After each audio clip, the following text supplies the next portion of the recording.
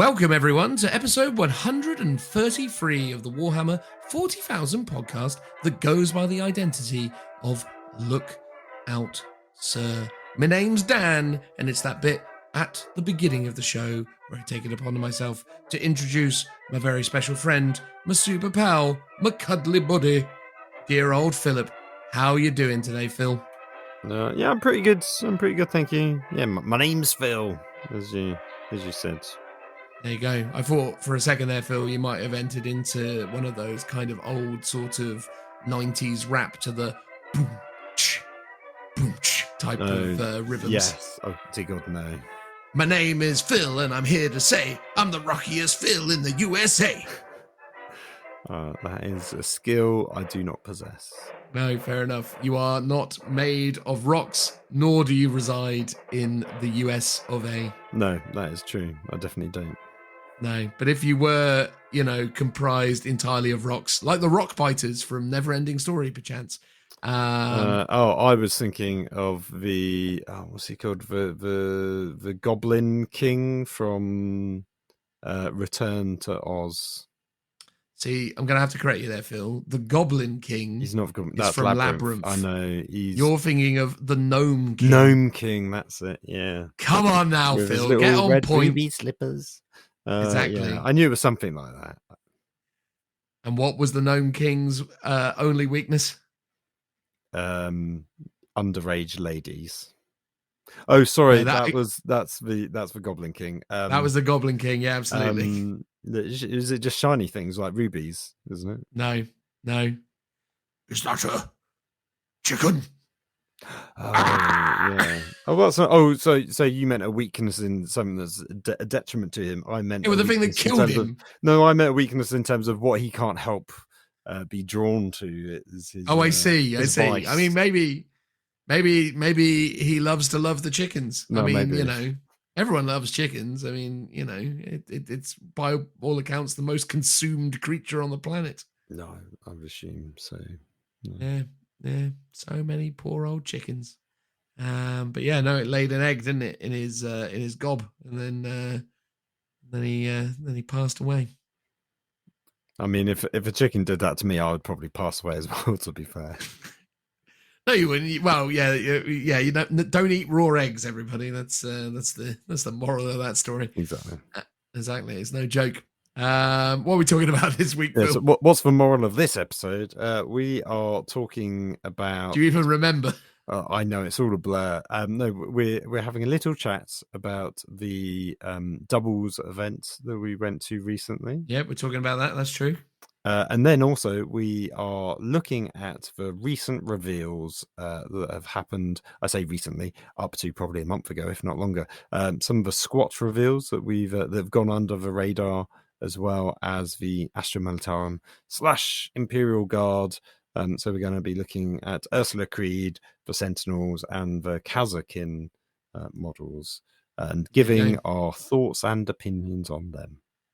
There's one more thing, Phil. The next thing, the first thing that's going to come up, not the 5-star review, another thing that we recorded. Oh, are we sticking this in here? No, come on, Phil. We've recorded 3 things. And an outro? No, 4 things then. What? No, I don't know what you mean. We did the balanced data slate. Oh my God, we did, didn't we? Oh, that was... Yeah, I completely forgot about that, yeah. There you go. Such a great segment. That's going to come up after this 5-star review. Peter!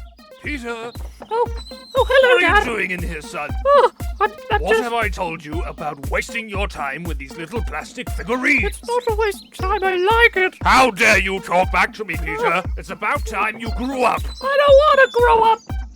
Oh, man, maybe there's something on the radio. Yeah, this is nicer. Peter! What's What's that? That's right, it's me, the ghost of award-winning TV and radio presenter, Jeremy Beadle. Jeremy Beadle? Yeah, that's right. Wow. Now let me tell you here, Sonny, my dad was always telling me to grow up, and I never did. And look how successful I was. So ignore him, Peter, and keep playing with that little plastic crack. And while you're at it, listen to the Look Out Sir podcast, which right now is time for the 5-star review. Wow, thanks, Jeremy. Who are you talking to with that, son? Jeremy Beadle. What? No!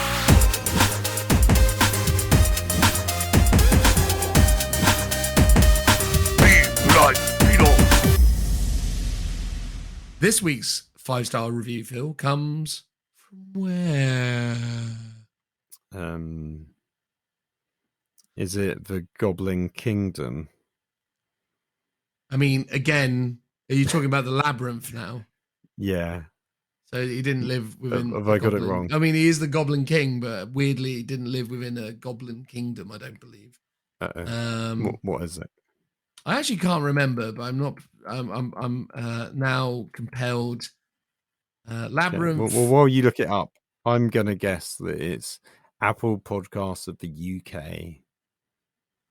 No, it is not. It is Facebook on this occasion. We're going back to the book, the Faces of Books or whatever, Facebook. That's what it is. It's from an individual called Mike, surname withheld, and it is actually quite a short 5-star review. So before I get into it, I'll do the thing where I remind people that if they'd like to leave us 5-star reviews, that would be awesome. Either do so on Facebook, Audible, iTunes, other places are potentially available. And if they are, and you do choose to use them, let us know, because we'd love to shout you out over the internet at some point in the future. Do we do the Patreon and or merch plug at this point, or do we do it later? I can't remember. Yeah, why not? Yeah, there's also a Patreon. Maybe give us some money so as we don't shill for advertising partners. And then also no one wants to know about NordVPN or whoever. Yeah. Although they keep getting freebies, Phil, because you keep mentioning them as the example. You know, you could talk about Manscaped or those mattresses. Oh God, actually, Manscaped is everywhere, and I don't want to do a segment where I have to promote shaving my hairy peaches. So almost as a threat, for the love of God, join our Patreon. Thank you very much. Exactly. And then there's merchandise, which is kind of a shilling, which kind of contradicts what we're saying about the whole Patreon thing, but you know how it goes. It's the hustle. So this is Mike, surname withheld, has left us a 5-star review on the pages of Facebook. Found them on Spotify and listened to the Hobby Fatigue episode, and that made me start painting all over again. Weirdly, I feel like I've read this one out before, or it sounds remarkably similar to one that I've read out before. Have I read this one out before? Maybe I have, maybe I haven't. I'm going to assume that I haven't. And it's so short, I might actually do a second Facebook review. But before I do that, thank you very much, Mike, for your 5-star review. It's incredibly generous of you to have taken the time to obviously go from Spotify to find us on Facebook and then leave us a review there. We respect and appreciate the effort. Obviously, thank you for having done so. And to elaborate on that, there's our Phil. Thank you, Mike. Whether we've thanked you once again already or for the very first time, yes, I'm sure someone else had also listened to the Hobby Fatigue episode 2. That's why it might have been the same person, but it might not have been. But either way, let us know what army you did paint, what you got into. Maybe potentially we've already chatted on the socials and we've just forgotten to put that name with the conversation. But, you know, I'm glad it helped. That's all I can say. And carry on the good work. All right. Well, we've got another 5-star review from Brian. I'm going to guess Facebook. Yes, yeah. Well done. There you go. You're back on right. Exactly. Winning streak. Brian, surname withheld, has left us a review on Facebook. It reads, 5 stars, terrible podcast. Will get you all excited and happy, even if you want to be a Scrooge this Christmas. Crikey. Oh, yeah, he left it in November 29th. Blimey. Nah, it's almost impossible to be in a bad mood while listening to these angels of the microphone. That's really nice, isn't it? I mean, obviously, this was during a time where we'd read out some reviews where people jokingly, we presume, gave us 5-star ratings, but then proceeded to say how bad we were. So I'm assuming Brian's getting in on that joke. But then obviously breaks character and takes the time to tell us how lovely we are, which is obviously appreciated. And crazy when you think, Phil, now that was 8 months ago that this review was led. Such is the backlog that we're dealing with at the moment. Oh boy. Yeah, I know, right? It's getting pretty hairy. Nonetheless, thank you very much, Brian. Sorry it took us so long to get to you. I noticed as well, neither of us have taken the time to like that comment. I'm going to give it huggy, care, grabby heart emoji to demonstrate my appreciation. That's a good way of, it's a good way of indicating that we've already read it out as well. Oh yeah, that's a good method. Well, I'm going to do what I normally do, which is leave a comment where I tell them that I've read it out. I just clearly had never done that for Mike, which would demonstrate that I probably never called Mike out in the past. Anyway, we're not talking about Mike now. That's, yesterday's news. We're talking about Brian. So please say thank you to Brian for their lovely review. I mean, thank you, Brian. You've given us such an accolade by calling us, what was it, angels of the microphone? Now that is Angel of the microphone. We might not be angels of death, but we can be angels of the microphone. Thank you very much. Glad you're enjoying the show. I do like it when someone says we're terrible, but really we're nice. Don't just slag us off completely. Sprinkle in some nice positive vibes there if you're going to do that. So yeah, brilliant. Top work, both of you. Thank you very much. There we are. Thank you, everybody who has taken the time to leave us a 5-star review. And all of you for just listening. Obviously, we appreciate it massively. And as a demonstration of that, we're going to get on with the show. Transitional noise.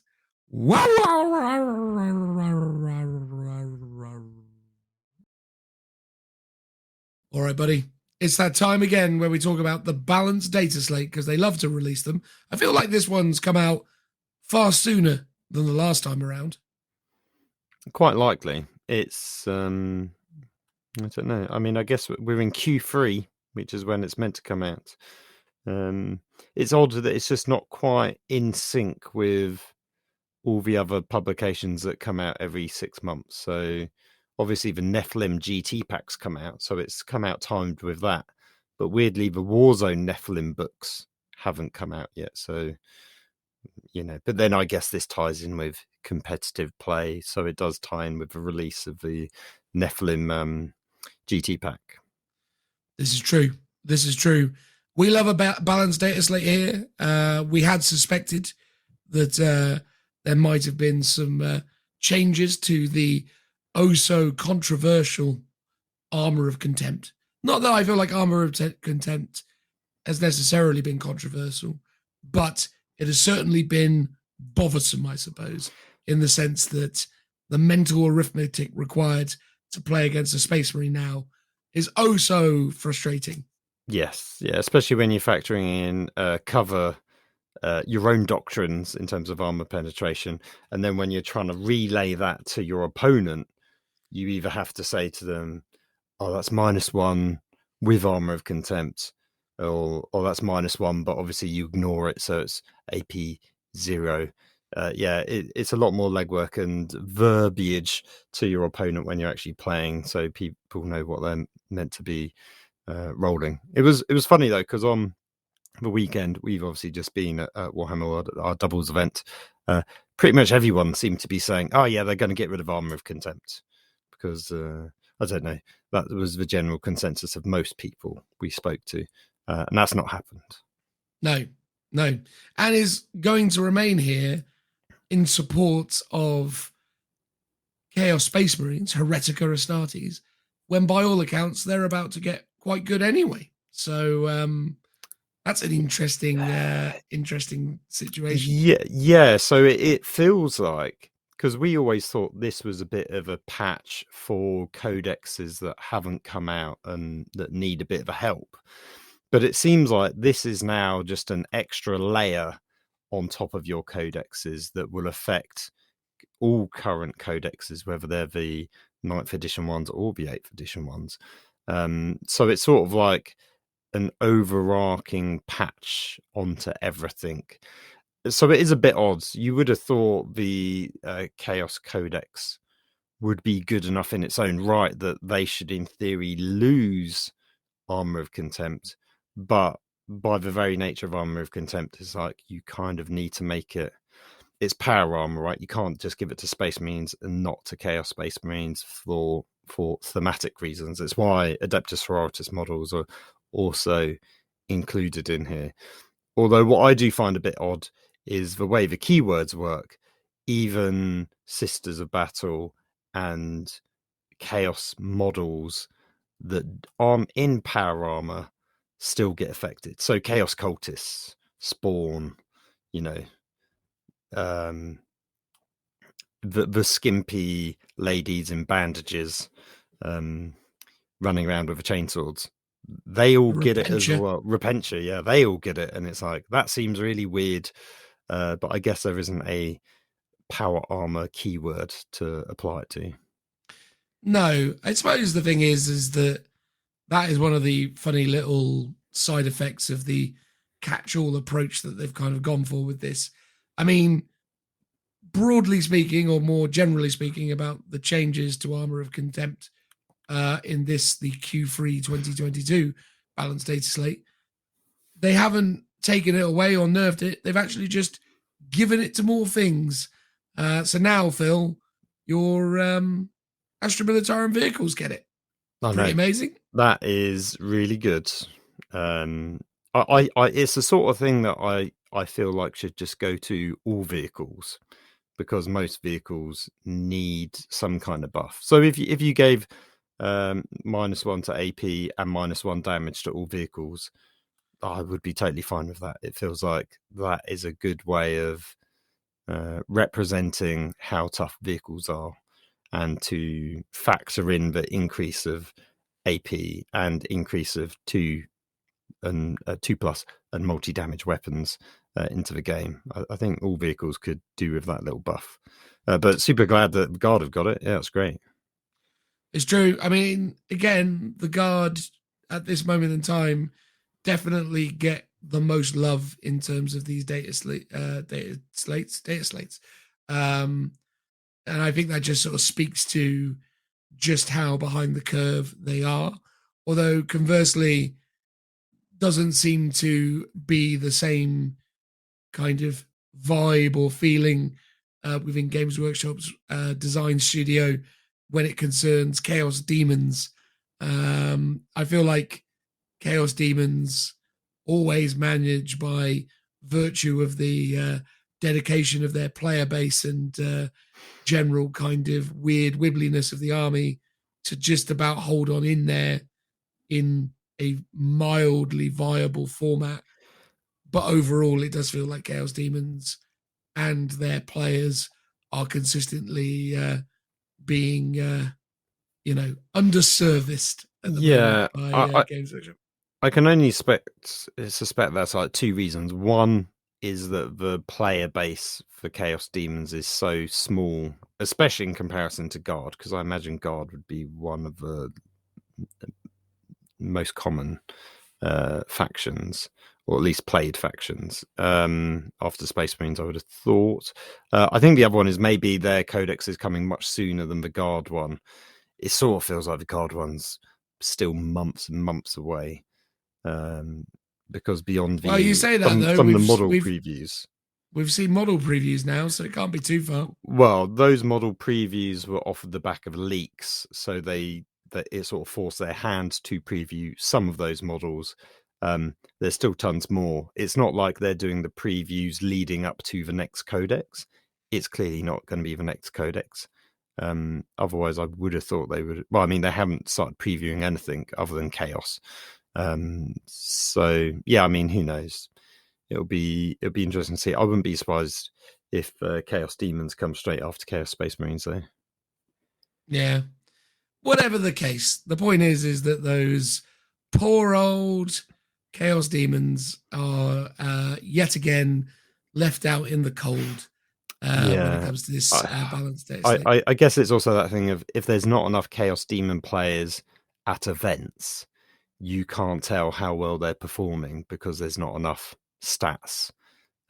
So maybe they're sort of left out by omission because not enough people are playing them at a competitive level.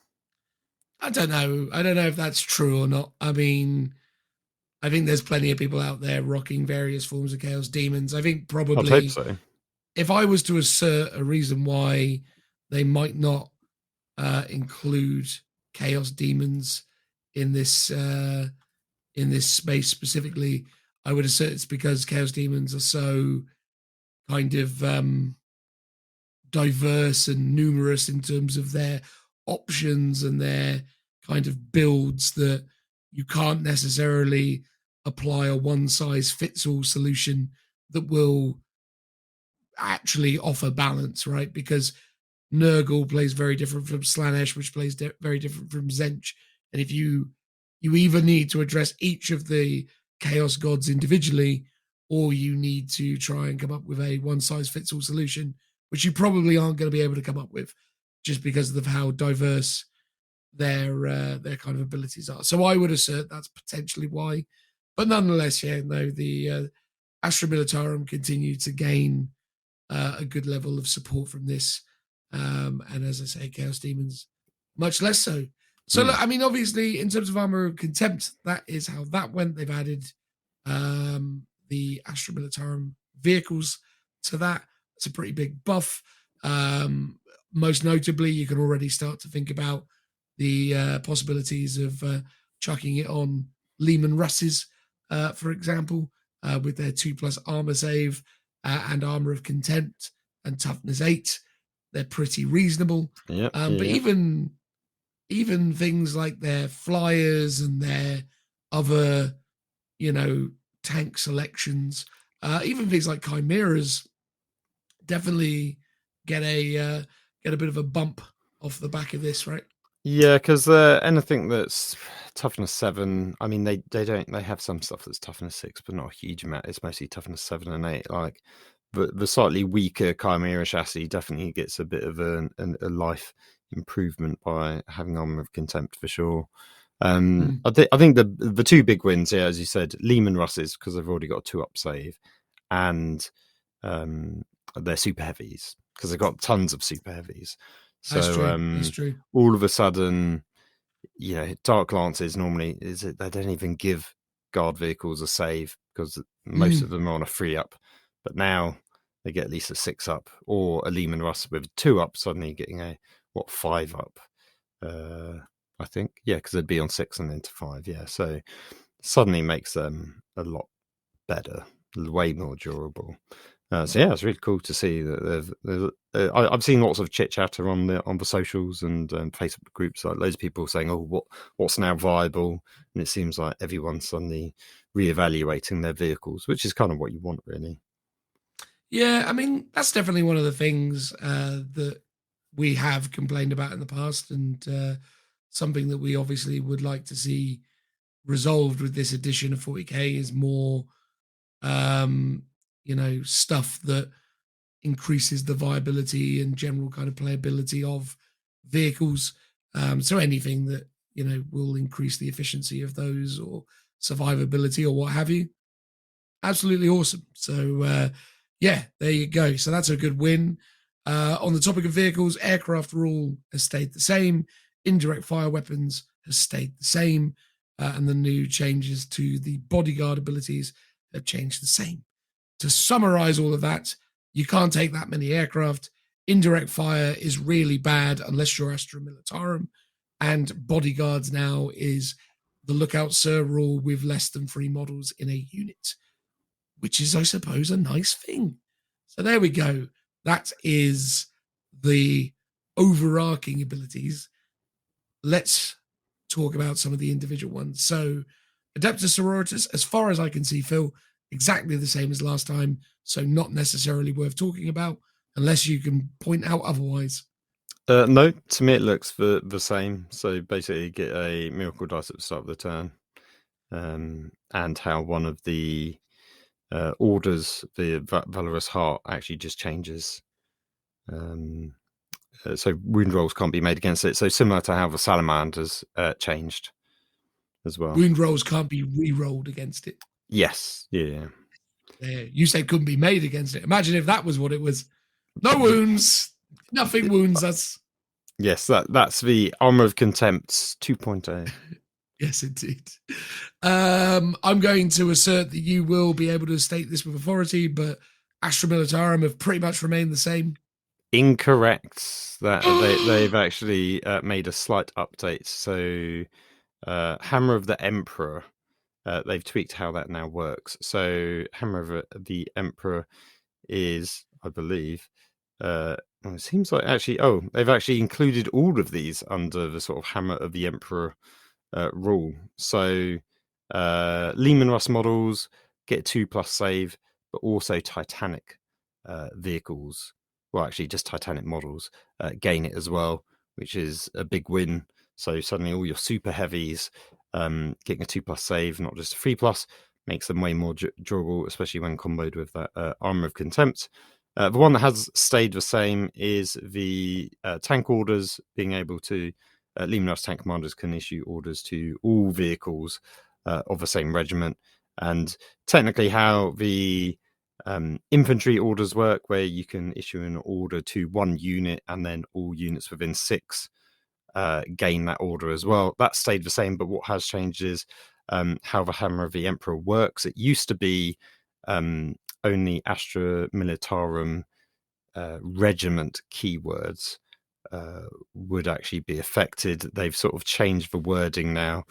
So if every unit from your army has the Astra Militarum keyword, excluding army agents of the Imperium Unaligned, and if every regiment unit from your army is drawn from the same regiment, then each time the Astra Militarum model from your army makes a ranged attack, and on a modified hit roll of 6, automatically wins the target. All right, so that is just Hammer of the Emperor, and then the others are just extra bullet points. But what they've clarified now is, because before that deliberately excluded Scions, so Militarum Tempestus. So they've said now, as a designer's note, Militarum Tempestus units will benefit from this rule if they are included in an army alongside other Astra Militarum units. So you take an army of a regiment, or detachment even, let's use the correct words, detachment Acadians, but then you take the Tempestus, you can just take the generic Scions from the Codex. I believe that is what it's saying, that they still gain the benefit of that rule as well. Then it says, but if they are Tempestus Scions regiment, so this is the like Lambda Lions, like the specific regiments from the Psychic Awakening Greater Good, they must all be from the same Tempestus Scions regiment in order to gain this rule. So what you can do, I believe, is take either 2 separate detachments, one of Scions and one of your regular guard, and that should work. Or no, actually no, I'm thinking about this out loud. I think what you have to do is do all of one. So you can either run Tempestus Scions as like Lambda Lions. That's got to be your whole army, because it does say if every regiment unit from your army is drawn from the same. But I believe the workaround is if you've just got regular Scions from the Codex, then they should still benefit from it technically, I believe. The designer's note's a bit oddly worded, I think, and I've seen some confusion about that online, so I can understand why. But basically, Scions can get the benefit now, which is really good. They need the FAQ to the balanced data slate to come quickly on that side of things. Nice. All right, cool. So yeah, so a little decent change, amendment, I suppose, a errata to Astra Militarum there. Adeptus Custodes, as far as I'm aware, have remained exactly the same. Nothing has changed for them. So there is still the point about changing the third bullet point of their objective secured ability. There is the changes to some of their stratagems to become one use only, and then change the Adeptus Custodes keyword in all instances on Arcane Genetic Alchemy and Emperor's Auspice stratagem to read as infantry only. So all those quite significant nerfs to the army still apply. Adeptus Mechanicus, though, on the other hand, have actually had a little bit of a loosening of the nerf, as it were. They've been given some things back, which is quite interesting. So I'll read out the bullet points and then we'll talk about what's essentially occurred. So the first one, as far as I'm aware, is actually as it was last time, which affects the solar blessing Lucius Dogma. So each time an attack with his damage characteristic of 1 is allocated models with his dogma, unless that model is receiving the benefits of light cover, add 1 to the armor saving throws made against that attack. I'm pretty sure that was the same as last time. But they have actually changed the enrich rounds stratagem. So now enrich rounds is simply changed to wounding on a 5 to hit. So you automatically wound on 5 pluses to hit, which is exactly the same as it was in the last balanced Dataslate. However, it no longer costs as much CP. I believe now it is 1 CP again. So they have removed the CP cost or associated with it. So it's pretty decent. It might be 2 CP actually still. The point is it's not as much as it was as of the last one. And also the important thing to note as well is the thing that isn't there, which is that the Iron Striders and the Dragoons have core again. So they took core off of the Dragoons and the Iron Striders. It was considered a bit too powerful, but now they have regained core by virtue of that particular bullet point being removed. So you now have the core keyword on your Dragoons and Iron Striders again, which is pretty decent because there's a lot of tactical flexibility that those units offer you. And by not having core, they hadn't necessarily become terrible, but they definitely struggled with synergies. And as a lot of us who play 40k on a regular basis understand, synergies are important. And the core keyword is obviously the way of unlocking those. So that's a pretty good set of buffs actually for the Mechanicus. I think they're at a good place again. And again, I think, look, here's the other thing just to say, this time last year, or maybe not this time last year, maybe it was a little bit later last year, around kind of September time, AdMech were just a little bit mad. And they definitely paid the price for that. In a lot of respects, I feel like the AdMech were one of the main catalysts for this data slate even existing. So yes, well, the flyer rule was put in specifically for them, really, wasn't it? Yes, yeah. As to were a series of debuffs and things that they'd added to this, but they've taken them back. So now we're in a really good spot, I think, for the AdMech players. They aren't. Do you not think that basically says that the power level of everything is now sort of back to pretty much what the AdMech started off at? So the nerf was originally to tone them down, and now they're getting some of those stuff back. It's kind of like, yeah, because the power level's actually gone up even more, we need to boost you up a little bit. Yeah, no, I think so. I think it's a reflection of the other problems that they've created, right? And also, a symptom of, I think, things like Armor of Contempt, which has really punished the AdMech. The Drakari and the AdMech really don't enjoy Armor of Contempt. The Drakari much more so than the AdMech, but even then, there's a lot of -1, -2 in AdMech, and not being able to, get through marine armor based on that is pretty rough. So yeah, it's good to see them giving them some love, or not some love, as it were, just sort of taking away some of the pain. On the topic of pain, we got Drakari again. I've been playing Drakari recently, Phil, so I'm very confident when I say that the Drakari have had no changes from what they were before. Mm-hmm. They've removed the core keyword from a bunch of stuff, changed how a few other bits and pieces work. We're not going to go through it because nothing's changed. So that's fair enough. Them. However, the Craftworlders, or the Azuriani, who, as I'm sure you're aware, Phil, didn't technically exist before the last balanced data slate was created, have had a great many things leveraged upon them and need discussing. So how's about, Phil, rather than me constantly talk, you read off what the changes are to the Azuriani.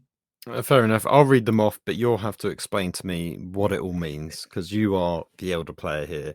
Indeed. So the first one is add the following to the Hail of Doom Far-Flung Craftworld's attribute. So it says you cannot select this Far-Flung Craftworld attribute if you have selected any other Far-Flung Craftworld attribute, and if you select this Far-Flung Craftworld attribute, you cannot select a second. Is this the same as Inheritors of the Primarch? Well, so Hail of Doom is as I understand it, shuriken-based chapter tactic / Craftworld attribute. It was before not all-consuming, so essentially you were able to pick it and something else. I believe the most common combination was that you would take Hail of Doom and then Masterful Shots, and the pairing would be pretty, severe as a sort of double header. But now, again, as I understand it, you can only take Hail of Doom on its own. So it was such a powerful custom Craftworld attribute that they obviously felt it necessary to make it something that you couldn't combo with other things, which makes sense. I've just been playing Ulfway or Baltan. I've not actually really dabbled too much with the custom Craftworld abilities, so I can't speak with absolute authority about how that combination works in practice. But I'm assuming because it's here, it's obviously being used to great effect in various places and needed this nerf. So yeah, I don't think that's a bad thing at all. Good. The next one is change the psychic action described in the Eldritch Storm stratagem to read. So the Eldritch Storm is the one where you kind of do like a bomb that you can power up with Farseers. So it basically says Empower Storm is a psychic action for a warp charge value of 5. Any number of Farseer models from your army that have visibility to the center of the marker you placed can attempt to perform this psychic action. At the start of your next shooting phase, roll 1d6 for each unit within 6 inches of the center of the marker you placed. On a 4+, the unit suffers d3 mortal wounds. The marker is then removed. You can only use this stratagem once. Do you know what's changed about this then? Yeah, this is a massive series of buffs. Debuffs, sorry. Change number 1, you now need line of sight. You didn't used to need line of sight before, you just placed it.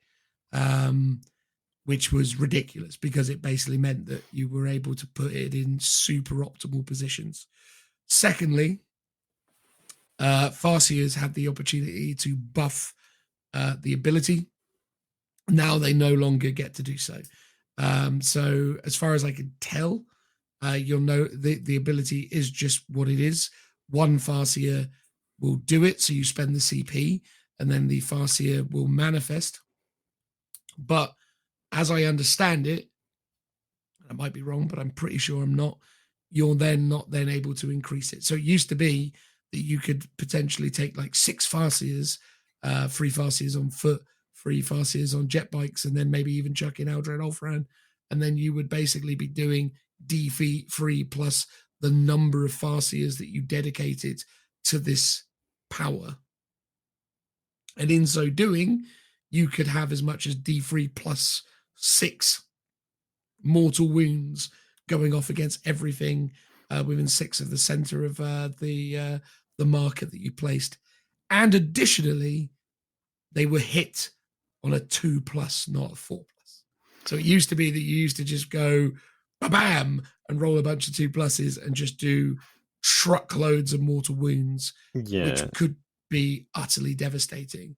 Whereas now you have to have line of sight. You're not going to do that many mortal wounds.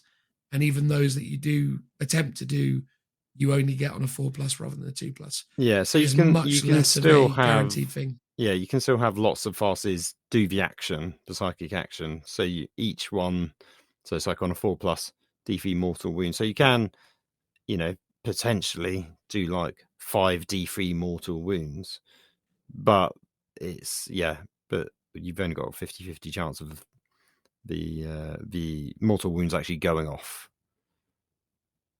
Yeah, so I think that, and that's a fair point, actually. Yeah, so maybe that's how they've kind of gotten around it. Because they say here, any number of Farseer models from your army that have visibility to the center of the marker you place can attempt to perform this action. At the start of your next unit phase, roll 1d6 for each unit within 6 of the center marker. A 4+ the unit suffers D3 more wounds. That marker is removed. No, it doesn't work that way. So what it is now is one Farseer places the marker and then rolls the psychic test. However, if it fails to manifest it, another Farseer can attempt to manifest it instead. So the 2 paragraphs aren't actually linked. It's one of them can do the psychic action, and then once the psychic action is effectively complete at the start of your next shooting phase, you do this thing and you just do it once. Correct. Okay. Because I did see some people kind of be a bit confused about this, and now I understand why, having read through it myself. So typically with psychic actions, so with psychic actions, typically you can only do 1 psychic action per phase. What they're specifying here is any number of Farseers can attempt to manifest this. So it is much more likely that it's going to go off, because if you fail with 1 Farseer, you can attempt again with another. Yeah. Right. But the end result only happens once. Correct. Right. Correct. Okay. It is. I can't begin to state how massive a debuff that is. It's huge, but necessary, because it was too powerful. It was too strong. It's funny that all of these seem to be debuffs, but I would have thought elder players would be crying out for some buffs to their army. God known, some of the most strong competitive lists doing the rounds in the upper echelons of competitive 40k are Craftworlds. Oh, right. Okay. Craftworlds may not have been immediately as obviously strong as Quins. Harlequins, yeah. Yeah, but have over time really sort of demonstrated themselves to have a lot of power. Yes, well, I remember when we went through the codex, we were talking about their psychic ability, and it seemed a bit bonkers. Crazy. So correct that it got nerfed. So there we go. And again, people were building entire kind of army lists around maximizing or, increasing the efficiency of this. So I think, good that they've addressed that for sure. Cool. So what's the next one? The next one, change the second sentence of the matchless agility stratagem to read: use a stratagem in your shooting phase after rolling a d6 to determine how far an Azurani unit from your army moves. When it makes a battle focus move, re-roll that d6.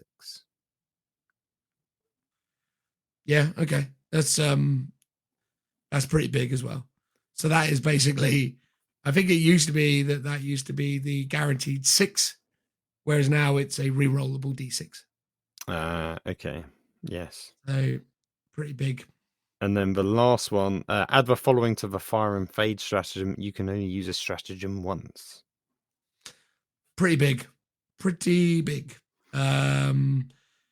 Again, a lot of people potentially would be utilizing various, strong shooting units, and being able to kind of bring them out, shoot, and then move is pretty strong. Moreover, the thing that obviously is additionally strong in the game of 40k at the moment is movement in the general sense. So the fact that you have the opportunity to move, shoot, and then, move with specific units that I'm going to durable. hide out of line of sight from you. Or you can just, get onto objectives easier. There's a lot of ways that you can abuse this ability. So I think it's right that they made it once per game. So again, as much as I like my my Craftworlds, I think this is a sensible set of reasonable compromises and debuffs to the army overall. So I'm in favor of it. Good on them. That's good. you in favour of it because you're not currently playing them? I don't think that's the case. No, I just think it's the right decision on For their the part. greater good. For the greater good, for the health of the game. It was evident that a lot of this stuff was too strong, so it's right that they make those changes. That's fair enough. Anyway, Space Marines, no changes from last time. Chaos Space Marines, no changes from last time. I don't think. I can't actually remember with Chaos Space Marines. Did they not have something about the Death to the False Emperor in here? I sort of felt like there was, unless I'm going mad. Well, yeah. So they used to have Death to the False. Oh, yeah. So they've lost. So they've now changed the second bullet point of the Iron Within, Iron Without, Iron Warriors Legion trait to read: each time an attack was made against a unit with this trait, that attack wound cannot be rerolled. Okay, so is this potentially it's like Salamanders and the one for Sisters? So obviously, I'm assuming their new codex has an ability which is, ignore -1 AP. So they've instead replicated what Salamanders now has, which is you can't re-roll the wound roll against them. So this must be some reflection of what Iron Warriors are getting in Chaos Space Marines, yeah. So fine, because the Chaos Space Marine Codex is pre-orderable right now. So we're guessing that they've just gone, And I guess whatever else was in there, they've possibly taken out because it's going to be in the new Codex, right? Yeah. So actually, a lot of changes to Chaos Space Marines there. Death Guard, no changes. No, because they got the Terminators getting core was in the last one. Yes, yeah. I felt like there was something else last time, but maybe it was. No, just that. I'm pretty sure. I think it was pretty much that. Yeah. We got Tyranids next, Phil. I mean, good God.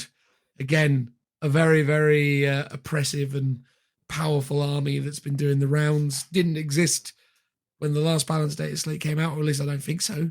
So I guess we better read what changes have occurred here. Have at it, mate. What we got? Okay, so add the following to the Rare Organisms Detachment ability. If your army contains one or more Hive Tyrant models, one of them must be selected as your Warlord. That all makes sense. That thematically, Hive Tyrants are the Warlords. That's pretty good. Interesting that you can take more than one, though, in a detachment by the wording of this, whereas you would have thought it would have a similar thing to a captain, where you can only have one per detachment. Yeah, I like the fact that that they're doing that from a kind of theming perspective, because Hive Tyrants definitely should be leading your army. Yes, but it does mean that your Warlord is much more targetable. And I suppose the thing is, as well, as we move into this new world, at least in terms of competitive play, at least now that you're spending CP to furnish your Warlord with Warlord traits and abilities, they become much more valuable commodities. And now that the Hive Tyrant is a much easier to target thing than, say, a Malaceptor or whatever else people were making their Warlords before. So yeah, and obviously you can still have something else as your Warlord if your army doesn't include a Hive Tyrant. Yeah. But I can't imagine too many NID players not taking a Hive Tyrant. It feels like a very quintessential NID option. But maybe you're going old one eye or whatever. Who knows? Yeah, I mean, is it a bit unfair? Like, I don't think there's any stipulation for Space Marines that if you have a captain, it must be the Warlord, which technically should make sense, right? If you've got a chapter master or a captain, those should be your Warlords over a chaplain, for example, or an apothecary. But you could totally make your apothecary the Warlord, like leading an army. And when you got a captain in there as well, that sort of feels a bit wrong. So it's the sort of thing where, I mean, maybe it was just being abused by Tyranid players, so that's why it's in here. But thematically, you could do this to every army. I agree. Hopefully they will. What's the next bit? Next one, replace the first paragraph of the synaptic imperative ability. If every unit from your army has the hive tendril keyword, excluding unaligned, and each of those units, excluding living artillery units, has the same hive fleet, then while your warlord is on the battlefield, synapse units from your army have the synaptic imperative ability, depending on which one is currently active for your army. So what I think that means is it might be that they've added it that it's only active while your warlord is alive. That or on the table. Yes, I suspect that might be the addition that they've added to it. Yeah, I'm pretty sure that is the thing, because I seem to recall that it was a bit of a kind of easy pick for certain things, and again, I think it was pretty powerful before, whereas now you have to be either not dead or on the table, which is a pretty significant change, I would assume. Especially when that combos with your warlord has to be a hive tyrant if you have a hive tyrant on the table. Well, there we go. What's the next one, mate? Well, the last one, I actually know what this is about. So this is when playing a match play game, players cannot swap out the adaptive element of their hive fleet adaptations at the start of battle after determining who has the first turn. If they wish to do so, this must instead be during the mustering armies step and the player selection written on their army roster. So this was an ability that you have just before the game starts. So you can tailor your army's abilities based on your opponent. So if you go to a tournament, you can literally change your matchup every single game based on your opponent's army composition. Whereas now it's got to be pre-selected on your roster, so you have to fix it down and effectively make your army list a bit more of an all-comers list, which kind of goes against the whole concept of the adaptive element. The whole point is that you're as a Tyranid, you do get to adapt to your opponents, but I guess from a balanced gameplay point of view, it makes sense to lock them into just one of them. Yeah, I think I absolutely understand why they should have kept it from a fluff perspective, but in a pure gaming sense, it does seem to me that it's a little bit silly that the rest of the armies have to adhere to very specific stipulations around army list creation. I mean, even, things like Imperial Knights have to specify their oaths before they head to the battlefield. Am I right in thinking that Black Templars still get to select their, I can't remember what they're called, Black Templar things prior, or do they have to go on to their army list? Well, that's as well? An interesting point. Because I got the impression they could pick. That might be one of the rare instances where they've still allowed them to pick. Yeah, but maybe, and here is the thing though, right? I think if you remember when we reviewed Black Templars, I think both you and me were of the opinion that they're not really that incredible. I think you've hit the nail on the head. If they were rocking the top tables at tournaments, I'm sure they would be getting similar nerfs. Yes, and that's what this is about, really. It's otherwise this would be in an FAQ if they thought it was, not accurate to the law or something that should be applied, permanently or to everyone. Yeah. No, I think as much as it irks certain people, certainly those who obviously like this about the NID list, I think we can all acknowledge that it was very, very strong and definitely didn't make sense in this instance. Why it makes sense again in the case of the Black Templars is, again, it's all about the output, right? It's just, again, as Phil has quite elegantly said already, we're not really seeing Black Templars rocking it on the top table, so as a result, they don't necessarily need the same treatment. But there we go. So that's that. Again, pretty meaningful debuffs. Doesn't feel like they've gotten rid of so many kind of strong gimmicks as those seen in the in the craft worlds, but it does seem like overall some pretty severe changes. Again, I say these things because I'm not as well versed with how NIDs work versus craft world, so I'm obviously slightly biased in my perspective, but there's still plenty of play in the NIDs even with these changes here. Yeah, I reckon so. Tau Empire, no changes as far as I'm aware, unless you can tell me otherwise, Phil. No, I've got no idea about this one, if I'm honest. So broadsides have still lost the core keyword. They've still, Monkar was hit last time. Devastating counter strike for far side of enclaves is still at 9 inches. It used to be at 6, I believe. No. As far as I can see, there's no changes there. Then we get into 3 quite significant sets of changes. So I guess we'll have to put our thinking caps on. First of those is the Necrons. Now, people were saying to myself over the course of the weekend, Phil, that Necrons have gone to becoming just a little bit bonkers now, that they might actually be viable or, dare I say, good.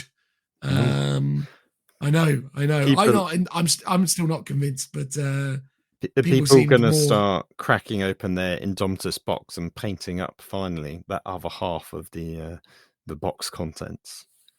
I mean, it's entirely plausible, but seeing as we're in the habit of asking you to tell us, mate, why don't you read the words? Okay, so we get to change the command protocol's ability as follows. So you replace the noble keyword in all instances with Necron's character.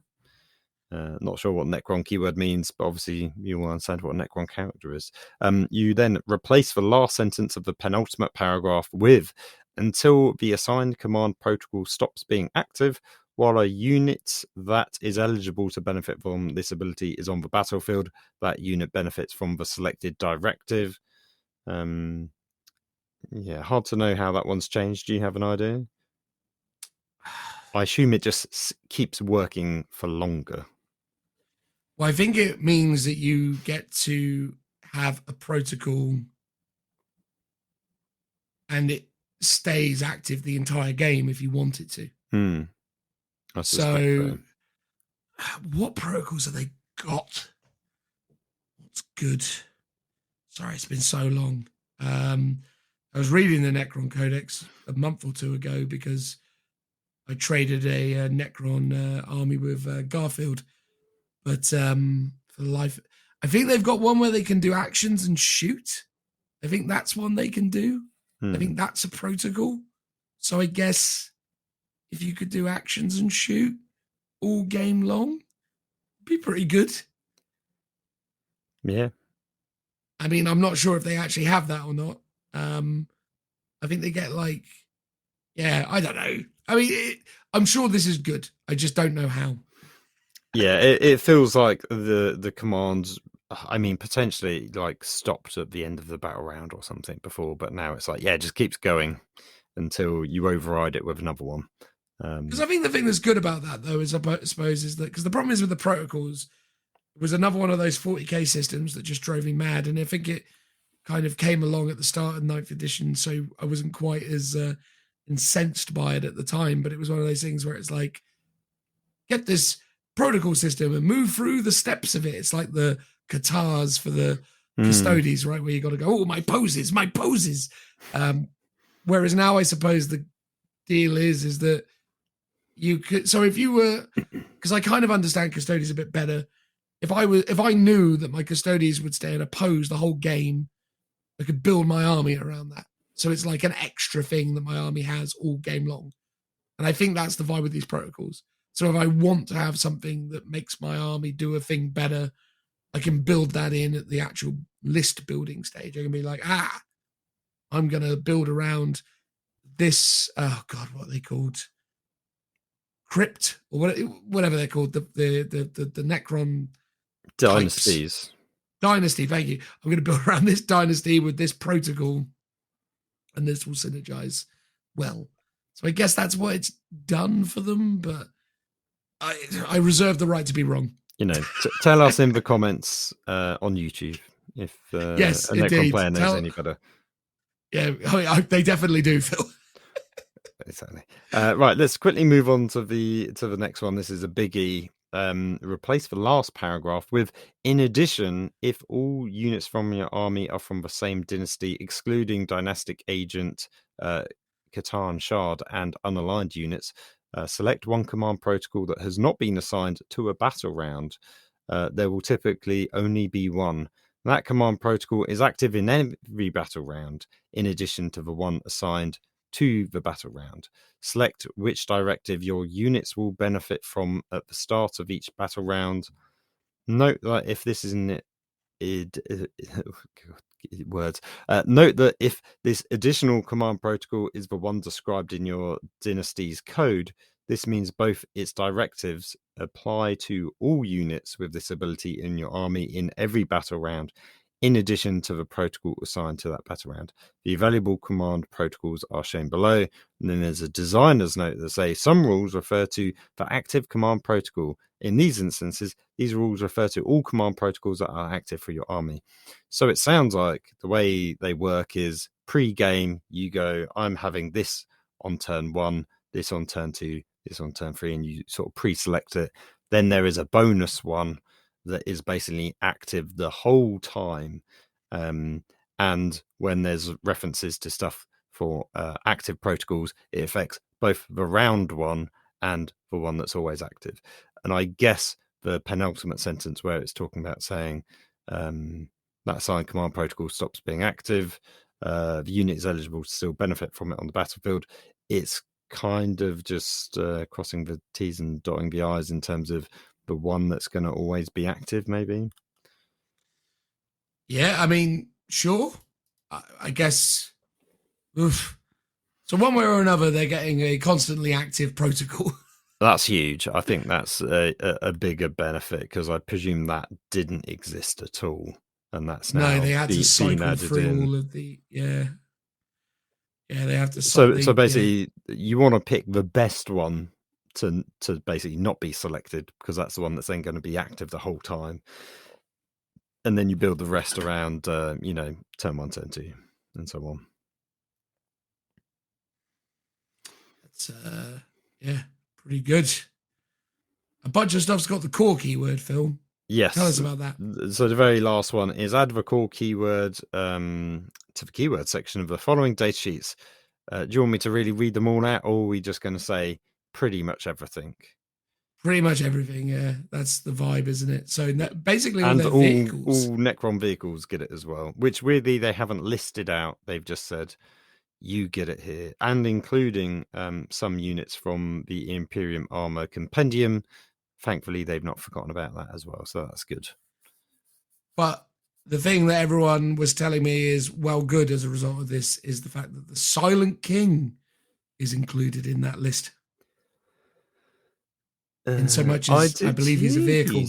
Oh, right, yeah, because he's not actually listed there, but if he's got the vehicle keyword, which seems odd because he's not really a vehicle, he's just a big guy. But I guess he's on a platform. I think he has the vehicle keyword.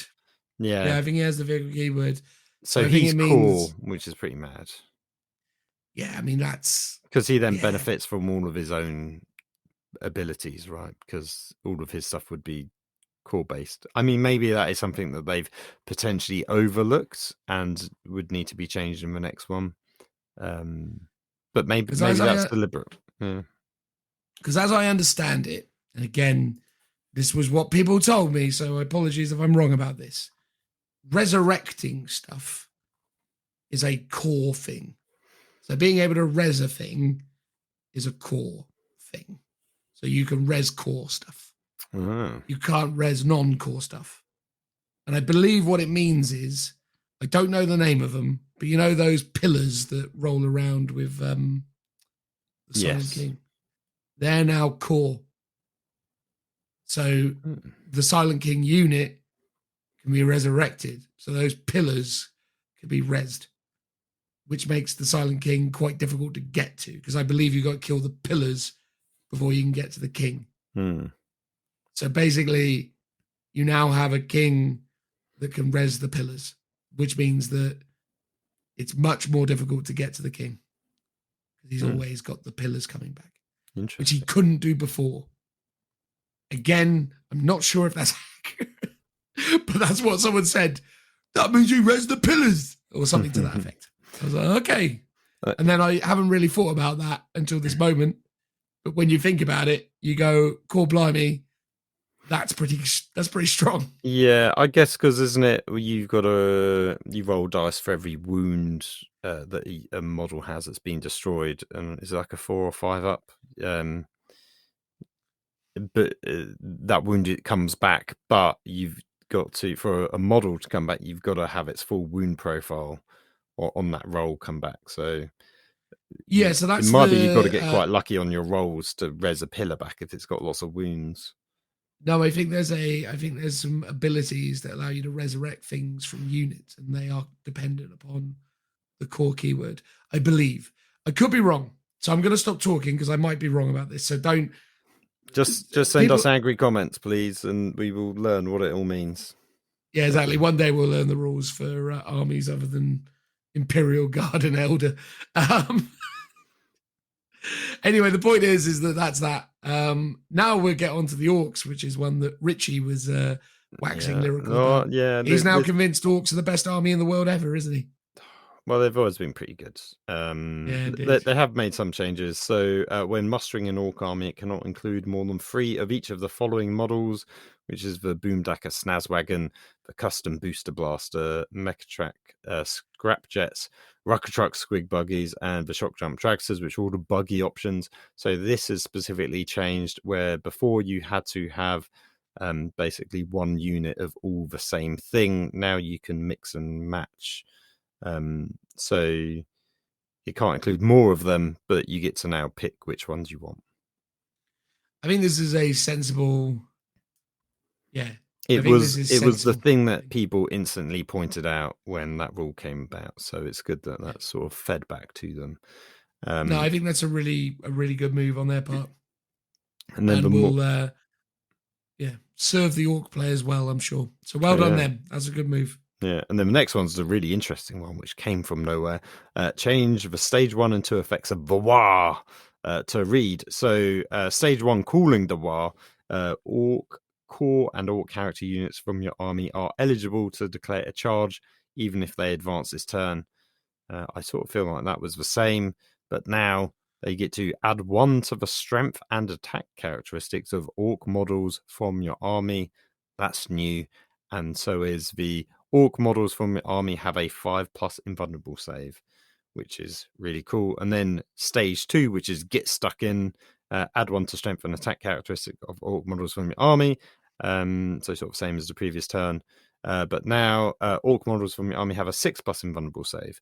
So turn 1, when you call it, you get a 5+. Turn 2, you get 6+, which is really cool. Yeah. I think the changes to the buggies is a really great thing, and I think the fact that they've added extra, effects to the War really does it justice. So I think that's a thumbs up as far as I'm concerned. Yeah, that seems really good. Yeah. And then lastly, we're going to get to the Harlequins. Go on, Phil. Read. Oh, thanks very much. So ignore the table listed in the Luck of a Laughing God ability. Instead, at the start of battle round, you gain 0 luck rerolls. Regardless of the battle size, you can only gain luck rerolls by making a Luck of a Laughing God roll. So I believe there was a table that said, depending on the size of a battle, you got so many rerolls to start off with. And they basically said, no, that's too good. So you start with 0. And you basically have to earn them as the game goes on. Which I think is good. I think, it was too strong before. It was bonkers, the amount of rerolls they were getting. So, no, I applaud that change. I think that's a pretty good a good one there. The next one is the pivotal role, which I believe... Oh, no, this will be the first time Quins have been in this as well. So this is all new, isn't it? I'm going to say yes. Why did I feel like this... fine. So shall I read it out? yeah, read it out. Change the Mirror Architect pivotal role to read in your command phase. Select one friendly SADEF core unit from units within 9 inches of this model until the start of your No, next this is command the phase. same. Each time, is the same. I've remembered now, Phil, because right. Elder had just come out, but Craftworlds didn't get any debuffs because But they Harlequins did because they were too Harlequins good. did because they were too good out of the gate. I remember now because they did. They changed the points, didn't they? For the they specifically put points updates in there for boats and stuff, didn't they? Yes, yeah. I'm pretty sure this was in there. As was this. Was this changed the favor of Kia Grach Warlord trait once per turn, melee hit? Yeah, I think that's the same. Oh, hang on, this is different. I think the light SADEF characteristics has changed, as is the dark. So those were two things we called out last time and said, I'm surprised they haven't changed this because they were so good. So they finally added these in. So the light SADEF, because you get to pick either light or dark. Oh, well, I think there might be Twilight. I think there was a third one. But light and dark were the two main ones. Each time an attack is made against a unit with this characterization, if the attacking model is more than 18 inches away, an unmodified hit roll of 1 to 3 for that attack fails, irrespective of any abilities. The weapon or the model making an attack, wasn't it 12 inches before? Was 12 before, yeah. Yeah, so in fact, it might have even. Yeah, no, it was 12. It was. I'm pretty sure it's 12. It wouldn't have been 6. Yeah, 12. Yeah, and then the last one for dark, you change it to each time a model with this characterization is destroyed by a melee attack, roll 1d6 on a 4+. After the attacking model unit has finished making its attacks, it suffers 1 mortal wound. A unit can suffer a maximum of 6 mortal wounds per phase as a result of this ability. This was one that seemed quite busted, where you just got to attack back. And we talked about it in the podcast because we were having a discussion about whether you could attack back even if you weren't in engagement range anymore, because you killed so many things you might have been outside of it. Therefore, you could technically attack, but you can't. Based on the positioning of where you were. So now this simplifies it a lot more. Something dies on a 4+, the attacking unit gets a mortal wound, and it's capped at 6 as well. I mean, it massively reduces the absurdity of what that ability was, right? Like before, it was so stupid. Whereas now it's all right. I mean, it's fine. I mean, if it wasn't what it was before, you'd be like, oh, fine. But yeah, so 4+, you do immortal up to 6. Seems pretty sensible. I mean, if you told me God had that or something, I'd be like, oh, that's pretty cool. Yeah. Yeah. No, I'm in favor. I think, it's the right decision. I think what they had done was crazy. What's interesting about these changes, can I just say? I mean, obviously, again, just to say bad luck to the Chaos Demons, and it just occurred to me, Gene Stealer Cult as well. No GSC changes in here. Yeah, and they've had a new codex, right? So they probably need it because not many people really play them. Did we talk about the Custodes ones, or have they not changed at all? Are they just the same? I'm pretty confident Custodes have pretty much changed the same. Or stayed the same, sorry. I'm surprised they haven't changed Custodes at all. I mean, they have in terms of some of their points. But I think the thing is with Custodes is I think Custodes is a list that does very well in a doubles format. So I think your perspective is potentially skewed by the. I'm bitter, Dan. Well, I think they're one of those armies that just does well at 1,000 points because they can just take super durable obsec stuff that can just be a real pain, and then if you synergize them like people had done with Tyranids, for example, then you're offsetting some of their shortcomings with other stuff that obviously delivers in that space. Yeah, I mean, when I played against them in doubles, it was Death Guard was one, and the other was Knights, both quite durable. I think it was more the fact that they get to use all the CP of them and their opponents. So if they would be short technically on CP, they're actually sort of powering their half of the army up to kind of super god mode. And that was definitely one of the issues in the doubles format when custodies are involved. And that is one of those things, though, right? That's going to really hurt custodies going forwards is the reduction in CP in the match play environment. The fact that we're going down to 6 CP now, that's not a good time for custodies, right? Like they need a lot of CP to function. They need their warlord traits. They need their gimmicks. So I think, again, seems reasonable within the context of the game as it is right now. Yeah, I mean, I'll be interested because I get the impression that they use just CP rather consistently every single turn, which in theory is a good thing for them based on the new rules. I don't know how much of a time you want to. Maybe if you want to power them up with lots of relics and warlord traits, then I guess they're going to be hit by the new rules. Potentially. I mean, this thing, I don't particularly feel like custodies are that strong within the 2,000 point match play world. I think it's just the I think in the doubles they do well, but obviously that's not what the majority of people are playing. So I don't particularly mind that. But one thing I will say is, and one thing that really interests me now, right, is like obviously Games Workshop, as a result of releasing these balanced data slates, acknowledges that they've got stuff like Harlequins, for example, which are ridiculously powerful, right? So like they've gone, there you go, dark Harlequins, stupid. And now they've made significant changes.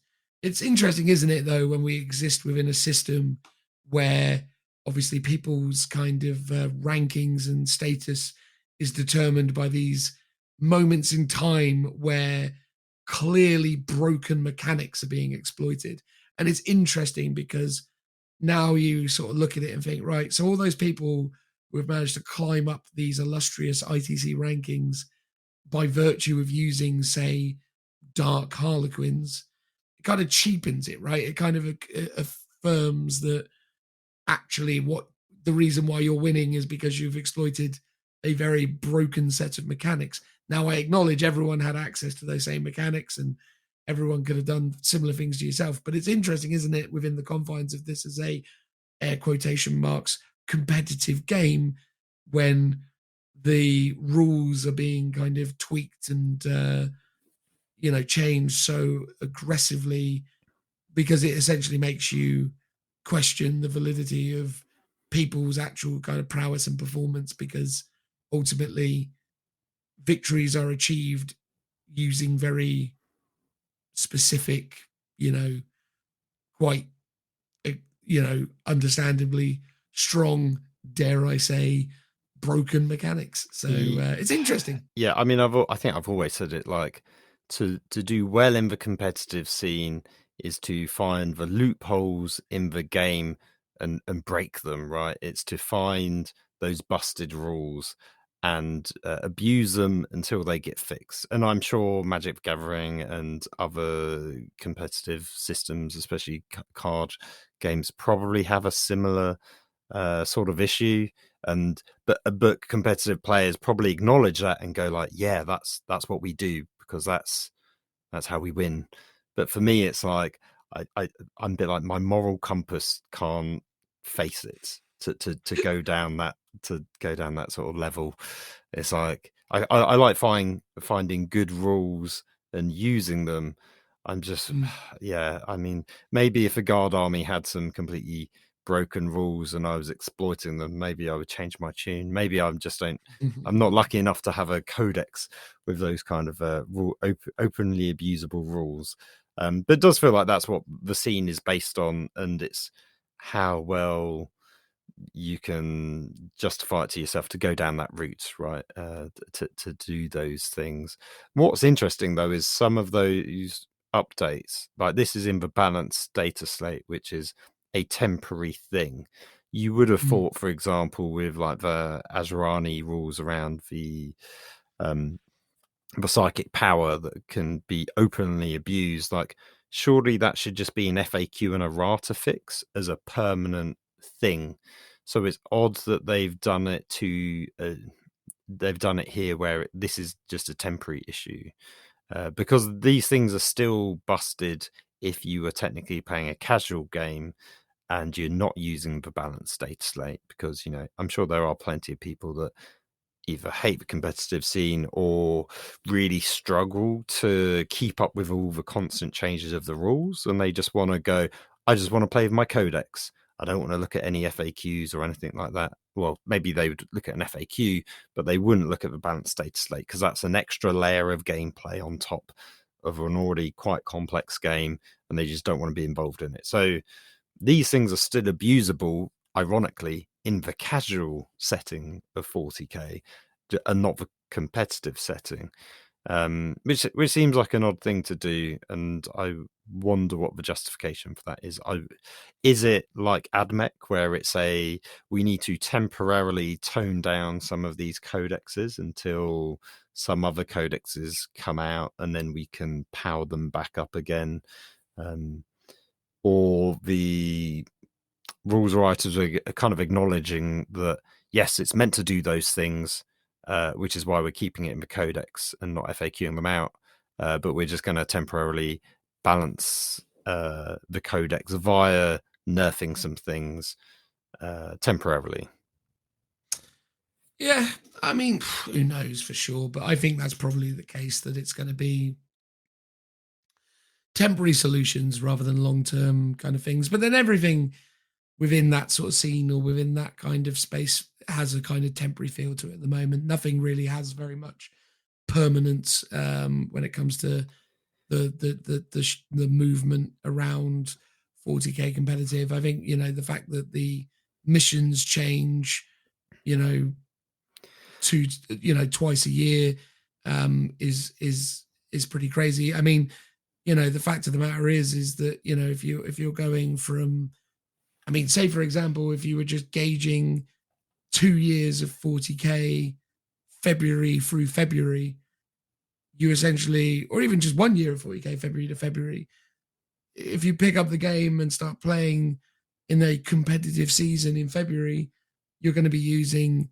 one GT pack.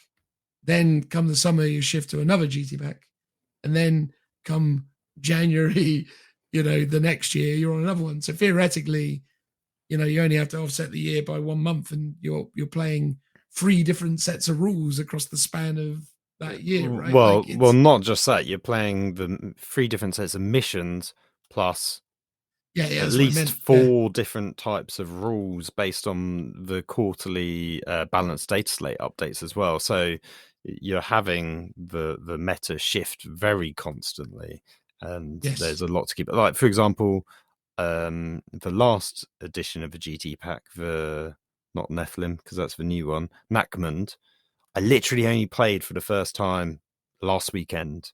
And in fact, I bought my GT pack along and didn't even use it. I borrowed Joe's for the whole time, pretty much. So kind of a waste of, I don't know, 20 odd quid or whatever it was.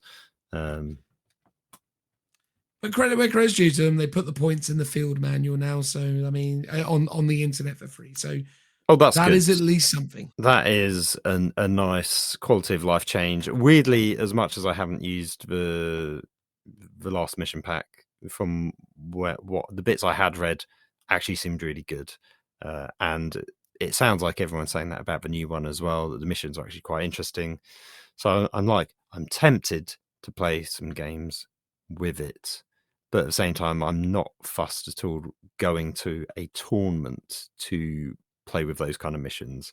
I'd much rather have some casual games with mates and test them out that way, where you can take your time, enjoy yourself. Yeah, I absolutely understand, mate. But there you go. That was at least a attempt at giving all of you, our lovely listeners, some insights on the balanced data slate. Apologies for all of the mistakes that we, or more potentially myself, made on a consistent basis. I tried to assert a level of knowledge that is potentially unearned, but certainly those Necron players will be coming with their pitchforks at us as we speak. But if I've broadly gotten it correct, how great it will feel to know that I'm super smart and able to understand rules and junk. Wouldn't that be nice? It would be nice. I don't think that's happened, but you never know. Gotta hold out hope. Anyway, all right, that's that. Transitional noise. My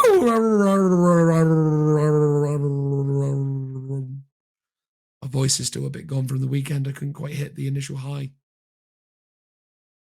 One of our preferred segments on this podcast is when we rarely, but often get the opportunity to talk about new models. Because, new models are cool forever, aren't they, Phil? Whereas rules change all the time. Well, that is true. Until said new models become old models and then they become discontinued. Well, that's true. But that should not be the case for a little while longer for this fine selection of new things that have been revealed.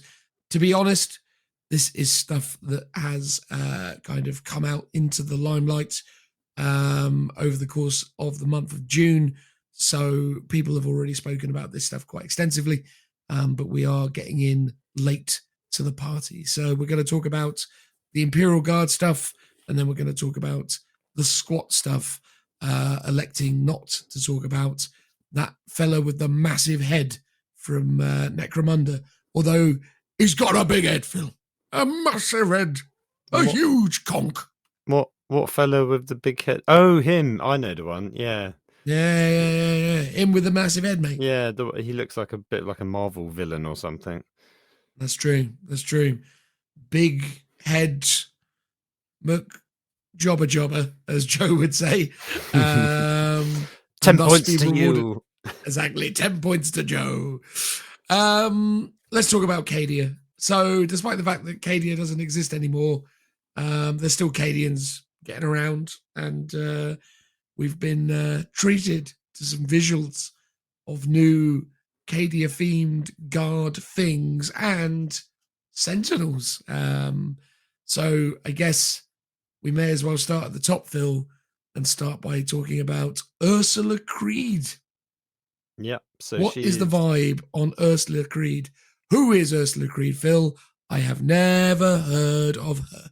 Well, I don't think you would have until this article, because she was a non-existing person. So she is the daughter of the original Lord Castellan Creed, the guy that has the trench coat that was on Cadia as it fell and then got nabbed by a cheeky Necron into his, Tesseract prison of some kind. The collector, the guy that likes to come around and collect all the things for his museum, I guess.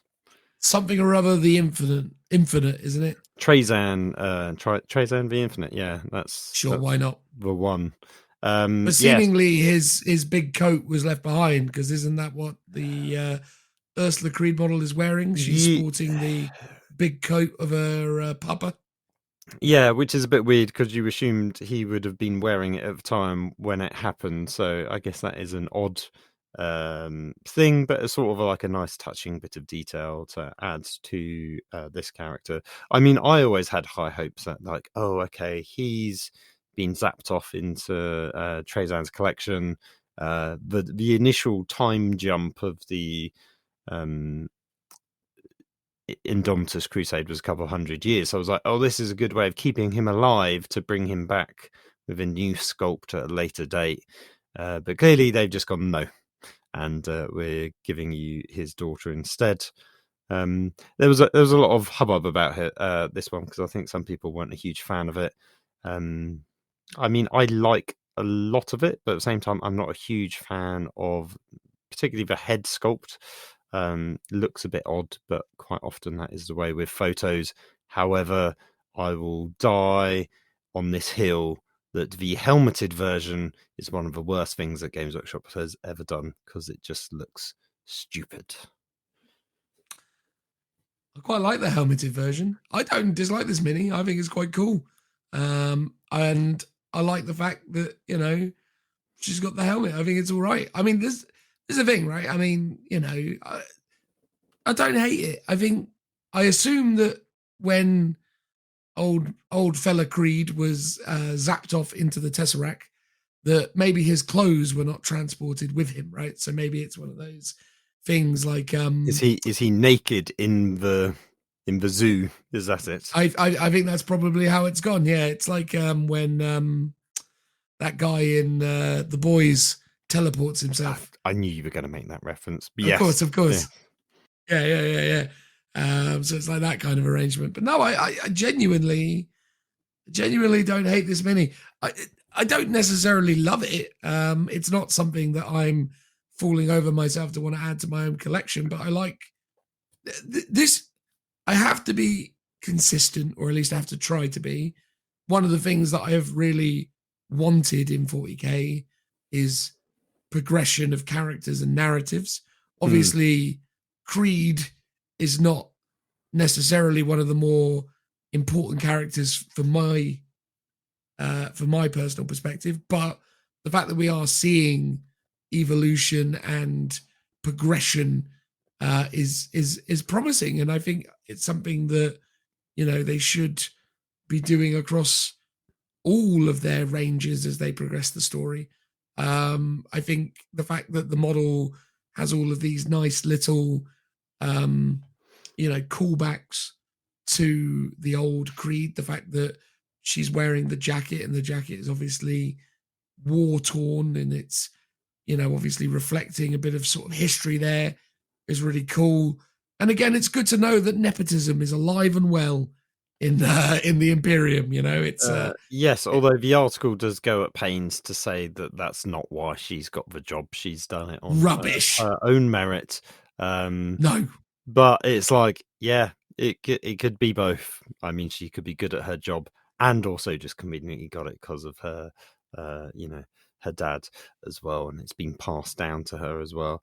Totally. Both things could be the same. Yeah, she's got some cool bits. I like the 2 pistols. I didn't really realize that the original Creed had 2 pistols, which is, I guess, an homage to General Patton from World War II, because he's famous for sporting 2 pistols. And it does explain why some time ago, when they FAQ'd the Krieg, they gave all the officers access to 2 pistols, which I always thought was an odd thing because there was never any models of it. So it must be a general thing that officers just can do, which is a bit odd because you would have thought it'd be more just a Creed specific thing. Rather than any officers, but I mean, why not? Having 2 pistols and dual wielding them would look cool on any model. Really love the back banner that turns it into a mini diorama, and the basing elements I think are all really cool. I think a few people are pointing out that the Cadian helmet on the base is a slightly different style from the kind of current range, and a bit more akin to some of the, is it Dark Tide or some of the other like computer game stuff that we may be seeing floating around, like Space Marine 2. I can't quite remember which, or maybe it's both. I mean, it looks a lot more like the Kaskin helmet. So if you actually, if you just scroll down and look at the Kaskin helmet, it just looks like that, but without the light on it. I think the reason why I don't like her helmeted version is it's like this completely new style of helmet. I think it looks a bit odd. If it was just a standard, Cadian one, it might look odd, but at least it makes sense. It just seems, gives her a 2-up armor save, mate. That's a strong helmet there. Yeah. I mean, it just seems a bit odd, that one, to me personally. It's got like a racing stripe. It's aerodynamic. It's got the central fin. Yeah. I also like that she's got the ropes to kind of cordon off her plinth, as it were. No enemy will ever dare pass. This is my VIP area. Yeah, exactly. The VIP area. The red velvet rope cannot be broken. Exactly. You can't come in here. That's it. Names on the list. Yeah. Exactly. So yeah, as a result, I assume that they will give her a rule that you can't target her in melee because you can't get near her due to her consistent VIP section. I mean, this is one of those things where it's quite funny that basically everyone was hoping, I think, since KD was destroyed, it's like, oh, finally, the Games Workshop is going to focus on a new regiment, not necessarily to make it the core line one, but just one in addition to Cadia. And this release kind of shows that isn't really happening just yet. Obviously, Krieg have had one box. Hopefully, we'll get some more down the line. But for a while, it seems like KD is still going to be the homeboys for the guard for some time, the poster child. So yeah, that's just a little interesting aside. The next one, unless there's anything else you want to say on that model. No, I like the binoculars. I think that's cool. As an alternative to the bejeweled scepter. Yeah, I think for me, if I was going to run this mini, I'd probably would use the binoculars, and I probably would use the helmet. I'm not hating it, mate. I mean, and I'm not just saying that to wind you up. I don't dislike it. You would never do that, would you, Dan? No, never, ever. I only ever sincerely ever give my honest opinions.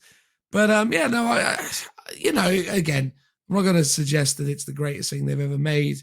It's a perfectly serviceable model, and I'm happy that they are moving the story ahead and not just coming up with a series of reasons why a 20,000-year-old man can continue to exist in their current timeline. Yes, well, here's the thing. So they actually fixed the timeline to only move it forwards 10 years, so that wasn't really a problem. And I guess with rejuvenate treatment, the idea is, officers, Yarrick, for example, other Imperial Guards people could feasibly live for at least a few hundred years. I guess they're not really meant to live for a few thousand, but a couple hundred you could get away with quite easily. And I do think since I initially saw it, I was a bit like, no, it looks a bit odd, that model, but it's already grown on me since revisiting it. But I just think the helmeted version is particularly odd. The other one I don't mind too much, and weirdly, and this is down to Games Workshop being I don't want to say unoriginal with their naming conventions, but obviously she looks like Ursula, is it the witch from The Little Mermaid? She's very similar looking, especially in terms of the face. So I think that's clearly where they got the name from. And so there's a little cheeky nod.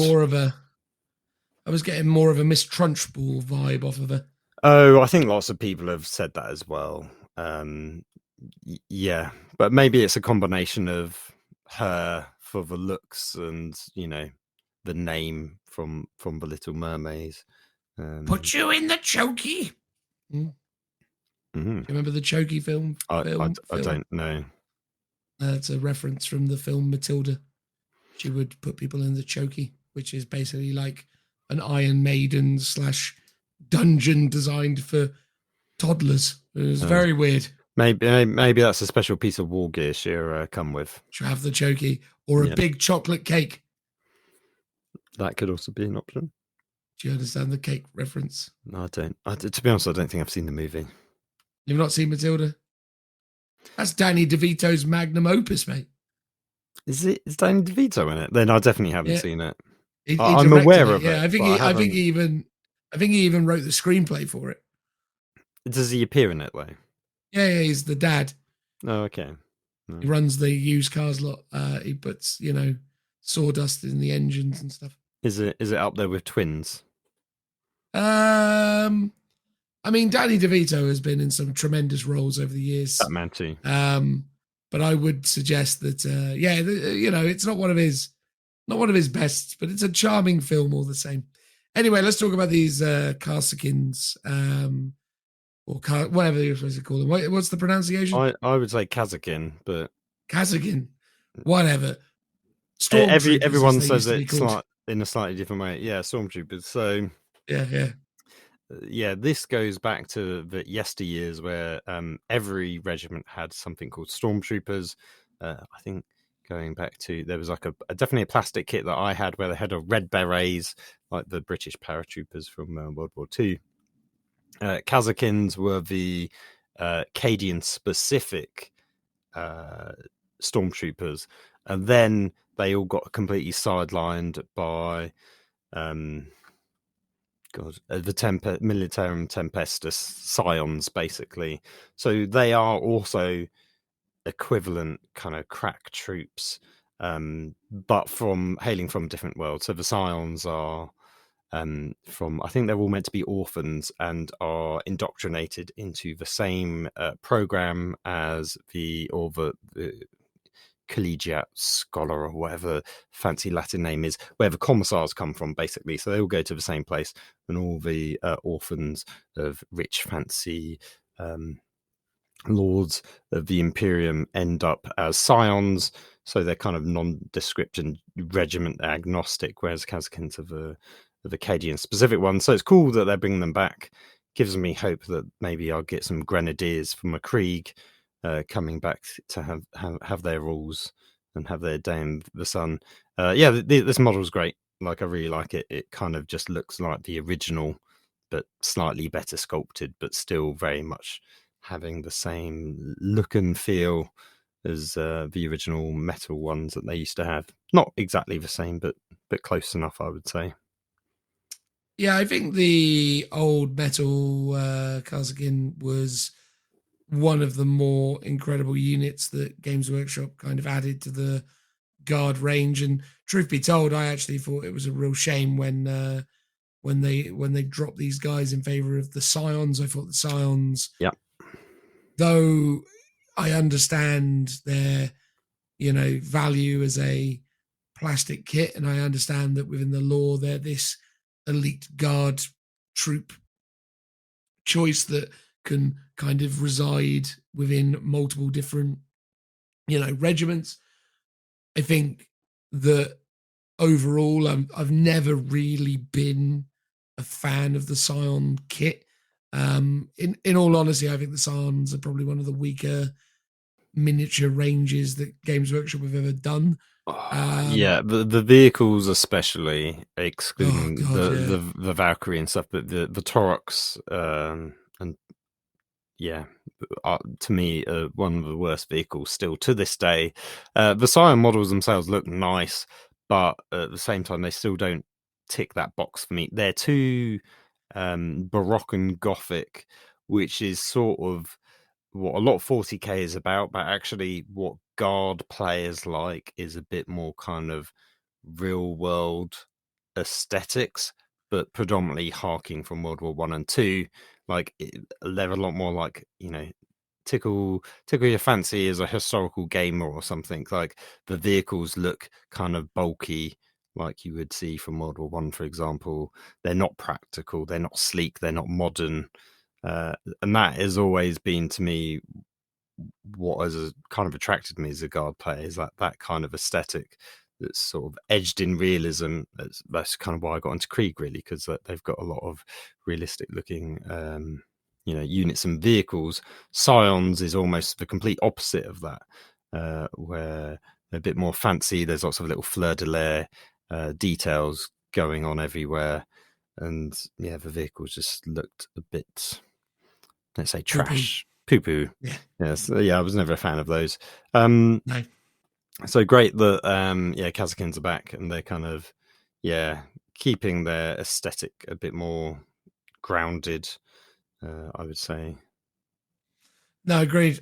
Again, love it. I don't think there's really much more that needs to be said. I think, as I say, it's cool. I think that's a unit that you're going to consistently use over and above the Scions, at least from a kind of aesthetics perspective. I guess it all just now comes down to what those Scions get in the way of rules versus these Kasakins. So we'll see. Yeah, it will be interesting if they get if they are keyworded to Cadia specifically, or Cadian, so they're kind of locked to their regiment, which would make sense. But at the same time, it's a bit of a shame. Like, as I said, Krieg have grenadiers. It'd be great if potentially it is just a generic regiment one, and this is the box set for the Cadian ones. But if people want to kind of kit bash or head swap and make it a different regiment, they still can.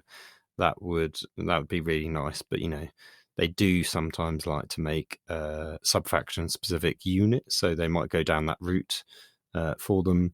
I guess the other only interesting thing is the base, right? So all the other models, and I guess it should be said that this all came about from a leak originally, which is the only reason why they published these high-res model photos, because there is, and I think it's only in the video, you see the original photo, right? It's like a group shot of all of these models together. And if you look at the Kazakin, like they've almost got a what's it called? Not Battlefleet Gothic. Blackstone Fortress. Blackstone Fortress. That's the word. It's similar sort of initials. Blackstone Fortress type of base. It's very flat. Looks like there's maybe a bit of etching going on, and a couple of little bits of stone rubble on top with a black rim. Whereas Creed and the Sentinel and pretty much all of the Cadian Guard range have brown rims and, you know, lots of texturing on top. So it's a bit odd that these have a different base, which might mean a kill team specific kit in a, I don't know, some kind of maybe Blackstone Fortress Warzone, which would be a bit mad as a kill team setting, or maybe some kind of, I don't know, futuristic planet. I mean, I say futuristic, it's all set in the future, right? Some strange alien world. Let's say maybe that's what it's meant to be representing. So it'd be interesting to see how and when these guys come out. Agreed. All right, you mentioned it, so we may as well talk about it. The Sentinel. What's your vibe on that, mate? I like it, and I think it's very cool. But at the same time, there are things that I really don't like about it as well. For one, I didn't actually think this was a new kit that was needed. They have specifically said that it's just a redo of the old kit. It's not a command variant. It's not a different Sentinel. This is just replacing the old Sentinel. So the old Armoured and Scout Sentinel will be phased out in favour of this one. The original one, especially the Armoured Sentinel, I kind of love. And on the weekend when I was playing against a Guard player who had them, I kept staring at them going, oh, they're just so good. Like, why did they think that they needed to redo it out of all the kits that they could redo? It seems like the one I'd have actually kept. I really like the Armoured Sentinel, and I think aesthetically fits much more in alignment with my Krieg army. So I'll probably have to, I got given one at Christmas time, so I'll probably have to buy 2 more. So I've got a squad of 3 of the old Armoured Sentinels and probably just keep those. And as tempting as it is to buy this, I don't think it really fits in with their aesthetic. It's much more cleaner and modern. And, you know, the talk has been that this is a force that they're releasing that is meant to be a bit more elite.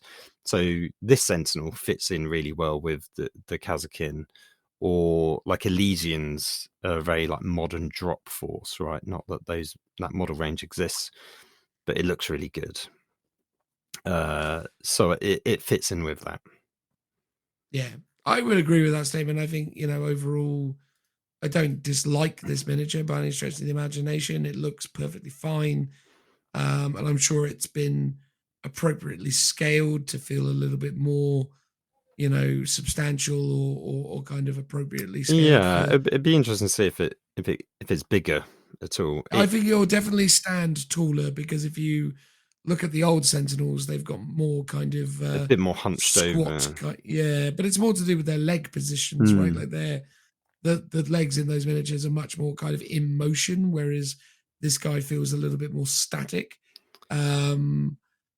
But yeah, I agree with you, though. I think it wasn't necessarily a necessary thing to bring. I think, you know, I'd rather see new Rough Riders, new Rattlings, new, you know, regimental box sets. I'd like to see a new, you know, if you're going to revisit an old box or an old plastic kit, you know, do the Catachans, do the, you know, like, this wasn't probably top of the list. Yeah, it's a weird one, because actually I think all the vehicles kind of hold up really well. Like, they could redo the Lehman Russ kit, but I sort of don't think they need to. Like, I'd be happy with that old. I mean, I think ideally if they were to do it, they should just make the Mars pattern one from Forge World a plastic kit, because that one has a slightly better proportions and a bit more detail to it. So if they bought that to plastic, I wouldn't complain. But, you know, it doesn't need to be. What it feels like what they've done here is they Primaris-ified it, and it was something we talked about before, because it was hinted at in the lore that, you know, Krul's next project was to to do what he did with Space Marines, but to do it with Guard, and that is a good excuse to like kind of completely reboot and refresh the whole line. So maybe we will see that. It is odd because clearly the Sentinel was designed on the AT-ST from Star Wars, but looking at the original like Armored Sentinel, for example, it has a very distinctive look to it, whereas this one looks much more like a copy of the AT-ST. If you compare them, they've got really similar like kind of front panels, like a big one armored panel at the front. Weirdly, the Armored Sentinel obviously had the 2 windows, which were similar to the AT-ST, but now they've changed it to like one big window on this new Sentinel. But the sort of rocket I think it's smoke launchers on its left hand side, so on the right hand of the model, where the searchlight also is. The way that fits onto the side is exactly like how the gun fits on the side of the AT-ST, whereas the old kit didn't really have it. So it's a bit like they're harking back to the original source material a bit too much for my liking, because you just look in and go, okay, cool, AT-ST from Star Wars, right? Whereas the original one obviously was that as well, but it looks so much more unique in its own right. So yeah, that's kind of like my criticisms of it. Really, I do think it is arguably a good model. It looks cool. I just hope it gets kind of cool rules, and is going to be fun to play. Well, there we go. That's a pretty solid and fair overarching kind of set of opinions on the Guard stuff. Shall we, Phil, move over to talking about the leagues of Voltan, or whatever it is, the squats? Yes. Votan, that's the words. So first of all, we have this new robot helper thingamabib. This was them expanding the lore around the leagues and the squats and the way that this society that the squats are part of essentially live in unison with their robot counterparts. So essentially they have a society where there is seemingly no distinction between, those who are, created, born, manufactured. Well, I think it sounds like most of them are cloned, right? The actual squats. It does seem that way, yeah. And then obviously these guys kind of filter into their ranks as well. Whereas this guy seems like it is a specific unit that is specifically robot-y. So I'm fairly sure that whatever this does in the lore is not necessarily a job that could be replicated by, a biological life form. It is something that seemingly has to reside within the robotic aspect of things. But that being the in this article they speak more about the Iron Kin, but I'm fairly sure that the Iron King is Iron Kin is just the broad terminology for the robot members of the society, as it were. Yes. The league. Yeah, because kin is the term for like effectively like squat, right? For the actual people of the race, because Votan is like the collective of the different groups of, because each one's like its own league with its own giant AI head, right? Which is the Votan itself. The actual space dwarves are called kin, and the robot version are called Iron Kin. I guess different from the Men of Iron, which is one of the speculations or rumors that we talked about originally.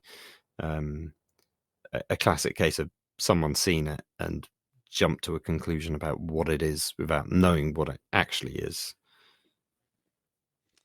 Yeah. So I think that's the thing with these guys, right? Is they are a kind of complementary component of the overall kind of army function. But it's really interesting because this is them essentially showcasing a different version of a, human-esque species and a different kind of set of societal ideals. So unlike the Imperium of Man, who have obviously come to have very negative relationships with artificial intelligence and robots, obviously the Leagues of Voltan have managed to, forge this society where they're able to live in unison and collaboration with their robot companions, which is quite a utopian and very kind of, idealistic kind of viewpoint of what, sci-fi might be.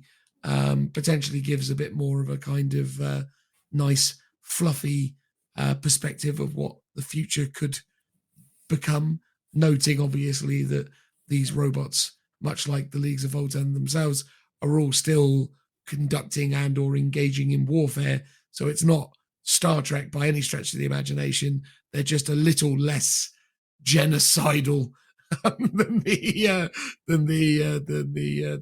Imperium of yes, Man. At least when it comes to AI, right? And because it was weird because they sort of make out in the articles that the Votan sort of hide the fact that they use AI so much. So I suspect the Iron Kin are made to deliberately look like the regular kin, so they can intermingle with them, and people won't necessarily clock that they are in fact robots, even though they do have big sort of shiny domed heads. I guess maybe people think, oh, it's just like a helmet or something. Because in the next article, which we're going to talk about in a bit, they do look very similar, and it is just the head pieces, which is the kind of key distinction between them. So what do you make of this guy with the strange gun and the apron? So I believe I've got it here in front of me. There doesn't seem to be a specific name for this guy that I can see. Is there one? Have they named this unit yet? Not that I can see, because they talk about wayfinders, which is effectively like the astropaths equivalent. No, I don't think they talk about this one and give it an actual name, because it's more talking generally about how they operate within society, and not talking about what this one does specifically. I mean, first and foremost, I'm really happy with the decision to utilize the dome helmet. I think this as a visual is something I really like. It's definitely the best looking Voltan thing I've seen so far. I think personally for me, this is the first and potentially only Voltan model I've seen so far that's made me go, yeah, all right, kind of dig it, kind of like it. So yeah, this is much more in line with what I like in terms of the positives of the aesthetic. It's worth saying that over the weekend at Warhammer World, myself and Phil actually got to see the new squat minis for Necromunda in person, and already I feel a lot of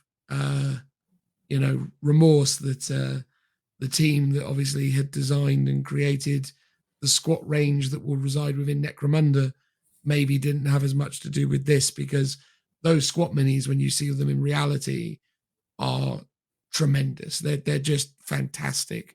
Whereas this and the overall kind of Voltan look isn't quite hitting the same mark for me just yet.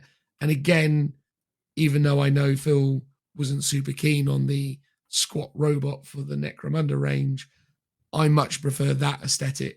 Can't even speak. I much prefer that look to this overall. I think it's fine.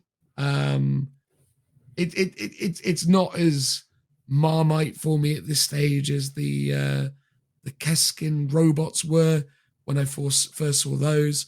I mean, over time, I've actually come to quite like that robot kit. So I imagine that I'll feel the same about this once I see some really beautiful paint jobs done by different artists. But yeah, right now as it is, it seems fine. It's got lots of nice little details. Again, I like all of the kind of backpacks and bits that it's got on it. But yeah, I mean, it's fine. It's a perfectly middle of the road mini. but not one that I've really got that strong an opinion of either way. It's all right. There you go. So I'll start off and say I like the domed head. I like the domed head too. That is about as nice a thing I can say about it. So the domed head is very cool. It's very reminiscent of the I want to say Castellan robots. Is it Castellan robots from AdMech? Kassakin robots, Kassakin. You know the ones. No, it's the Castellan. red ones. Yeah, the big robots. Yeah, very I similar. The Castellan was Imperial Knight. I think it's both. Oh, is it both? I'm going to look. It's all right. I'm looking it up. Okay. I'm looking it up. Yeah, because there's Cata from Breaches. Yeah, so I almost wish the Castellans had these kind of domed. Castellan robots. Sorry, Castellan robots. Castellan. I wish they had these kind of domed heads. Instead, they've sort of got a dome with like a visor screen built into the front, whereas these ones weirdly seem a bit more reminiscent of the Forge World Adeptus Mechanicum robots, where they kind of just don't really have a viewport or a head. It's just all like metal. It is a bit more like this, although I think theirs is more like slatted. So I like that aspect of it. There's two things I don't like about it. One is the pose.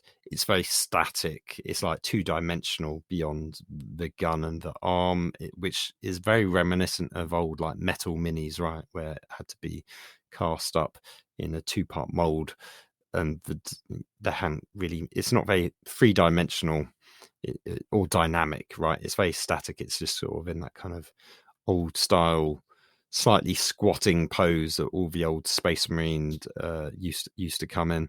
And it's doing a big poo. Yes, it could well be. Yes. A few little, spark plugs might fall out any minute. The other thing I don't like about it is it's wearing an apron. I'm a bit like, it's a robot. It should have compartments. A sentient robot on its. Still. Yes, I know, but I'm like, if it was a human wearing an apron, I would understand, or a kin, I guess is more apt. But because it's like a robot, I'm like, surely it would just have that sort of functionality and compartments built into it, because that is the point. But maybe knowing a bit more about the lore, that if they are trying to blend into kin society to be indistinguishable from their fleshy kin, that it would wear the same thing that they would, and that is why it looks how it looks, which from a lore point of view sort of makes sense, but at the same time I still don't like it visually. It just sort of seems a bit dumb, if I'm going to be really critical of it. However, if you scroll down and you look at the artwork, where there is another Iron Kin with two kind of big sort of jet / repulsor grav units for arms. It's got no legs and it's floating around clearly in like a mining facility. I'm like, yes, this looks amazing. This is a robot being a robot. It looks very robotic. I really love that. I was like, I hope that's a mini. Probably won't be, but I sort of wish they look more like that, because that also has lots of strong Castellan robot vibes to it as well, whereas this guy in an apron just kind of looks a bit silly. So yeah, having seen this as the third model out of the Votan range, so we had that one model, the infantry guy, he looked great. Then we had the trike, which I didn't like either, because trikes are dumb, as I said in my previous episode. That's the one thing from the squat range I didn't want to see. So I'm still not a fan of that model at all. Kind of not a fan of this one. So my hype for the Votan has been in a downward trajectory rather than an upward trajectory, which is what I kind of hoped it would be. If people like it, then all power to them, and great. As Dan said, actually the standard Necromunda squats actually in person look amazing. I think the only thing I had as criticism about those was the helmets looked a bit too wide, but having seen how they actually look and the faces sit within them on the actual model, it's like, actually it's not a problem, and it's kind of grown on me by now. So I still think the artwork, where the artwork looked really good where it wasn't as wide. It was a bit more spherical helmets. But yeah, currently the Necromunda squats are winning the squat war for who's the best. But we do have one lot of Votan to talk about, which is the actual kind of like is it? It's not Heathkin. Oh yeah, the mighty Heathkin. Yeah, that's it. Which I guess is the kind of core troops of the army. Yeah, I mean, here's the thing, right? I didn't like the first mini that I saw. It really sort of underwhelmed me. I mean, it's fine, and I'm sure if people like it, good. But I didn't like it. Nothing about it really inspired me. And seeing the whole unit, I like it even less. I think this is really not what makes me interested. I mean, it just looks like a bunch of dumpy, farmers hanging. Not that there's anything wrong with farmers necessarily, but you know what I mean. It's what's wrong with dumpy, Dan? Yeah, well, I'm dumpy, right? It's just again, it's not really speaking to the design aesthetics. Are not working for me. I've never really liked dwarfs anyway. The only dwarfs I've been even entertaining the idea of collecting during my time playing Warhammer was the Karajon Overlords, because I just think that is a truly phenomenal and really inspired range of miniatures. This is like, if there was ever any risk of me caring even slightly about squats, it's all gone out the window with this. I'm like, cool, this is now an irrelevance to me. These are really boring, uninspiring minis that I'm just look at and go, yeah, whatever. Like, it, don't get me wrong, like from a technical perspective, from a modeling perspective, there's a lot of character, there's a lot of energy, there's a lot of posability, but there's nothing about this that inspires me to want to collect this army. I just look at it and think, this looks completely uninspiring to me. As I say, the best bit about it is the integration of AI companions into the mix. Oh yeah. I like the idea that you've got these robot guys sprinkled in with all the rest of them. But yeah, it just looks, it's not for me. It's not for me. This is, any kind of squat hype I could have ever have had, which, to be honest with you, was minimal from day one. I literally remember when we recorded the episode, when we first knew that this was happening, I was like, yeah, I don't really care. And nothing about this has changed. It's, yeah, obviously if you like it, good for you. I'm not here to tell you how to enjoy the hobby and what you want to do within it. I'm jealous in a way that I'm not hyped up for this, because it's always cool when new miniatures are coming through and new ranges are being added and you can get excited about them. In a way, I'm a bit disappointed that I'm not excited about this, but it's just, yeah, nothing about this is doing anything for me. Nah, not for me. Pass. How about you? Oh, that is a harsh criticism. It's a weird one, because, as I said, when the first model came out, I really liked it, but there's a lot in here that I kind of don't like, and it's like the overall vibe of like the armor, that's, I think, quite cool, and then flicking back and forth between them and the Necromunda squats, it does feel like there are some elements, and I mean very vague elements, that are crossover between them that could be a pure coincidence or could be a deliberate design aesthetic. So on the Necromunda guys, like their chest plate has a sort of upside down U shape, or letter N shape, I guess, to the chest piece, and that is a bit similar to how it looks on the Votan, and likewise they've got this kind of big neck armor, much more pronounced on the 40k Votan than the Necromunda squats, but is similar kind of vibes. But then that's just sort of generic spacesuit type stuff, so it could be a complete coincidence. But looking at the two, I think there's a lot more visual elements and interest in the Necromunda ones, and likewise the Necromunda squats have some really interesting and distinct weapons. Like they've all got like these double-barreled pistols and shotguns with these big barrels on them, which look really kind of cool and unique. Whereas the Votan is like, it kind of just looks like generic Primaris weapons, right? Like the guns, with the exception of I guess some kind of las rifle that the Ironkin is holding, and the sort of Tau sniper weapon, which is, I presume, using ion technology. Everything else looks like it could have come off of the back of a Primaris lorry, I guess, because it kind of looks like it has. And I guess maybe that's a deliberate design aesthetic to be like, this is where the technologies all come from. But it doesn't look as interesting as I thought it could have been. And then they've gone, we've given the leader a power sword, but it's not quite power sword. It's a red version rather than a blue version to make it look a bit different. And I'm like, when have you ever seen a dwarf with a sword? Like, it almost never happens. Like, squats and dwarves are meant to have axes and hammers in my mind. So giving them a sword and a dagger seems to really take away what kind of makes space dwarves.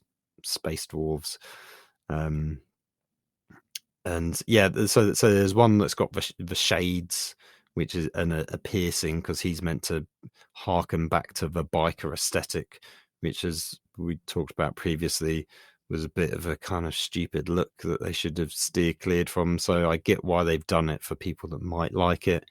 Personally, I look at that head and go, I wouldn't be using that. And likewise, I've already said, I kind of don't like the female Votan either, because they, to me, just aren't dwarfish enough. Because to me, dwarves equals beards, as awful as that sounds. So yeah, the ones that have beards, great, and they're the only ones I sort of like the look of. I mean, otherwise it's sort of all right, but I'm nowhere near as excited for them as I originally was. Maybe that will change over time when some more of their vehicles come out. But because originally I was very much like, I'm probably going to get this as an army. I can pretty much say now I don't think I will be, which is a real shame, because I am a diehard squat fan, having owned the army back in the 90s, or very early 90s. So it's a bit of a shame. Also, as you said, I think the Necromunda version's just done it so much better, even down to the proportion of the legs and the bodies. These seem very squatty. Like, their legs are very. Also, just little things like how they've got the kind of belts with the dwarven runes on them. Like the big skull, the big kind of brass belt buckle. Yes, which is that is like, it's just lovely. Like a nice little touch, but it's not so obviously like it's dwarves in space, which is what you might get. But I'm pretty sure Kharadron Overlords have a similar kind of little nod in them, and it's a nice little touch where it's not overly dwarven, I guess, but it is in there, and it does give it that little nod. Even the slightly wide helmets on the Necromunda ones, I think, is a better design choice than the kind of inbuilt dome helmets, which, I mean, it visually ties them in with the Ironkin. And it'll be, I mean, it might be that thing of they look cool when you see them in person, which is often always the way. But I think at the moment, I don't think they're as good as the Necromunda ones. And I think that's going to be a real shame, because I doubt there'd be rules for the Necromunda ones in 40k at all. And it would be a lot of effort to do like weapon swaps and stuff like that on them. I just sort of wish they had a bit more uniqueness to them, especially in their, I think looks wise, for like the armor, that's pretty good. I think the weapons really bring it down a notch in terms of, it's just a bit too generic, right? Even Admech have a vastly different style of weapons from the rest of Imperium. These don't, like, these just look like Space Marine weapons pretty much, like aesthetically. I mean, they are a lot more. They're like ion weapons, aren't they? Because they talk about how they take that kind of technology, or they gave that technology to the Tau and all that kind of stuff. Like I like all I like what they're doing from a fluff perspective. I like how they're weaving the squat narrative into the game and making it make sense that they have all these connections to all these different stratas of 40k civilization, as it were, and I'm fine with that. I just think these minis are all bad. Like literally nothing I've seen for squats so far, or sorry, Leagues of Voldon has made me go, yeah, I must have this. The initial mini underwhelming, the bike more so. The best mini of the selection I've seen so far is that one that you just told me you didn't really like at all because of the apron, but even that I'm not in love with. I just think it's moderately all right. And the idea of having to have like 3 units of these things in an army, probably, yeah, they look awful. Just nothing about this army is inspiring me to want to collect them. I think this is a complete own goal by Games Workshop here. They've literally taken something that people were excited about, and maybe someone out there is still excited about it, but and from a fluff perspective, maybe you've got every right to be, but from a models perspective, this is not a sci-fi fantasy that I want to fulfill. This is not something that I aspire to own. Yeah, I think one thing that works again for the Necromunda one is like they don't have any shoulder pads. The arms go sort of into the body armor, and I really like the one carrying the shotgun with like the kind of ribbed sort of body suit on the arms, which I said last time, really nice, sort of very like NASA, laboratory style vibes to it. Whereas thinking about it, the shoulder pads added to the Votan give them this really like top heavy look. It makes the top part of the model way more bulky than the legs, but also just kind of keeps them generic, because it's like every other faction has like shoulder pads. Like you think of Guard, you think of Space Marines especially, like they've all got that kind of carapace armor, bodysuit of some kind, shoulder pads. And the Necromunda ones not having that actually make them way more distinct and interesting. I guess, they sort of verge on that kind of mining vibe of the Gene Stealer cult, and that was probably like a deliberate nod to make them different. But yeah, it's just a bit of a shame that the Votan aren't quite more in their direction. And they've done them. I suspect, the reason why you see shoulder pads on minis is it's like great at hiding the joins between the arms and the bodies. When they're separate, although you can never tell with multi-part kits nowadays how these models actually kind of construct. But yeah, I mean, it's sort of cool, but at the same time, a bit on the disappointing side for me for these models. And this is the thing, obviously, anyone out there is excited for this. Again, to emphasize, I'm happy for you. If this is your jam, amazing. It's doing nothing for me. I think that's the thing. And I'm excited that you're excited, but I'm not. I'm just not. So, yeah. I like the fluff. I like the fluff. I think what they're doing in terms of the way that they're suggesting that, this version of the squats did fight with the Imperium and probably did get eaten by Tyranids.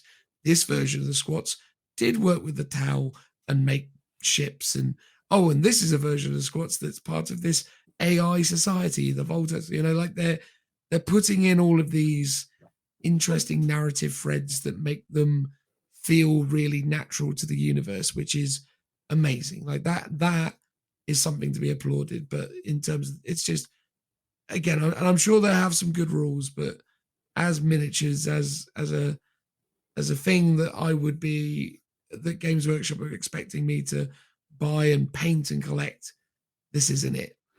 These are not these are not a small toy soldier that I like the look of enough. Yeah, I want to it's kind of cool that they come in 10 and 20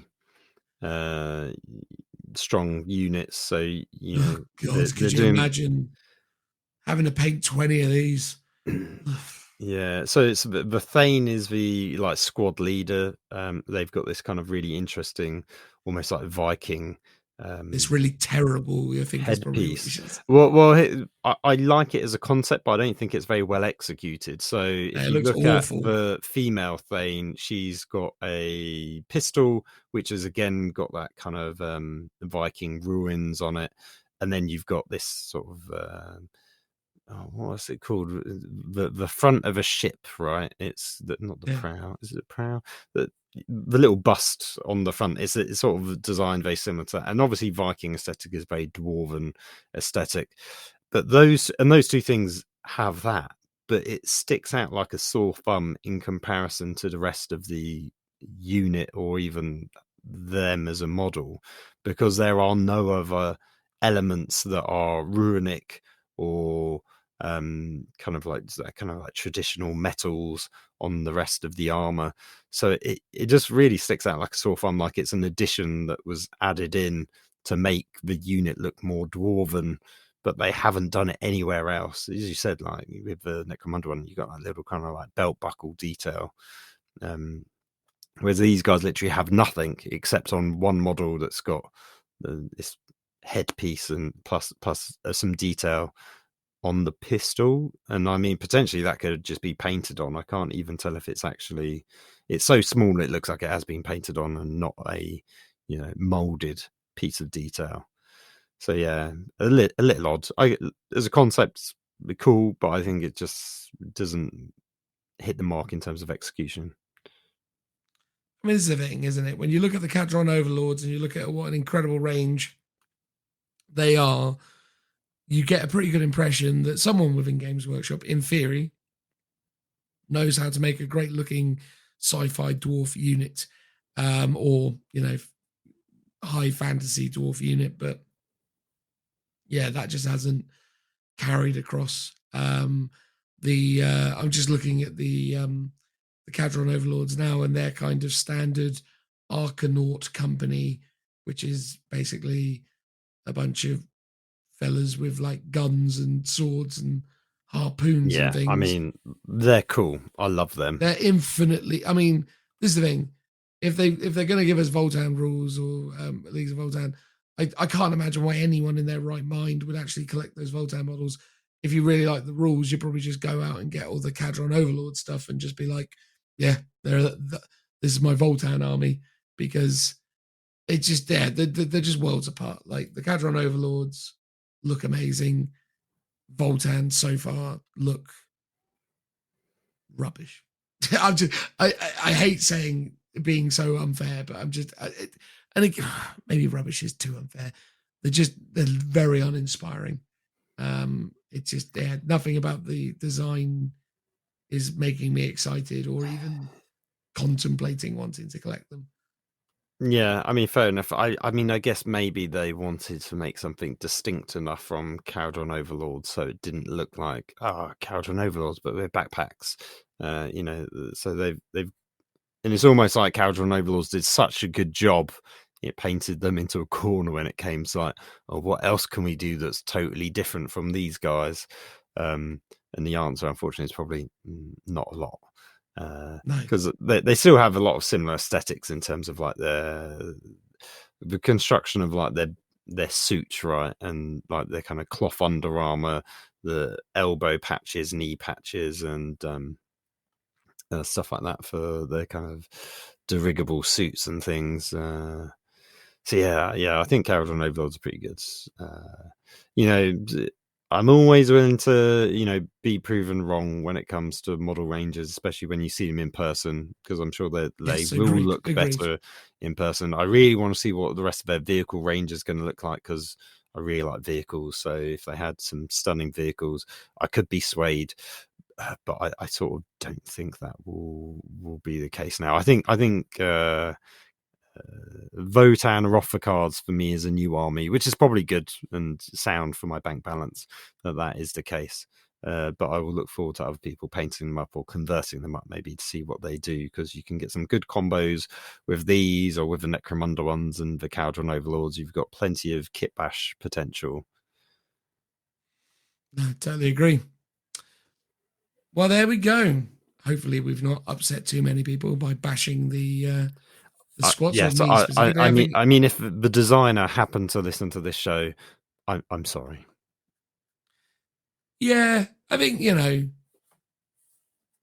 I get the vibe of what's being attempted to be achieved here. It's just it's not good. It's just not. It's nothing I want. And well, here's the thing. Also, to in their defense, I think that one of the problems with squats is they are so iconic. They've been around for such a long time. So every person has in their head what they would like out of a new squat range.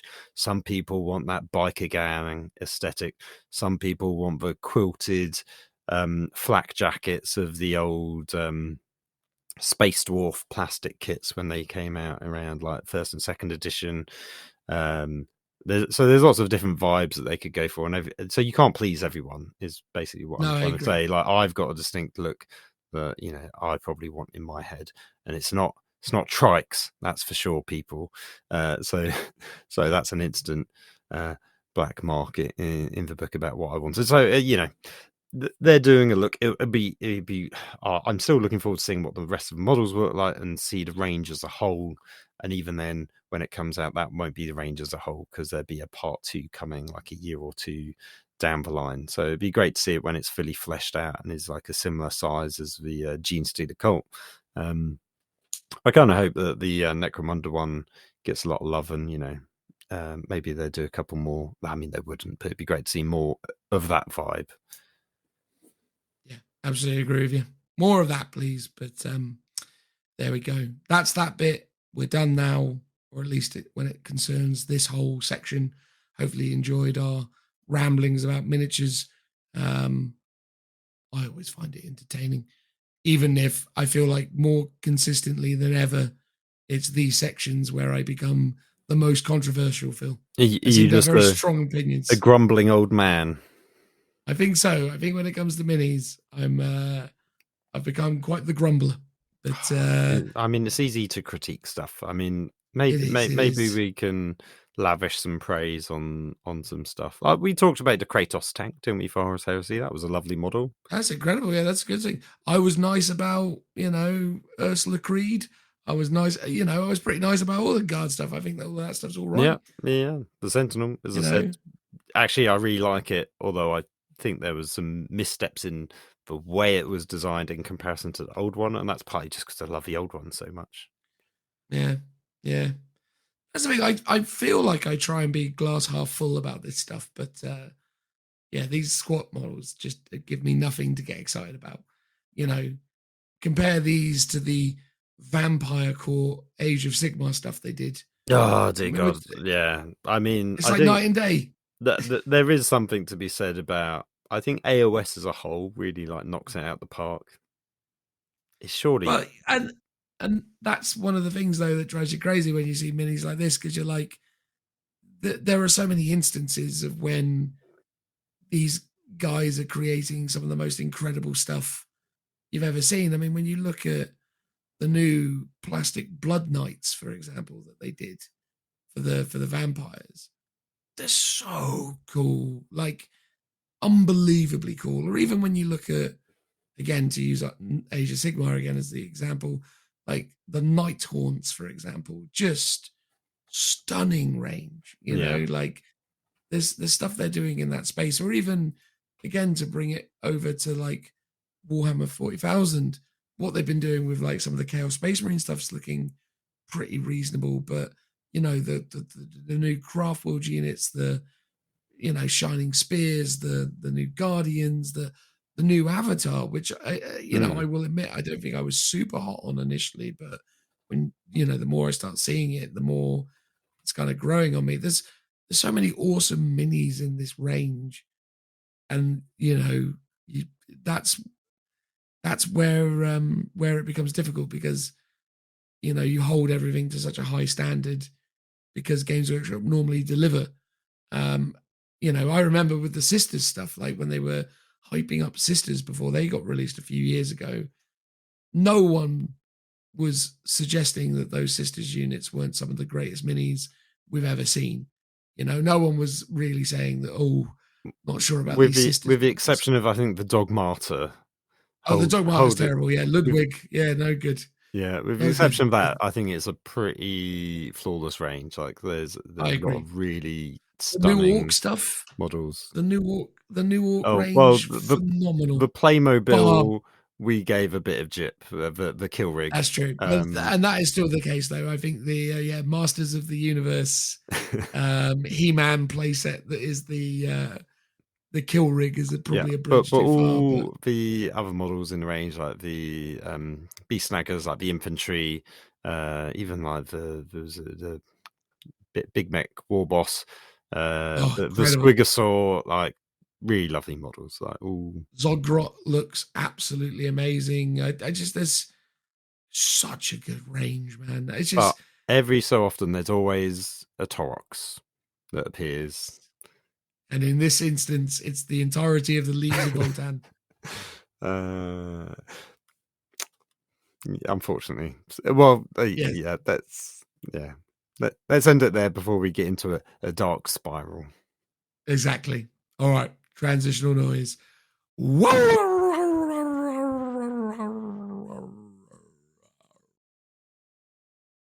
All right, mate. In this part of the podcast, we're going to talk about the doubles. And by the doubles, we mean the Warhammer World, Warhammer 40,000 doubles. I can't remember the official title of it. And also, now that I'm saying these things out loud, Phil, is this the outro or is this a segment in and of itself? Let's make it a segment all on its own. What are we going to talk about in the outro? Other stuff. There's other stuff to talk about, I'm sure. Oh, I suppose we'll figure it out.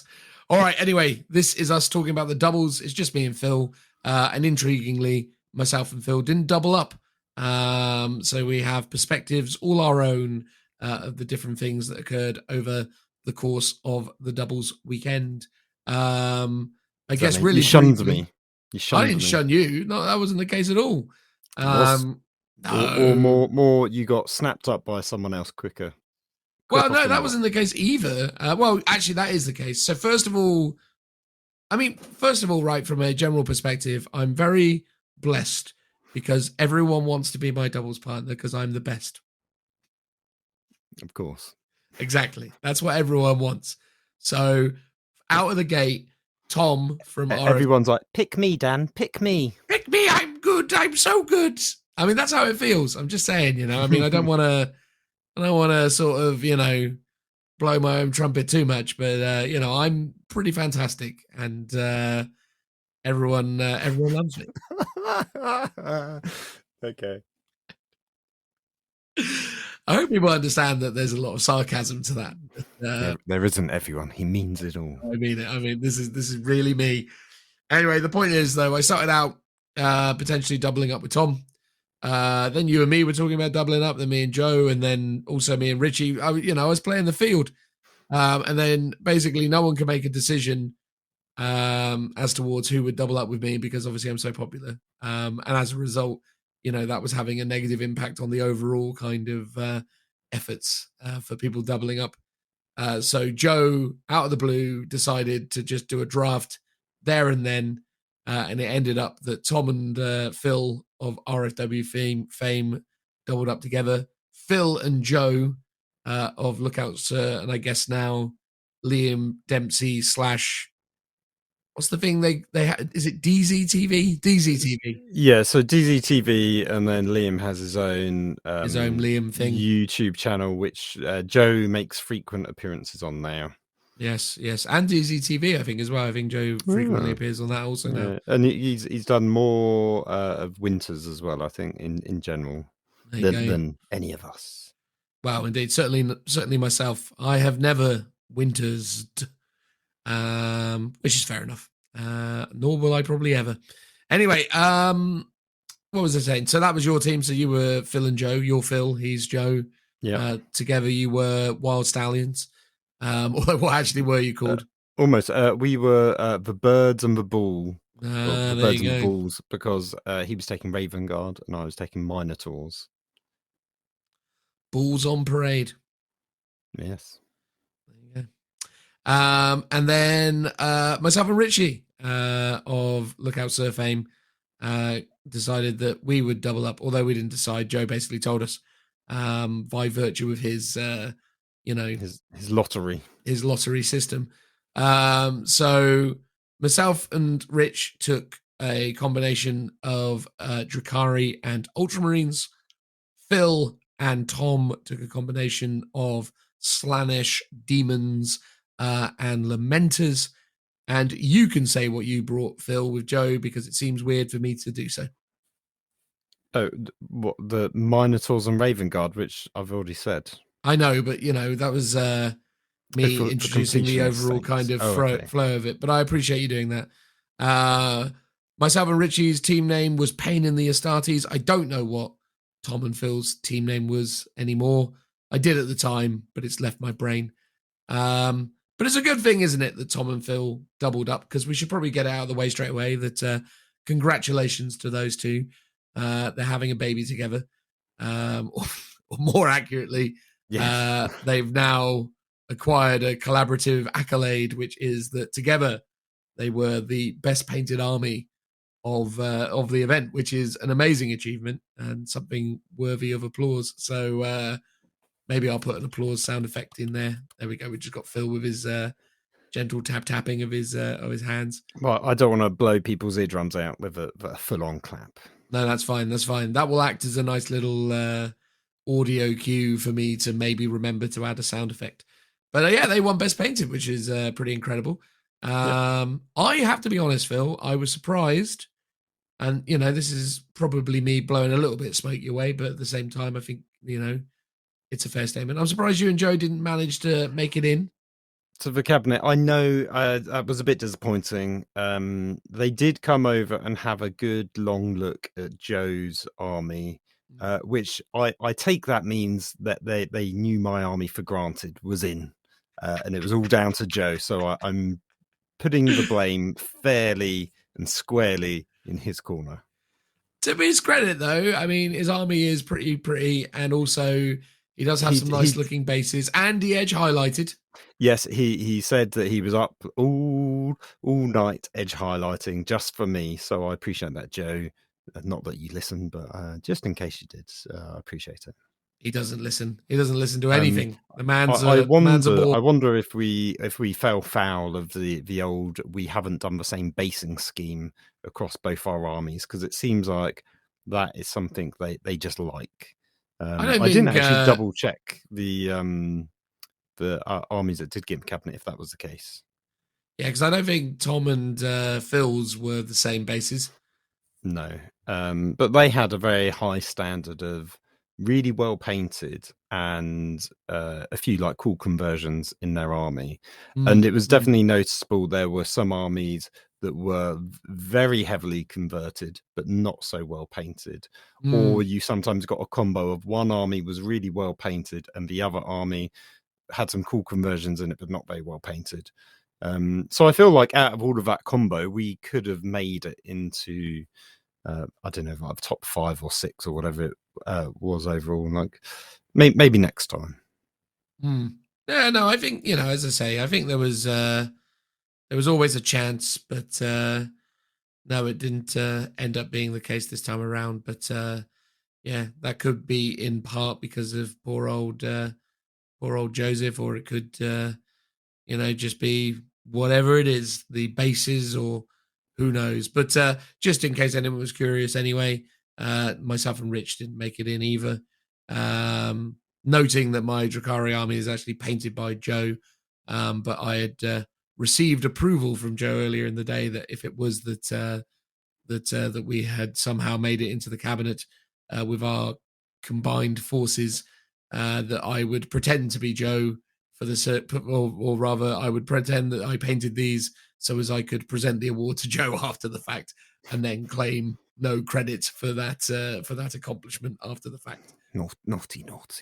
Well, basically Joe doubled his chances of cabinet and it still didn't work. Basically, no, it did not.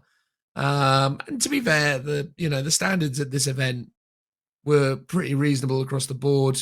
But yeah, I think it's fair to say that Phil and Tom's their armies really stood out against the rest. And to be honest, they really needed to, because I mean the armies, at least in terms of Tom's lamenters, and this isn't me poo-pooing poor old Tom, but he himself admitted on a frequent basis, they're a good looking but ultimately not so great army, in the sense that they look pretty, but Tom wasn't really feeling it as it concerned his ability to perform on the tabletop. It seemed as if the greater majority of the victories that were achieved were done so because of Phil's army overperforming than necessarily Tom bringing much to the table. Yeah, I mean that seems to often be the case. There always seems to be one half that carries the team to glory, and sometimes that's just due to the synergies, or one's taking the hit basically because it's the perceived scarier one, or in our case with Joe's army, he tends to forward deploy his whole army, so it's in the opponent's face early doors, so tends to be the one that gets shot off first. Yeah, I mean, me and Rich found that a lot of attention was given to trying to kill Rich's many vehicles, and that worked well for us because it meant that very little attention was given to the insanely rapidly moving Drakari that essentially just barreled out of the transports, come around turn 2 and just start really bogging people down and causing a lot of problems. I think because Richard had Ultramarines, but they were themes to the Tyranid veterans, right? Yeah, and heavily mechanized. So he'd gone with Sergeant Kronos in a Land Raider, a Vindicator, which is very good at taking hits, it seems, but not very good at giving them out. I don't actually really feel like it ever did anything ever other than soak up damage. I think its probable entire kill count for the weekend was possibly a few wounds here and there off of some larger targets, but then majoritively in terms of actual models removed as a result of its weapon, I mean, it has to be less than 5. It was really, really unremarkable from an output perspective. Considering probably the best vehicle in the Guard army is the Demolisher tank, which is very similar. It's the same gun, but I guess with a tank commander Demolisher, you're hitting on 3s, but you get to reroll 1s, and you do 2d6 shots because you get to shoot twice with the grinding advance rule. And I think that's the real downside with the Vindicator, is you're not getting the 2d6 shots. Yeah, it's just Richie consistently was rolling like 1s or 2s for the shots. Every now and again he get like 5s, but and he get hits off. But it's just, the thing is, right, it's like the armor of contempt is a frustrating element when it concerns trying to kind of do damage to Marines specifically. And then Invans as well just really neutralize the kind of efficiency of that weapon. I mean, one of the things that I would say in terms of our performance over the weekend, we were heavily impacted by the invulnerable saves of armies. So when the times where we lost, it was pretty much down to the fact that, and again, I don't want to sort of cheapen the results in that regard, because I don't want to suggest that it's exclusively because of this, but it was heavily influenced by the fact that our opponents were getting very, very, very lucky with their invuns. I mean, we'd gone 2-0, and then we played an army that was consisting of an Imperial Knight and Drakari. And the Imperial Knight was the Knight Gallant, built very similarly, in fact, identically to the Knight Gallant that I've been running, which basically means that it just bulldozes in and causes a really hard time. I think I'd come up with, or rather me and Richie came up with some tactical nuances to manage it, and we actually put ourselves in a strong position to deliver a pretty significant counterpunch. But then, the guy just didn't stop rolling 4+, and we just couldn't do anything about it. And then game 4, we played against a Custodes and Imperial Knight army, and the same thing happened there. And even the 5-up invuns, they were just rolling forever. I mean, the dice of that team in terms of those invuns were so hot. It just never stopped passing saves. And that's the thing with like the las cannons and the demolisher cannons. They're amazing when they work, but you really feel it when they don't. And more often than not, they didn't when it was necessary that we needed them to. And that was tough going. But overall, I feel 3-2. that. Yeah, overall 3-2 for us. Played some great games. I can't remember all the names of the people, but game one was Death Guard and Custodes, which was a pretty beefy combo. But we were able to oh no, it wasn't Death Guard and Custodes, it was Death Guard and Elder. So game one was Death Guard and Craftworlds. We managed to win that relatively well. Had a very lucky first turn, and the results just kept rolling from there. Game two, we played Blood Angels and Custodes, and again had a very good game, and everything went really well. Game three, we played against the Imperial Knight and Drakari combo. Great game, but just didn't go our way. It's just how the game goes. Game four was Custodes and Imperial Knights, and again didn't go our way. But really nice pair of people to sort of play against. I think one of the pair was potentially a little bit more keen to win than the other, but I don't think the overall kind of experience was negative by any stretch of the imagination. In fact, I think it was really positive. I had a really good time playing those guys. And then lastly, game five, we played Double World Eaters with the new White Dwarf supplement, and it was a tremendous game. I mean, a beautiful way to end the weekend. The lads we played against actually have a YouTube channel that I now can't remember, but they're based down in Dorset somewhere, and they've got a sort of YouTube bat rep channel and a club channel and that kind of stuff. Yeah, because we've met them a few times, haven't we? Yeah. I think various events over the years. I think it was called. I think their club's called like the Bunker or something like that. Let me Google it. That's definitely a place. What, a bunker? No, the Bunker's definitely a wargaming place. I know that for sure. Yeah. I think whether it's their one, I'm not sure. I think it's in Gloucester. I'm just looking it up, seeing if I. Oh, that looks like it. Gloucestershire Games Bunker. Right, I'm heading to their Facebook page. I'm going to figure this out, Phil. Anyway, they had Double World Eaters, and they were wonderful people to play against. Really lovely way to finish up the weekend. World Eaters are absolutely terrifying. I mean, they just tear through you. But fortunately for us, we were able to neutralize their aggression and ultimately counterpunch really significantly. So that was good. So 3-2. The result that we were looking for in terms of the overall kind of game performance. Always try and shoot for the 3-2, get into the upper percentile. I think overall we came 13th. And Richie was on great form all weekend. He was a good lad. And again, I think it was really fun playing games with him. Really fun playing against our opponents. I think, as I say, from start to finish, it was a good time. I think again we'll get into some of the general vibes in terms of the event and playing doubles 40k and so on and so forth after Phil has had the chance to recount his gaming prowess with Joe. But from me and Richie's perspective, was an all right weekend in terms of our performance. Consistently had good opponents that were fun to play against, and for what it's worth, had a reasonably good time. It was nice. It was pretty solid. I enjoy the doubles. This one was pretty cool. How about you, Phil? Oh, that's good. So our first game was against Liam and Adam. It was a doubles chaos list. It was Emperor's Children and I believe Iron Warriors. I'm looking back at the photos and I can't actually tell. They had lots of demon engines, so I suspect it was Iron Warriors.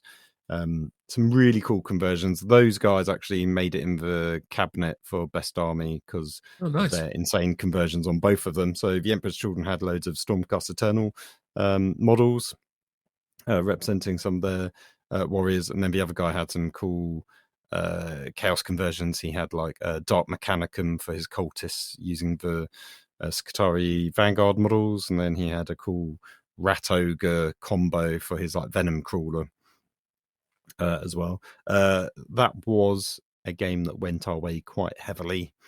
So we won that one 90-19. So first game we were like, oh, we're on a roll. But those guys were lovely chaps to play against. So it was really cool to see them in the cabinet by the end of the weekend.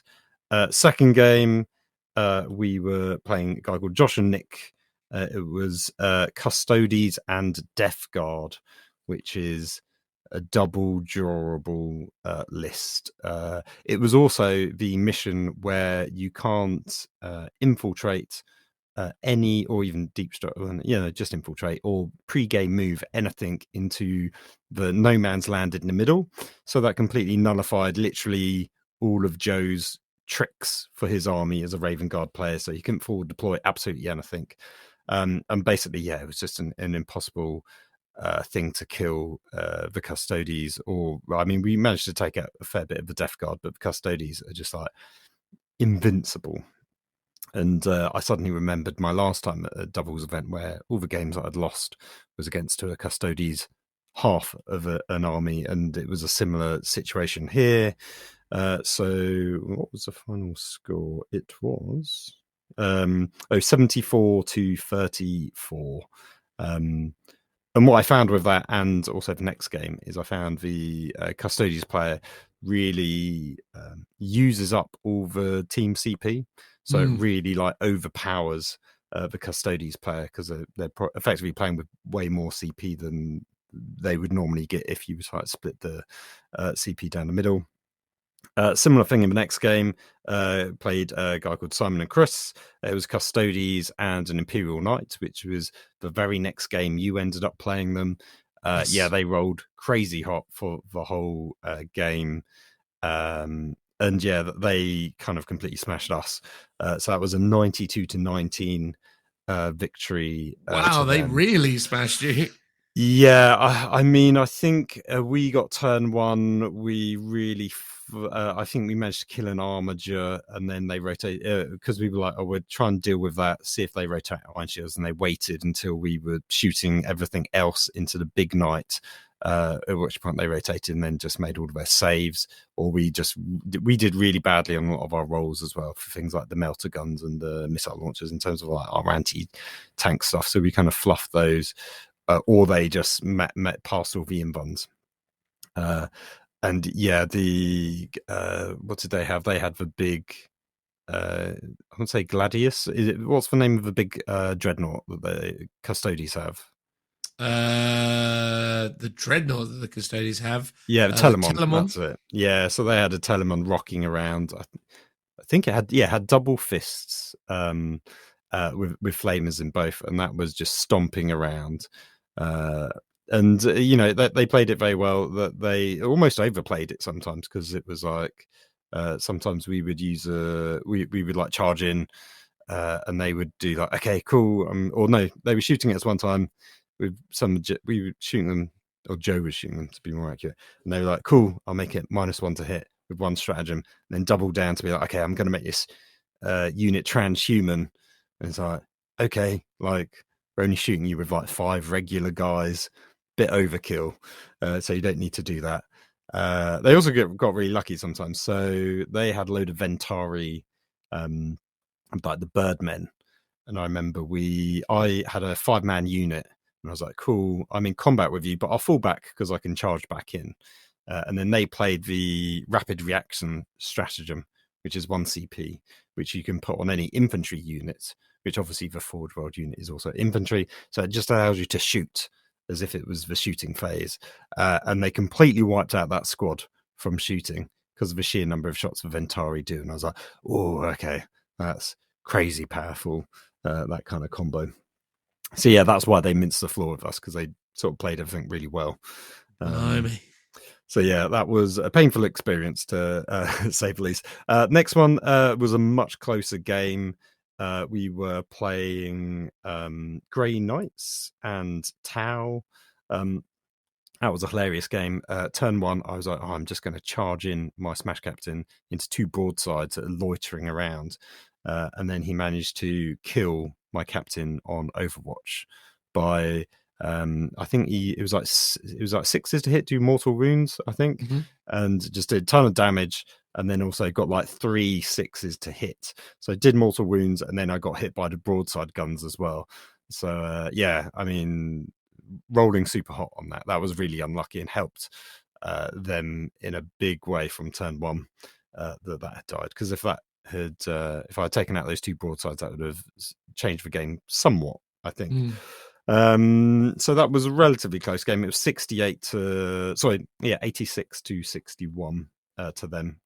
Oh wow, okay. So we did lose that one. They had a massive storm surge, which was rocking around and blowing up most of our army. And there wasn't really much we could do about it, because we took the Portal Witch secondary, so we were trying to deal with a Grey Knight player mostly, because they're the one that's in our face, because they've got lots of combat units like the intercessors. Are they inceptors? I can never remember which.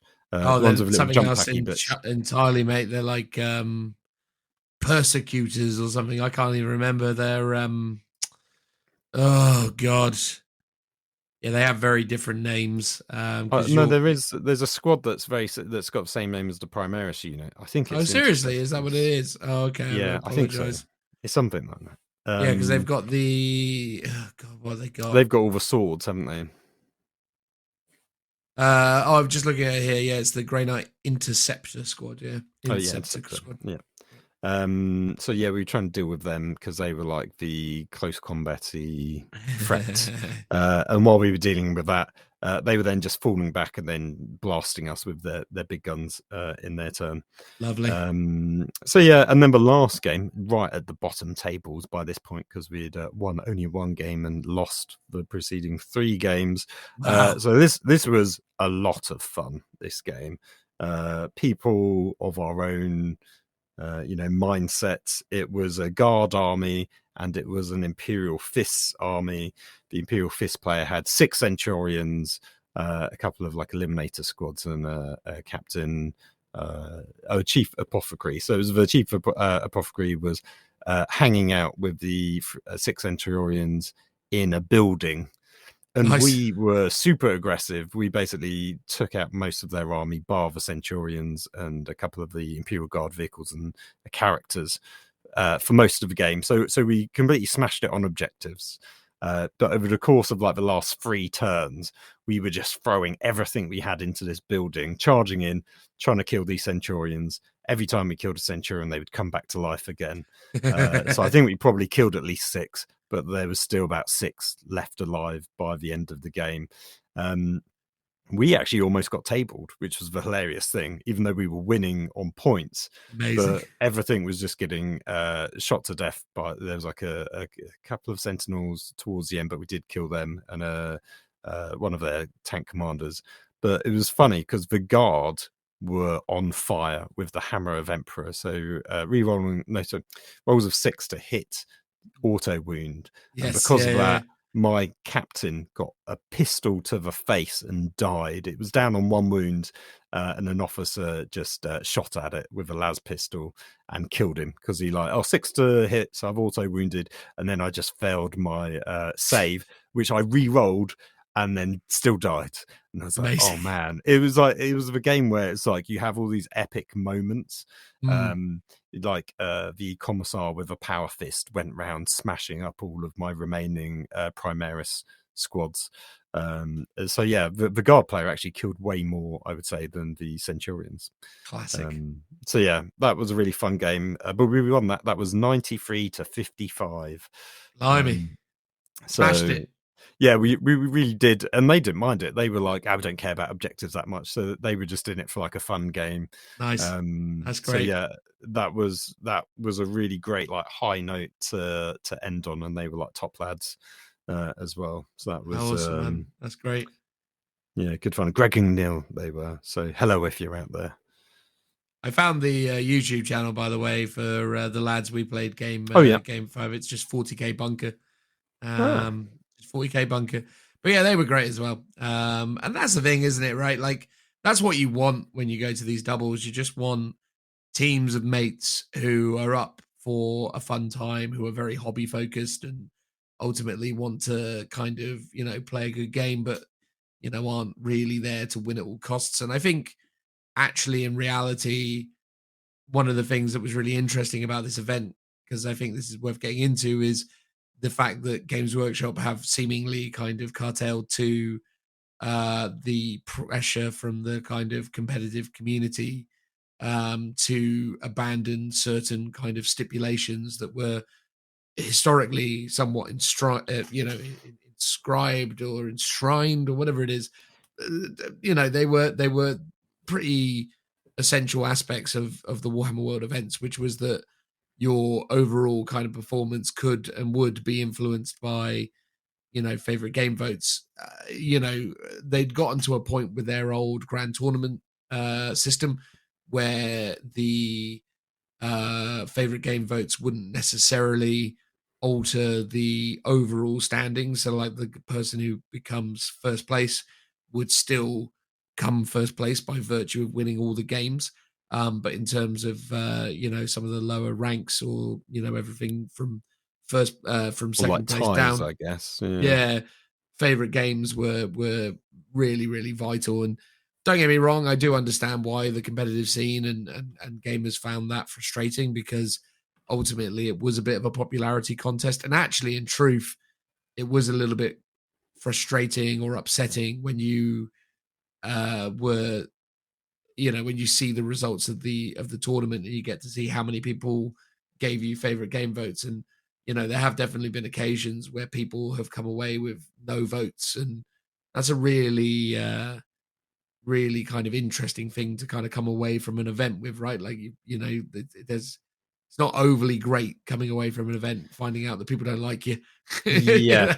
Or I mean, there was a time when we both of us did double together, and we technically won all of our games, and was Yes. the only team that had won all 5 games. So you were dead set on the fact that we'd won the event, and I was a bit more skeptical because favorite game votes played quite heavily into that one. So I think we came 6th overall or 5th. Yeah, It was something like that. So quite far down in the grand scheme of things in comparison. And I'm pretty sure even after our last event, so earlier in this year, like I remember feeding back to Games Workshop because I bought tickets, I got the form to fill out, and I did say favorite game votes are important, but they still feel quite heavily weighted. So I think me and Richard should have been like 3rd or 4th in that one, because we actually did quite well. I think we won 4 of our games, but I think we came like 5th, or maybe, yeah, I think it was about 5th or 6th. It was slightly further down than we should have done or could have done based on when you factored in favorite game votes. And I think the people that won it probably like won 3 of their games, but got like a bunch of favorite game votes, so that shot them up to first place. So that bit feels unfair. But with this event, they sort of went to the extreme end, and there were no favorite game votes whatsoever. So there were definitely people there that were there to win. I remember when we were playing for Custodies and Night Sky, they were like, yeah, we checked the favorite game. Sorry, we checked the event pack, and there's no favorite game vote. So we've just taken like a relatively competitive list, and they were quite open and honest about that. And so fair enough. So, you did get a lot more competitive gamers at a doubles event than me and Joe were certainly expecting, because, we didn't write a particularly egregiously competitive army list. I mean, we didn't even try and synergize our list. It was like, oh, what do you want to take? And I was like, I'll take this. And he was like, cool, I'm taking this. Brilliant. Okay. Like, no thought into it whatsoever. But it turned out our synergy was quite good, because he had lots of forward placing stuff, and then I'd be following up behind with my army, because it's quite fast moving as well. So I felt like we were, after our first game especially, I was like, oh, we might be onto a good one here. And then quickly got told otherwise by the rest of our games. Yeah, I just think the thing is, and again, the original army I was planning to take with Richie would definitely have been similar to yourselves and Joe, in the sense that it wouldn't have synergized very well with each other necessarily, or if it did, it wouldn't have performed nearly as well as what I ended up taking. And what I ended up taking was not because of a desire to take it, but because of just a lack of opportunities on my part to kind of paint and build everything that I needed in order to take what I wanted to take. Because originally I wanted to take Craftworlds. I started painting those, and then I realized it was going to take me too long to paint that. And then I was like, oh, I can probably do this Black Templar Force quicker. I started painting that, but I just ran out of time. I just had too many social and, you know, family commitments, and work and everything was just really, really busy. And, you know, it's just a lot at the moment, and I just wasn't able to do it. So I actually did put some thought into, right, what is Richie actually taking? How do I complement that from a kind of actual gaming perspective? And that's how I landed on the Drakari. And I think it worked well as a kind of synergy. But I think, again, there's a couple of things I will say about 40k events in the general sense. This isn't just sort of aimed at the doubles, although the doubles are the most recent one we did. And I think in a way it was almost a little worse with the doubles because of the fact that you had so many rules on the table at one time, right? I mean, again, with the exception of the final game where our opponents were running double World Eaters, every one of the games had 4 different army types on the table, right? So 4 different sets of things was going off at one time. Yeah. So again, not to throw in one under a bus, but it was a good example was the Knights and Custodies player. So the Knights got his like honored system going on, and then the Custodies players got the Qatar stances. And he's like, okay, I'm doing this and this turn, or you enacting a special ability where both are active at the same time, and you just kind of nod your head and go like, okay, cool, just, you know, tell me what I'm, you know, need to roll or what the modifiers are for it, because it's like you can't really keep track of all of that stuff half the time.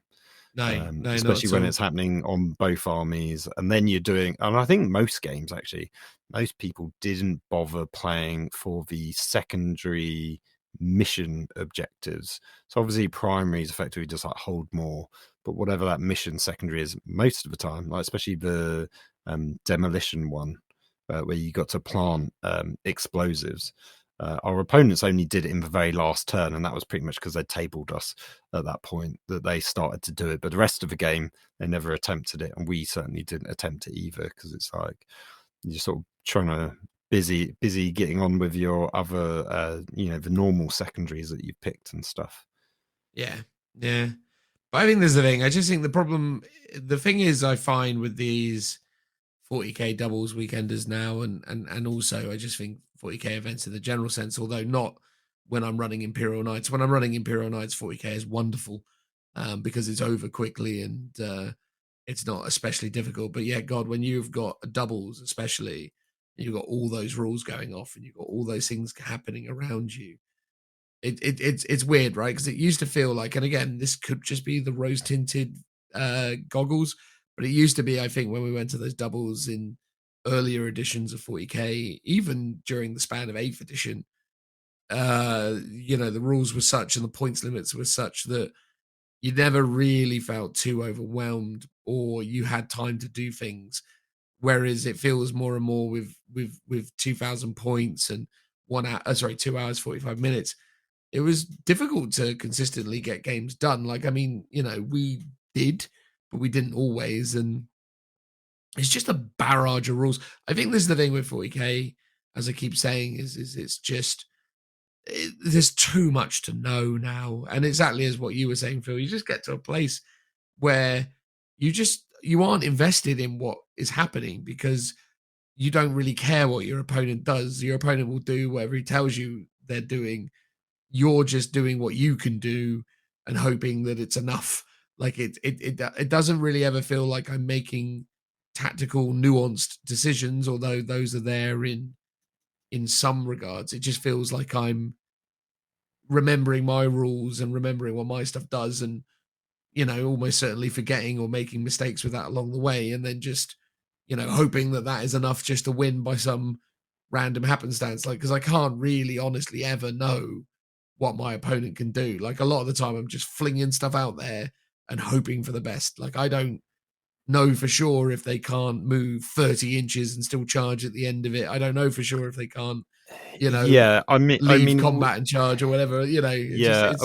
We had that discussion about the last singles event that Richie had gone to, because Richie felt like he lost because the guy was sort of misplaying, or let's say cheating, or doing rules that Richie, I think, later on discovered probably he shouldn't have been doing, and that could have been an honest mistake, or more nefariously potentially.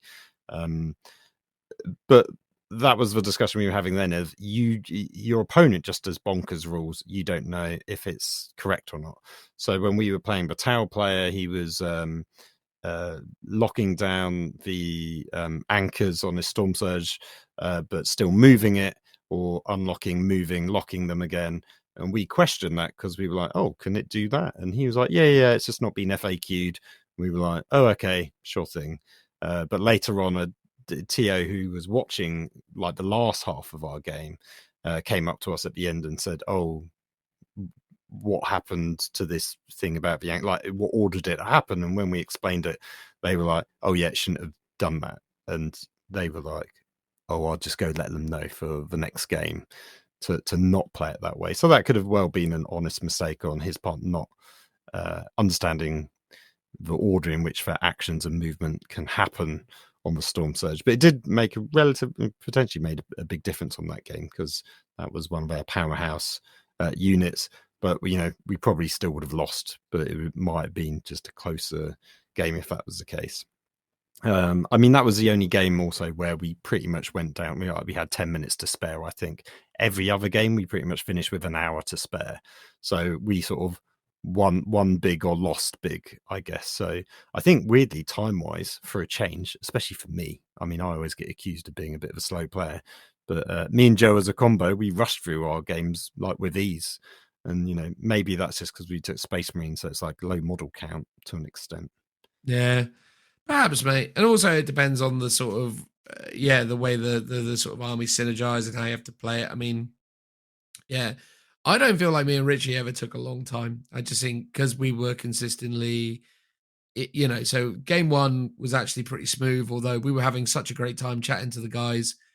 It just got to the point where like, oh God, actually, wow, we're running out of time. Like that was one of those really lovely games where you're being too friendly. That's it. Yeah, I was being too friendly game one. Game two was a really friendly game as well, but we just were able to win in such a way as it just sort of, because again, they were Blood Angels and Custodies, and they ran their Blood Angels forwards because that's what Blood Angels do. And then a bunch of Incubi ran into them and went, oh, by the way, we're designed to murder you. And it was like, oh, okay, fun. I mean, Drazar's kill count in that game was insane. I've never seen Drazar so. Now, I do think, based on the RFW event, and I was saying how was it Frank had a kill count for his bloodletters. How many heads can he take? I do think everybody that goes to an event should just have an unofficial objective that they've got to do. And like, even if it's just a kill count for Drazar, for example, and just be like, every game, let's see how many I can get and do a tally. So you've got your own personal objective, regardless of how well you do at a tournament. You can still have fun trying to achieve your own personal objective. So I think that is something fun to try and do for future events, especially if it's nice and easy and doesn't take up too much time. I mean, I think in all of the games, so I was using the ITC's battle app for scoring, and I think in all but one game, or no, I think in all but two games, I think I was doing the scoring for everyone. They were a few games, people were like, oh yeah, it's really confusing. Like, yeah, if you can do it for us, that'd be great. And I was like, yeah, sure, because I sort of want to practice using that app as much as possible. So for the last few events, I've always been doing it. And there was a couple of games where they also kept their own scores. I think only one other person used the ITC app, another person just wrote it down. But yeah, I think there is something to be said about, like, it's a lot of there's a lot of admin to track all the scoring. Yeah. So for a lot of people, especially if you're like a really casual gamer, which is sort of what the doubles is aimed at, I would say, it's a lot. Like, I would rather they do doubles using a different format, like open war, for example. Maybe not Tempest, because that is sort of like the GT. But not quite. I'm still on the fence about Tempest, so I need to play it a bit more, I think. But the open war stuff, I think something as simple as that would be nice and easy. Yeah. But yeah, I think that's the thing, though. I think, it just always, especially with the confines of the doubles, it just felt long or intense a lot of the time. But I think again overall it was a good weekend. I mean, if I was to give my highlights, I think highlights, lowlights is always a good thing in terms of rounding out the conversation. Highlights for me for this weekend. First of all, obviously, the company, the people, wonderful group of human beings to spend a weekend with. So that was nice. Obviously, that's nothing to do with the event itself, but it obviously adds to the overall appeal of it. So that was really cool. But in terms of event specific things, first of all, they remembered and honored the Warhammer Plus bonus. Oh my god, yeah. Can we just give them a little round of applause? Another little round of applause right there. What's funny about that, I will just say, is they had announced at the last event that you and Richie went to, didn't they say then that they weren't doing it anymore? Correct, they did say that, yeah. So the fact that out of nowhere on Sunday, they were like, if you're a Warhammer Plus subscriber, come and collect a free pack of dice. Dice are like worth, what, 22 quid or something? I mean, whether they're worth that or not is dubious, but that's what people monetary pay. Value from Games Workshop store is about 22 quid. They were all the purple Xenos Inquisition dice. There might have been some green ones floating around. I really like this because I had always been eyeing up those dice because they're Inquisition dice. So I was always like, I might buy those one day. So the fact they were giving them away for free, I was over the moon. Initially, there was rumors that it was only one per team because only obviously one person bought a ticket, but that wasn't the case. It was like, if you're a Warhammer Plus subscriber, just go up and you get it. So everyone pretty much got one because literally everyone that goes to a Doubles event or a Warhammer World event is probably a Warhammer Plus subscriber as well. So yeah, top marks to the team for doing that. Yeah, so that was definitely a big win. Sorry, can I just say I'm really disappointed though. I lost one of my dice because I was using them once. I think I started, it was the game against the Knights and the Custodes. I started using my regular dice and they were rolling so badly I swapped them out for the Inquisition dice, which actually throughout the weekend overall did much better, so I was quite glad. But then by the last game I realized one was missing, so I'm down the dice, which is really sad. Sorry to hear that, buddy. 19's an odd number. It's really awkward. Yeah, no, that isn't ideal. So I think other positives in terms of the event, I suppose, is just, I mean, to be honest with you, it's just the general event stuff, right? I think all the positives are wrapped up in what the normal thing is. The only real standout to me was the honoring of that. So I mean, obviously you get free access to the exhibition. Not that you ever have time to go around it because you're always gaming and it's hard to get out of those games. And me and Joe went round because we had 40 odd minutes to kill after one game. Yeah. After we got smashed, so we were like, yeah, let's go around. But yeah, that was cool. And that's the thing. It's the usual Warhammer World stuff that makes it great. Richie was got in good form. Like I said, that all the stuff I've already kind of highlighted, but yeah, the standout there was that. I'll just do a couple little negative points for what I thought were the negatives. I think first and foremost, I don't like BCP at Warhammer World. I get why they do it because it streamlines it, but I don't like the removal of the pageantry that is associated with the MC talking through and bringing people together and staring up at the screen to find your table number for ages. Yeah. But there's a lot of convenience of BCP though. Like, you can see your opponent's army list. Everyone gets the table numbers simultaneously, and you can just go off and do it. But I think it's the thing where it feels to me like the correct thing to do would be to still try and have that kind of ceremonial aspect to it where you're actually, because again it sort of frustrates me with the way that again BCP unfortunately through its greatest strength is also its greatest weakness, which is that it makes everything convenient and automates everything, but it kind of removes it just removes some of the pageantry, some of the emphasis on things, and it's difficult. And the thing is that the announcers will still make remarks between the sessions and stuff, but a lot of the time you've zoned them out by that point. You don't even really realize they're talking because you're just sort of getting to your table and talking to the people about the games and stuff. And they don't, the MCs and what have you. I mean, they do the kind of health and safety briefing at the start, but it's not really. I don't know. It felt like before there was a bit more kind of work done that sort of created a bit of pageantry around it. But again, I mean, that's a broader BCP gripe. I think BCP is a great tool and it works well, but I just don't like when people just use it exclusively as the methodology for dealing with that. But that's that. Gripe number 2, the terrain is still really inconsistent, and that's really frustrating. Games Workshop should do better by its extraordinarily high-paying customers.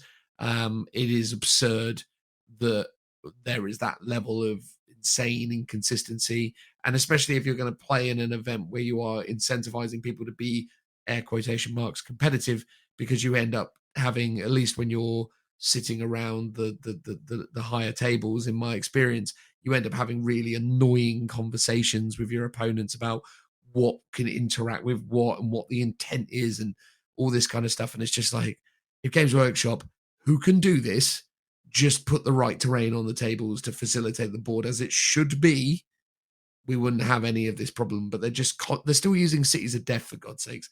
It's ridiculous. It's the same terrain that has been there for 10 years. Donkeys, yeah. Since I mean, I don't mind the Cities of Death, and I actually find I don't mind a it, lot of but Cities of Death really practical. With the exception of a lot of the ground floors are completely blocked off, so you can't be in them. So often you're on the top floor, and you say, just to let you know, I'm on the ground floor. I'll put them up here for convenience. But I find that overall they're actually quite practical and more useful because they actually have a lot of blocked off walls but also some gaps, so you get a nice balance. Like, you're in a ruin, you can be shot at from some sides but not from all of them, whereas a lot of the current city terrain, there is just open walls everywhere, so you're in it, you're getting shot from all angles. I think my gripe about the terrain was a lot of it is based, so then you have a conversation of, is line of sight blocking from the wall, which is how I would do it, or from the corners, which is only like half an inch around, or maybe even less than that, like it's maybe a centimetre around as a border. And pretty much everyone, when we asked them, said, oh yeah, from the base. And we're like, okay, because that then gives you way more extra, even though it's only a little bit around, it does actually block off a whole lot more, but then you're sort of, it's sort of more defined, but at the same time it's not, because if you take it from the wall, it's basically true line of sight, and then otherwise you're kind of imagining an invisible line going up from a tiny bit of base. I find that a bit of a faff, but that seems to be the prevailing narrative that people want to do. My issue with the terrain, I noticed sometimes it either wasn't, I thought it was laid out correctly, but then when I was looking at the map, so one of the maps has these two like little L shapes in the middle, and they're actually meant to like overlap each other, so you can't shoot through it. And I think as I was in the middle of being blown up by some tau, I was like, oh, wait a second, there's literally a massive hole through this, so you can actually just shoot straight through it. And it was either that the terrain's not big enough to fill the purpose of what it's meant to be on the map, or the person that set up the terrain hadn't set it up correctly, but we as a cursory glance had looked at it and thought it had been set up correctly, because I think every table had been set up like that, so slightly inaccurately. And a lot of the terrain, like especially the dense terrain on the edges, are normally kind of so small they're pointless, but in a few tables they were absolutely massive bits of terrain and actually really impacted the game, sort of to my detriment quite often, but just because they were so big, right? And I mean, that was insane, right? Like the fact that they're using Sector Mechanicus like landing pads essentially as like like Sky Shield landing pad size pieces of terrain. In the past, when we've seen them use actual, like the sort of tournament size, it's maybe the size of like a paint pot, right? It's quite a small thing. At most you can get one unit on it. But in some of our games on it, like against Grey Knights and Tails, like two broadsides are on it because they're on top, because it's a platform, and then there's a squad of Grey Knights underneath it on it as well, and you could easily fit more on there as well because it was such a big piece of terrain. And it's like, is it meant to be that big? From the map, it isn't, and it's interesting that normally you would interpret it as, oh, that's a wood or something, because it's a multi-tiered platform. It's like you can fit a lot more on it than is potentially the original design intention of it. Yeah, it's just again, it's Warhammer World. It's Games Workshop's head office. You know, I really like a lot of people in that events team. Every time you chat to them, they are lovely they're super people. nice. Yeah, Incredible. But please just get off your ass and make some new terrain. Like, you know. So I actually spoke to one of the guys, and I think he was explaining this about how they were making terrain for one of the events, and I think they all ended up with like COVID beforehand or something like that. So Okay. and then had to end up working on something else. So I think he was trying to say that they were making more new terrain for this, but all got or basically all couldn't because they all got ill, and then had to then work on another project instead. Yeah, see. That's the thing, though, isn't it? It's like it sounds horrible to say it, but that sounds very convenient. I just think, look, the thing is that you're the ones who are insisting upon this fixed terrain layout, right? You're the ones who are saying that that's what you want. So just give us the things that meet the brief, right? Because unfortunately, there are players at that event who will sit around and go, well, I think you'll find this is this type of terrain and your models can't even go into it because actually there's supposed to be walls everywhere. And actually, they say, yeah, but actually that Sky Shield landing pad should be a crate. It's like, this is madness. What are you actually getting at? We're just going to play it as it is. Like, it's so funny when like you turn up to tables and they try and kind of spin that stuff and you're just like, mate, I get it, but Games Workshop, or rather the Warhammer World events team, have not given us terrain that meets that. So we're just going to play it based on what it is. Because if we don't do that, it's going to be crazy. And they're like, oh no, but you know, you can't walk over this bit because it's supposed to be a wall, but it's not. So what do you want to do? Like, but again, Games Workshop, all companies have no excuse for not giving you the terrain that they say they're supposed to give you. And to their defense, the orc boards that are there are phenomenal. They do everything they say on the tin. They are amazing. They do what they say they're supposed to do. Give us all of that.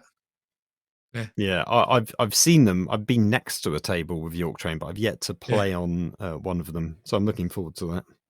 It's phenomenal because not, look, at the end of the day, I've grumbled enough about terrain in the past, but yeah, look, I just think, again, if you're going to have this sort of rigidity, if you're going to tell us that this is how the terrain is supposed to be, then make it that way. I mean, I would quite like to see more sort of themed boards. So if you're trying to copy the layouts, but yeah, use the orc terrain for one, use Sector Mechanicus for everything on another one. Use because technically you go Sector Mechanicus as dense, but it's not, because you know you cast this lot as ruins because that's how it's been built, and that's what the terrain layout says. So I'm quite happy doing it that way. And then you can use the city terrain on another. I'd love to see them use the new outpost stuff with the satellite dish and antennae and the bunkers. Frontiers. Yeah, I'd love to see that, or another one that's just all the Rise of Ruins, something like that. There's also the what are they called, the battle zone. Battle zone, something manufactorum things. The sort of like they're the ones that came in the the Commander box set and all the rest of it. You know, the starter boxes came with terrain. Remember that terrain? It was pipes and then like ruins. Yes, yeah. Like that stuff would be great. It's like a little sort of furnace as part of the pipe work. Yes, do you know what? There's a distinct lack of obstacles, like piping barricades in those games. All you have is really ruins and dense terrain, and that's it. So you have obscuring and you have -1 to hit. And actually, hard cover is because I played it this today. In fact, I had a casual game of 40k with a local friend at 1,000 points, and I dotted my terrain board with pipes, and actually made a huge impact. It's like, cool, you're going to attack me in combat, I get +1 to my save, and I set to defend, so I get +1 to hit when I hit you back. It's like that sort of thing is bloody huge, and it's completely absent from competitive 40k because no one plays with pipes or anything like that. I mean, there is a bit of a faff that you probably quite easily knock them around, so maybe they all need to be glued together or either attached to buildings or based, so they're a bit more rigid. But something like that would be great on game boards, and yeah, just theme them all so you have a bit more, rather than fighting on 5 games on generic mixed terrain of Mechanicum and Old Cities of Death. And that is pretty much what all of them look like. Weirdly, you don't really, you very rarely get craters or trees on any of them anymore because it seems like they got rid of all of those. And it's only really there's the new sort of city terrain tends to be one board on the top tables, and then there's a bunch of the orc ones as well. They've got a couple of those that are like really themed, but it'd be great if they just did more of that. But look, I mean, if and when they can do it for every single table at an event, that'd be amazing. I suspect that'll take them a few months to do, or maybe even a year. But if that was the grand goal at the end of it, it's like brilliant, because then every single game you should in theory be hopefully playing on a different themed board. Not say that all 60 tables need to be different, but if you've got like 5 or 6 different types of terrain themed boards over the course of the game, you're hopefully playing at least 3 or 4 games on a different board, so that'll be more fun and immersion for your games. Yeah, you have one themed around orcs, one themed around general sort of manufactorum, sanctum stuff, and then you have one themed around the Frontaris kind of outpost the bunkers stuff. And the Rise of Ruins, there you go, just do those 3 in rotation. That would be fine. It's just frustrating. And the thing is if I remember correctly, Games Workshop announced that they were going to be using this type of fixed terrain layout for their American events, and that was before Warhammer World was even open. And again, it's that thing where it's like, it just sort of feels like, I get it that they're a busy team and I don't want to be harsh to them. And I know when I say things like what I've already said, it seems a bit mean, but customers are paying very, very, high premiums to attend these events, not to mention the travel and all other kind of expectations put upon them as a result of attending these weekends. It seems to me that if you're going to be so rigid in the way that you're communicating your terrain expectations, the terrain that's on the table should match what the diagram is, if you're going to be that kind of particular about it. Or here's an idea, just do away with that and just play it as it lays. Tell every opponent that this is the layout and what you come to the table with is what you have to play on. And just, don't give us diagrams that have conflicting information, But anyway, there you go. So that was the one, the middle gripe. And then the last gripe is they promoted that they were going to do a quiz, but then didn't do it. Oh, yeah. So it was just in the event pack, and they didn't acknowledge it. Just in the event pack. Well, it was in the event pack, but not... I mean, they didn't say anything about it or, or announce it. Well, they did. It's in their event pack. Yeah, I mean, I assume it didn't happen. Did we ask and it didn't happen? No, literally, it did not happen. Okay, I mean, I was kind of glad because we've done it every single time, and it'd be nice to just go and eat somewhere out in town, which is what we did, and it was brilliant. It was lovely. It was way better than the Bugman sort of canteen thing that they do.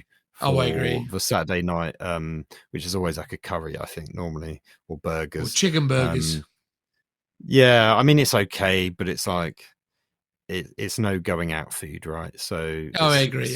Compared to where do we go? We went to the Red Dog Saloon or something. That was amazing. Red Dogs, Saloon. That was actually really great. Yeah, really great. Really love that. And but that being said, all I'm saying is, if you tell us that you're going to do something, tell it. At least tell us you're not going to do it. I think that's the other thing. It's like a lot of the time with this stuff, the events team just kind of allow things to just kind of happen and never talk about it. And that's more frustrating. It's like, just have the decency to say, hey guys, just let you know, we've promoted that there's going to be a quiz tonight. there isn't. They just kind of they just assume that if they just stay quiet about it, that no one will notice and move on. And look, here's the thing. Even if they had done a quiz, we wouldn't have gone because we wanted to go out together that evening. And we had limited time to do that. And as a result, we did what we did. But regardless, if you're promoting it as part of your event, you should have the decency to tell your paying attendees that this isn't available. That's all. No, fair enough. Yeah, I agree. Those are my 3 gripes. To be fair, BCP was a small one. The terrain is still a bugger. And that's what it is. And then in terms of just general kind of organizational stuff, I think they did loads of great awards. That was actually, there's a big plus actually. They did loads of awards. They awarded teams. They still had favorite army generals. They just didn't tell us what everyone scored as the results, but they still rewarded the most beloved pair of generals on the day. Yes, there was an overall winner, wasn't there? Yeah, but it just didn't factor into your game score. Correct, yeah. And then obviously they had loads of awards for painting and all the rest of it. Again, a bit frustrating that they've still not gotten into the habit of allowing people to enter models and expand the remit of the kind of painting awards. But yeah, if I was to give a gripe about the event and how it's organised, that would be it, because that was always the one thing I looked forward to the most. Is especially with my Minotaurs now. So oh, cool, I want to enter in my captain. It's of a character one, because as guard player you can't ever really do that category. So I would have loved to have been able to do that sort of thing. Instead, I was held back by Joe, so I couldn't get into the cabinet. But I could have done a solo Joe was held mission. back by you. Well, I mean, it could have been that as well, to be fair. Yeah, they're very dark and muddy, and the brown bases look similar to the armor. Classic Phil. I can understand if people look at it from a distance and go, what is it? But, I had a couple of people say some nice things and ask me how they painted, No, mate, they look great. Yeah, one guy wanted to do it for his World Eaters, I think, like a sort of brassy colour scheme. That'd be cool, wouldn't it? Yeah. The recipe. I really miss those individual painting categories on the Saturday. You know what I think though, Phil? On the topic of your Minotaurs, you should paint your Aquillas. Yes.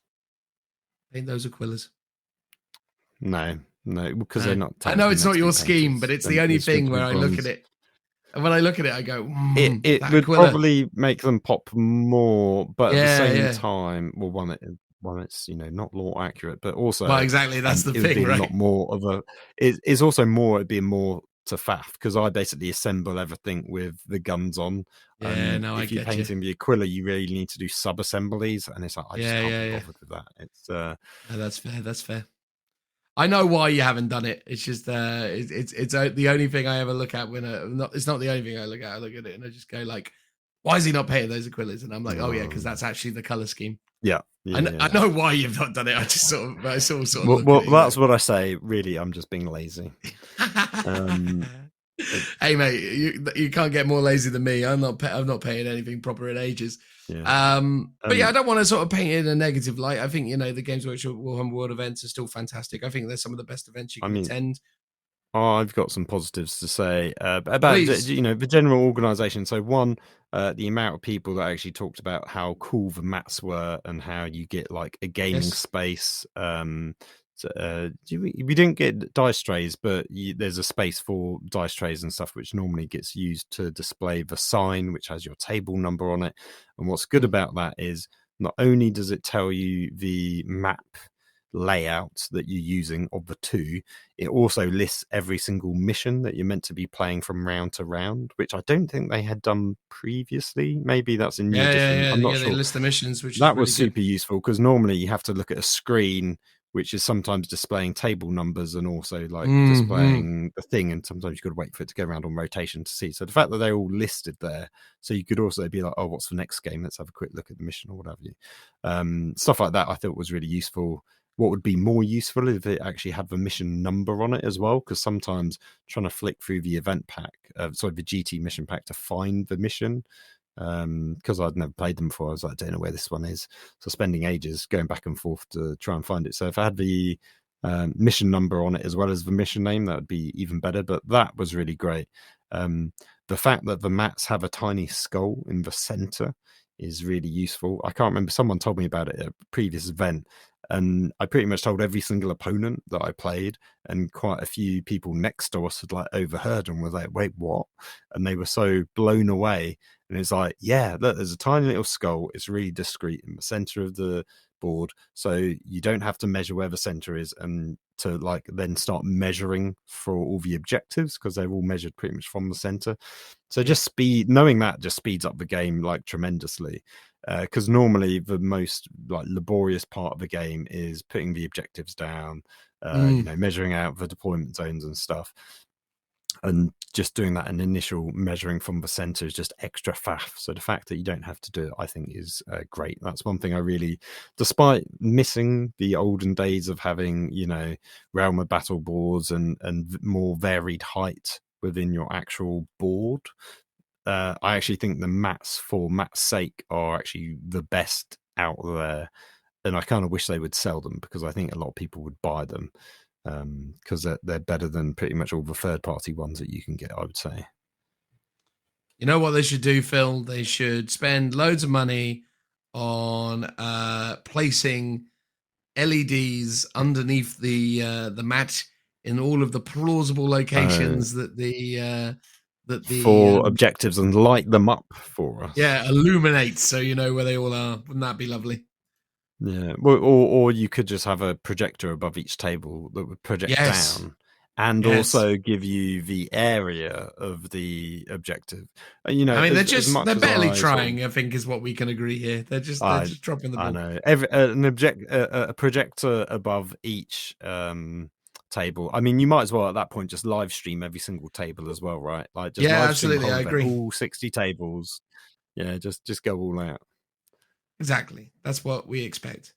I mean, this is the thing. I think this is the thing with the Warhammer World stuff, though. It's always so much about the facility, and all the rest of it is great. And that's why the little gripes, seem so odd, because there's so much great stuff. So it's always that thing where you're like, oh, like they've missed this tiny little detail. And it's just sort of like, because again, it's just a few little bits away from being pretty darn perfect. But yeah, I mean, good thing I'm going to be taking a relative hiatus from Warhammer World for a little bit this time around. I mean, I say a relative hiatus. I mean, Richie's twisted my arm, and there's rumors you're doing a Crusade event. I don't want to, but I've been made to, so I'm going to go and do Crusade. I don't even really want to play 40k for a while. That's the thing. I'm so over 40k right now. Like I looked at this doubles weekend as a fond farewell to 40k for a bit.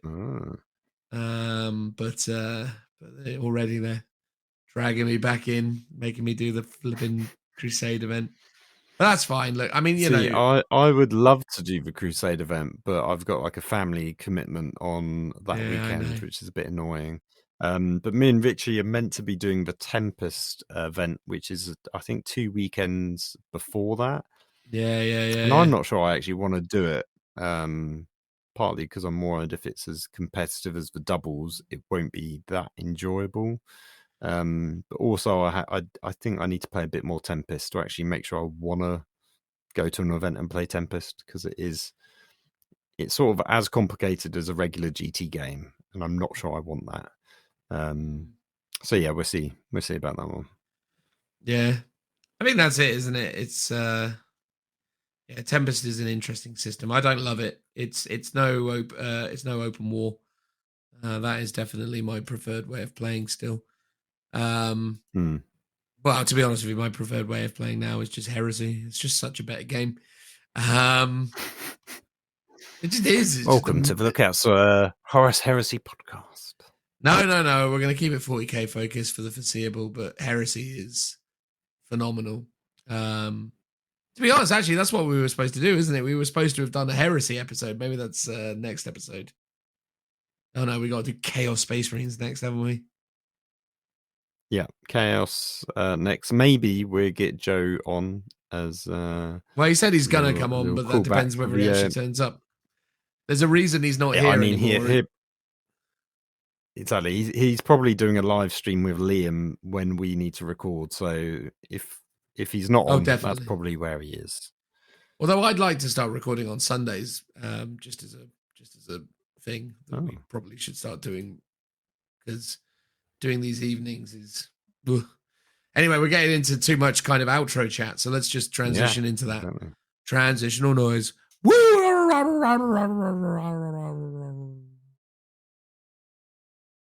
And that's it, everyone. The end of the show, although you know better than that, as is the established way that I communicate this whole bit. We're going to talk about things in general. I think, Phil, we should talk about Horus Heresy, because really we should have done an episode talking about Horus Heresy, but we haven't. And by the sounds of things, it's going to be Chaos Space Marines next. So we'll just do. Well, I mean, Horus Heresy could be the week after. And it probably will be. But I want to give my first impressions, Phil. I want to talk about the joy that is Horus Heresy. Although I kind of feel like I've done this already. Many a times throughout the last few episodes. It's just great. So good. It's so good, Phil. It's like, here's the thing that annoys me about Horus Heresy. I've never really actually been that much of a Space Marine fanboy, you know? Like, 40k for me as a growing up was all about the elves and the orcs and the Xenos races, right? And I only really got into Marines later on because, you know, they're just so prevalent and they were so good and all the rest of it. I think it was actually 5th edition that started making me pay attention to Marines. But prior to 5th edition, everyone owned Marines, but they were never actually very good from a gaming perspective. They always had a number of like shortfalls and things. And obviously around 5th edition was when Forge World did the Badab War stuff and really started to reinvent what a Space Marine could be within the context of 40k. I mean, I remember, believe it or not, Phil, I remember, but when I was playing 40k 15 odd years ago, that, you know, the idea of what a Space Marine could even look like other than just a generic guy in power armor was totally alien to me. Like, you know, like I was like, oh, Space Marines, what do you do to make Space Marines look interesting? It's impossible. And obviously these days, there's all manner of ways that you can kit bash and convert them up. Yeah. But years ago, it used to just be like, oh yeah, Marines are just sort of Marines, aren't they? But yeah, no, they've done such amazing work on that over the years, and you know, Heresy is obviously the sort of combination of that. But it's weird because like genuinely, the thing I like least about Horus Heresy is that it's Space Marines. But the rule set is just phenomenal.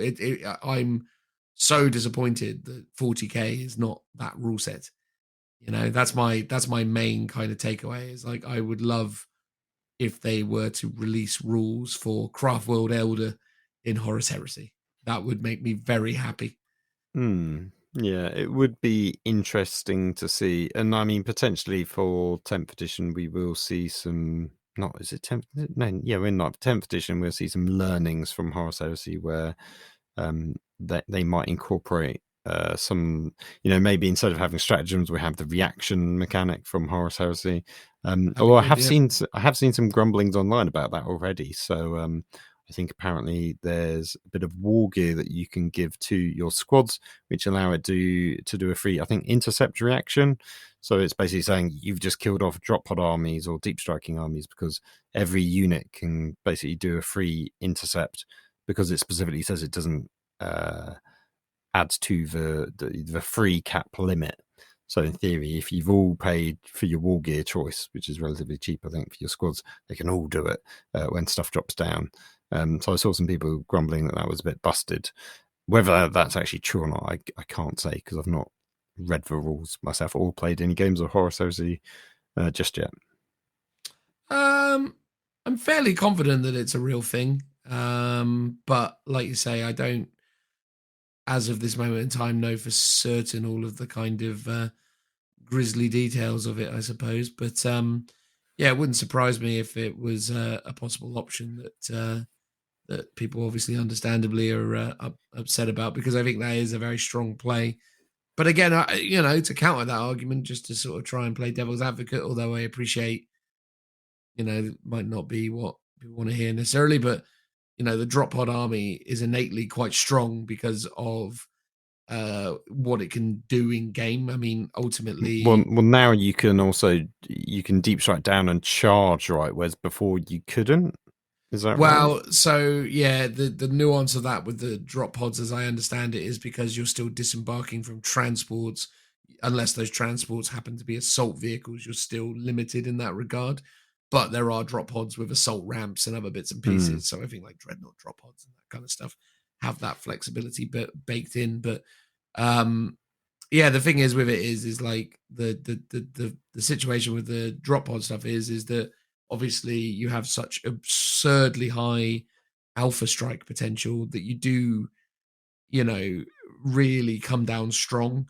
And I think that, as ridiculous as it sounds, I think, being able to do multiple intercepts against them is valuable, especially or appropriate, especially if you consider that those armies are paying their points premiums to be able to access that ability. Because obviously in games where they're not playing against people, assuming this was some kind of tournament situation, I think the problem is with that kind of stuff, with the drop pod sort of stuff, is if you're playing against a mate and they've got the drop pod stuff and you're just going, oh, that's fine, I'll just give everyone this upgrade and then you're done for.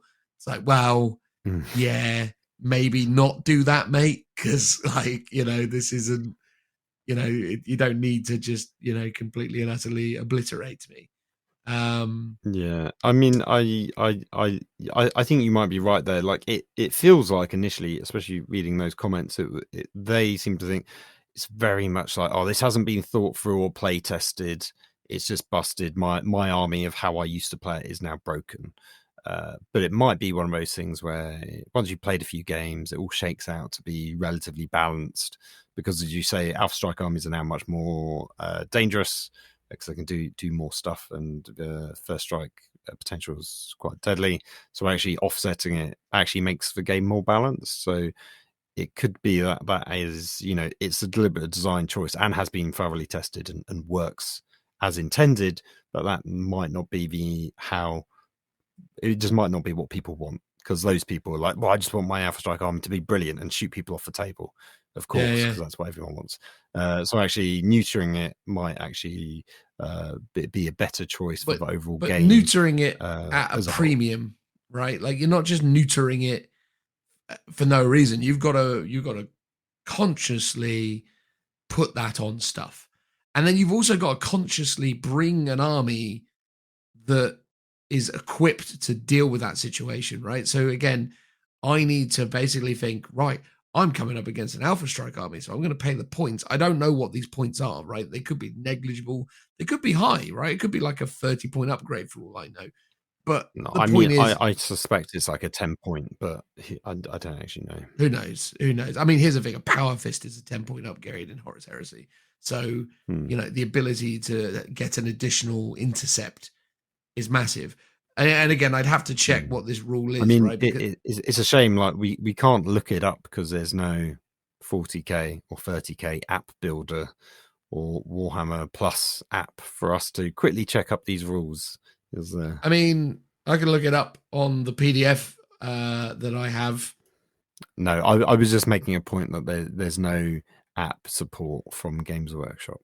No, there isn't. There is I mean, some people are already, and I think quite fairly stating that this game is not going to be quite as popular in a year's time as it is today.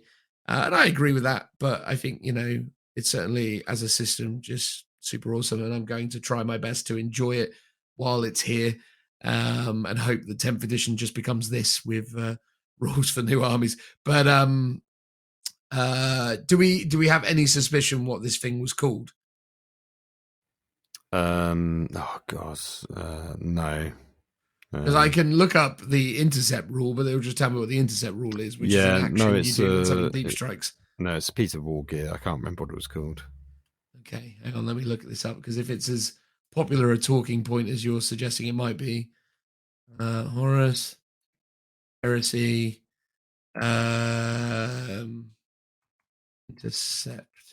Reaction tokens and cards. I Secondary think edition. it's Augury Scanner. Okay.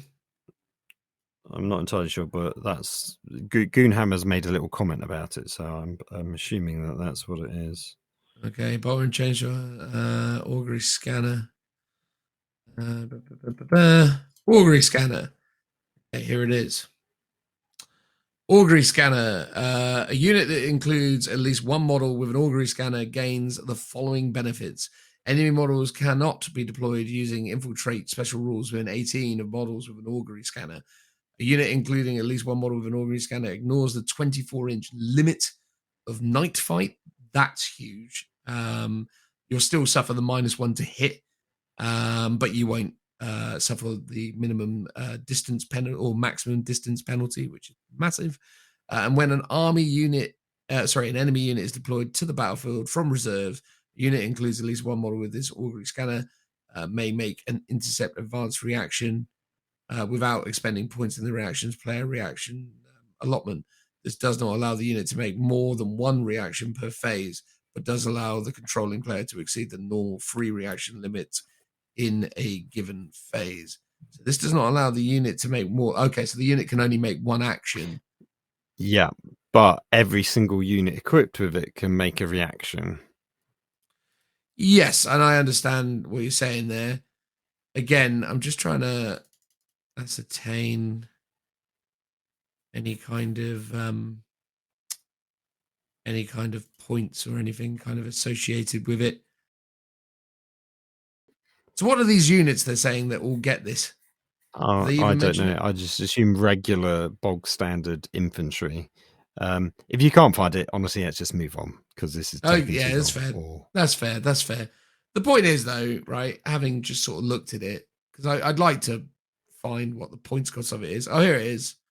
Oh, yeah, it's 10 points. 10 points in a lot of instances.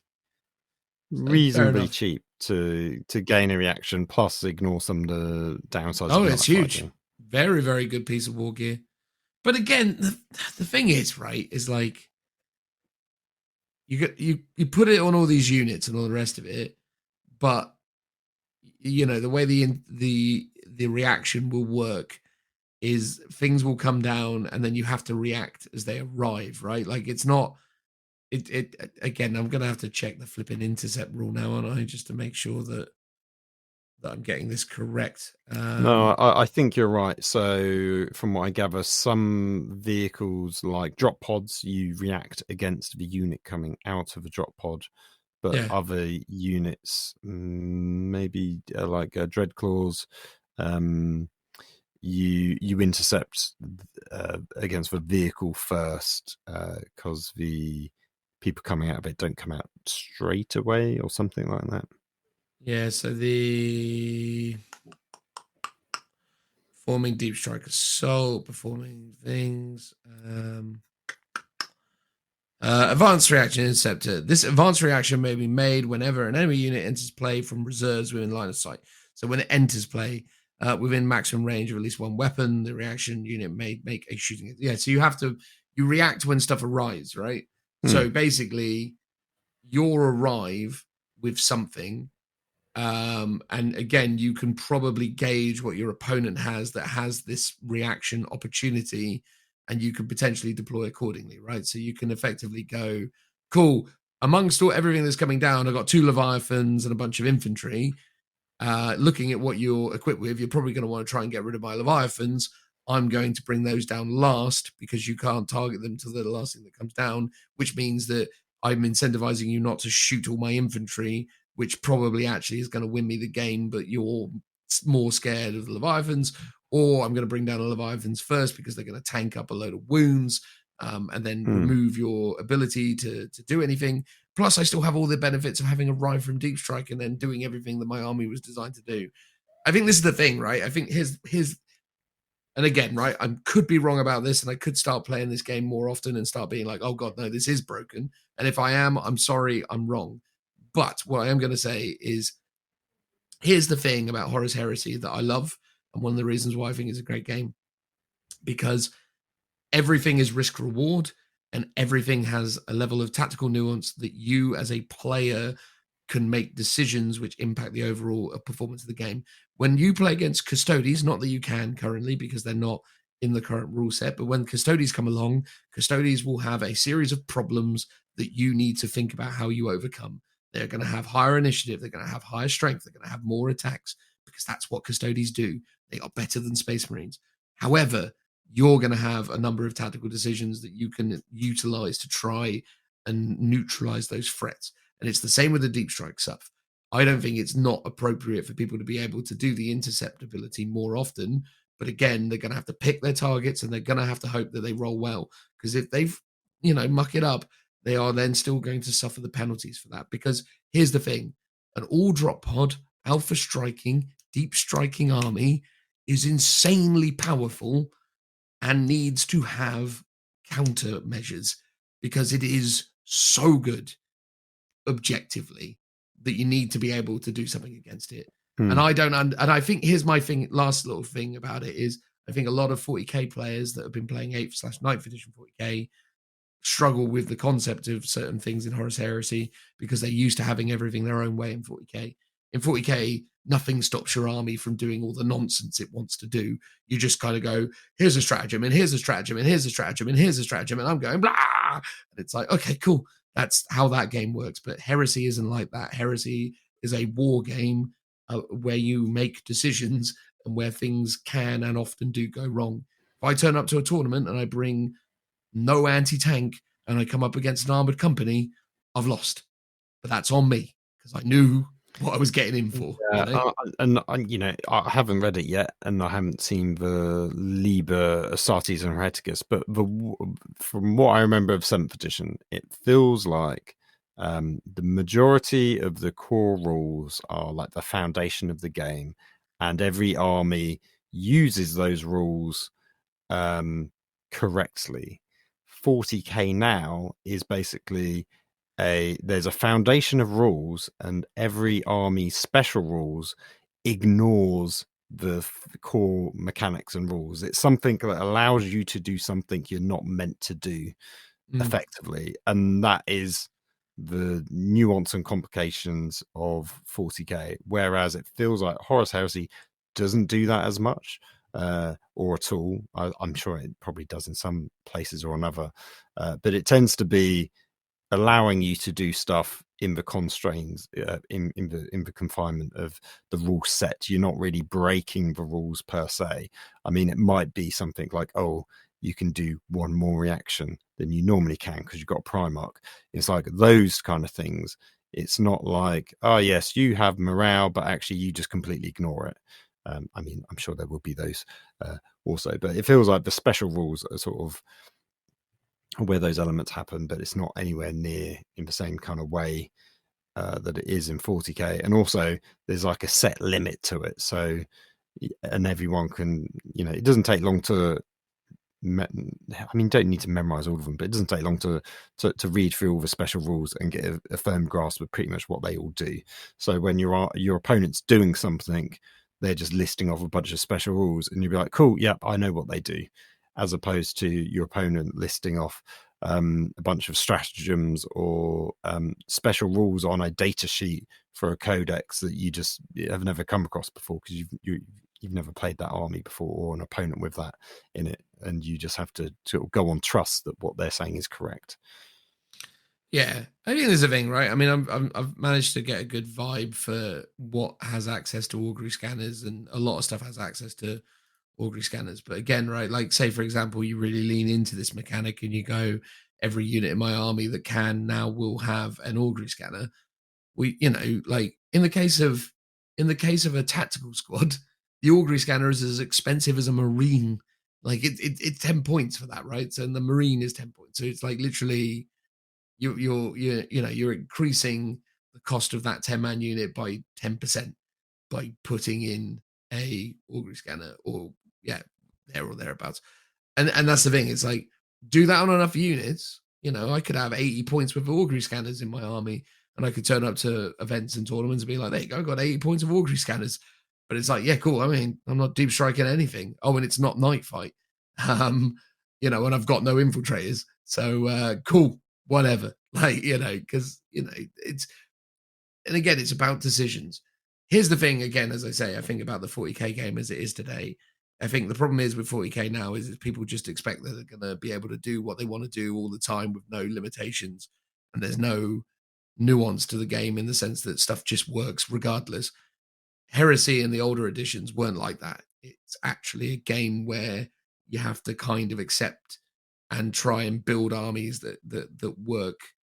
The problem with 7th edition and 6th edition before it came about because of a lot of different armies that had access to a lot of different stuff and the prevalence of strength 6, right? Because within the confines of what was 7th edition, strength 6 pretty much gave you everything you needed all the time, because it was enough that you could glance most vehicles to death, and it was enough that you could wound most things on 2s, and you had loads of shots. And that was the major problem with 7th edition, is they just completely overdid the amount of strength 6 stuff that was doing the rounds. And then the game just lost all balance. But the great thing about Heresy is that a Rhino's got front armor 11 and a bolt gun strength 4. So a bolt gun can't penetrate a Rhino. So you have to have something that can. So you have to think about what goes into your army, because you need to have solutions to a lot of different problems. And you're not always guaranteed to be able to win the way you want to win. Sometimes you have to turn up, look at what your opponent has, think about the mission, and actually come up with a strategy to maybe win. And even then, it might not happen, because it's not tiny little 44 by 60 inch boards where your units move 40 inches and can do whatever they want. It's, it's a game where literally a lot of the time, turn 1, you'll move some vehicles and go, that's me. And then your opponent will possibly do the same. It's a war game. And I know, and that's what's cool about it. It's not whatever 40k is. It's a proper war game. It's and I think there are a lot of mechanics that narratively tell a story just baked into it, right? Like you've got a dangerous terrain tests, and your vehicles can become immobilized because the tank tracks have been busted. And I remember hating that quite a lot of the time when I had a guard army in 40k. However, having done a lot of reading of tanks in World War One, especially, and sometimes World War Two, it's like most tanks, especially in World War One, I think even still for World War Two, basically got abandoned. They weren't destroyed. They got abandoned because they broke down, not because they were shot or destroyed. It was like they ran out of fuel, a track fell off and they couldn't repair it, like most of the time. And it's like, when I was reading that, I remember going, oh geez, like the old rules, like the damage table, pretty accurate, like an accurate representation of real world tanks, like historically of how they worked. So it gave me a better appreciation of it, and going, oh, actually, yeah, I kind of get it. And it always had some fun narratives to it. It's like, I remember stories where, my tank got stuck, and obviously the guns can only shoot in like a certain direction or something, so they're still trying to hold out and do something. Or sometimes they're quite a lot of a detriment. And I was thinking about this weekend, most of my, weirdly I would say, fond memories is my stuff dying, like, or doing stupid stuff, like my captain dying to Overwatch for against the broadsides will go down in history as a famed thing that he did that was a bit stupid, but also incredibly lucky on my opponent. It's very rarely I go, I remember that time I went in and I killed loads of stuff. And I don't know if it's just because my army doesn't do that. But, my captain also being shot to death by an officer with a las pistol from Guard Army. Again, another incredible thing that I'm going to remember. So I don't know if I'm just a bit of a nihilist or something, but it seems like the bad stuff that happens to me is the stuff I remember more than like the time where like, oh yes, he went in and he killed a dreadnought or something. I think that's more sadism than nihilism, but maybe that's what it is. I mean, for me, in terms of but like from the bits I've read of the book, the bits that make me go, oh, this is really positive. It's like the bit about gameplay, like first title, if I recall correctly, is like narrative gaming. Like that is at the forefront of it. It's like they give you all like the match play campaigns, like doubles, like they give a load of different ways of playing. But I love the fact that narrative was first and foremost. I love that in the core rules they've got mechanics for like cocked dice. I was skimming through that and I was like, well, it's great that they've explained that. And they just say things like, oh, if you roll off the table, normally that's considered not legal and you got to re-roll it onto the table, and little things like that, where a lot of more modern games, I think 9th edition sort of glosses over maybe some of those things and assumes people know about it already, or they just don't include it because they don't think it's relevant. So little bits like that I really like. And then the other thing I saw from the rulebook that I quite like is I had a bunch of different war zones, like these 2-page double spreads of really beautifully done terrain boards, some completely custom, a lot of them using like some of the old Forge World stuff, which I don't think you can get anymore. But yeah, just all really stunning. Like one of them was, I think, like an airstrip landing pads type thing. One of them was a hive, so it was half zone mortalis, half like a rocky outcrop at the back with loads of ladders and stairs going up of it, so real vertical elevation. Some of it's using the new terrain kits, and then some of it's using the old Forge World terrain tiles. So seeing stuff like that up front, like these are the settings that you can be playing your games in, stuff like that, I'm already like, okay, this is exciting. This is the reason why you want to play games, because you're doing cool armies, fun boards, telling a story. And I mean that to me goes, should always be a priority over even what like the game mechanics are. And I do think the game mechanics are good. I think they've probably missed a trick in some things, like why ballistic skill isn't described by the dice roll and is instead described as a stat. And I kind of get it because everything else is a stat on like a 1 to 10 or whatever. And the higher it is, you basically means you need like 2 tables. You need one to say what the actual dice roll is, and then to explain that when you go beyond 6 you get a re-roll baked in, but that could just be a stat line profile. So if you've got ballistic skill 7, which I think is a 2+ with a 6+ or a 5+ re-roll or something like that, just say 2+ dash 5+, that is baked into the stat line, because that doesn't really change. So it's a bit of a shame that they haven't done that. And maybe they haven't because actually you get ballistic skill modifiers. So, how would you interpret that you've got to modify both of them?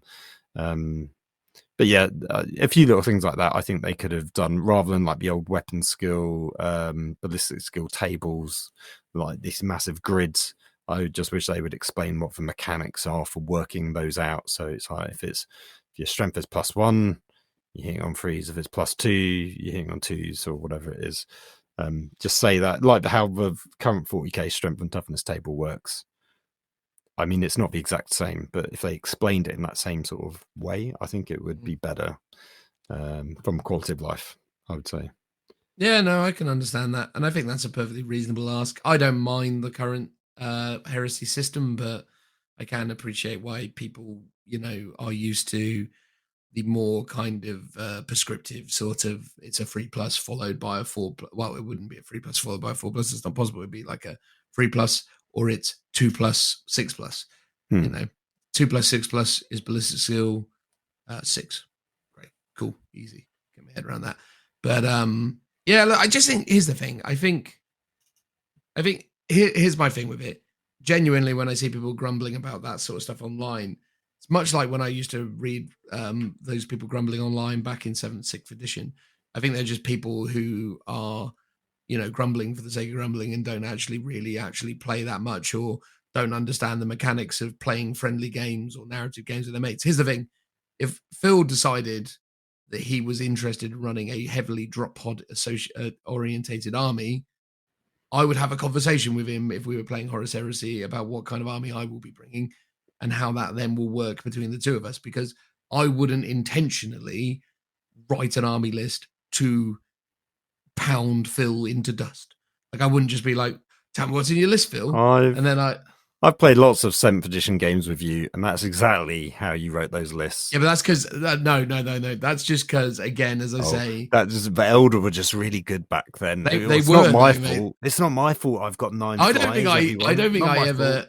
Oh no, that was 8th edition when I was doing the flyers. No, I know that. Well, I was doing them in 7th as well, to be fair, but and they were bad in 7th edition. I'm just going to put that out there. But the point is that I think. Here's the thing. I totally understand that people will be like, "Oh, this is bad," but again, it's risk versus reward. You bring in some, that drop pod army. You've got to make decisions, right? So, say I've got like 4 units that have all got these scanners, and they've got like really, really powerful, like anti-tank weapons. Well, it's really easy for me to immediately understand. Oh, my opponent's got a bunch of melter gun guys with things, and I've got 3 dreadnoughts in drop pods. It's like, well, I'm going to start by going, here's an infantry squad, and see what they do. And if they go, I'm going to react to that infantry squad, it's like, well, all right, but you've got like, I don't know, a unit of 10 dudes with melter guns, and it's like, cool, well, you're going to hit an amount of those, you're going to wound with an amount of those, and sure, that's going to, create some casualties, but let's say rule of averages, you're probably going to do, I don't know, you might like kill like 5 Marines. So you go like, oh, that's 50 infantry dead. Fine.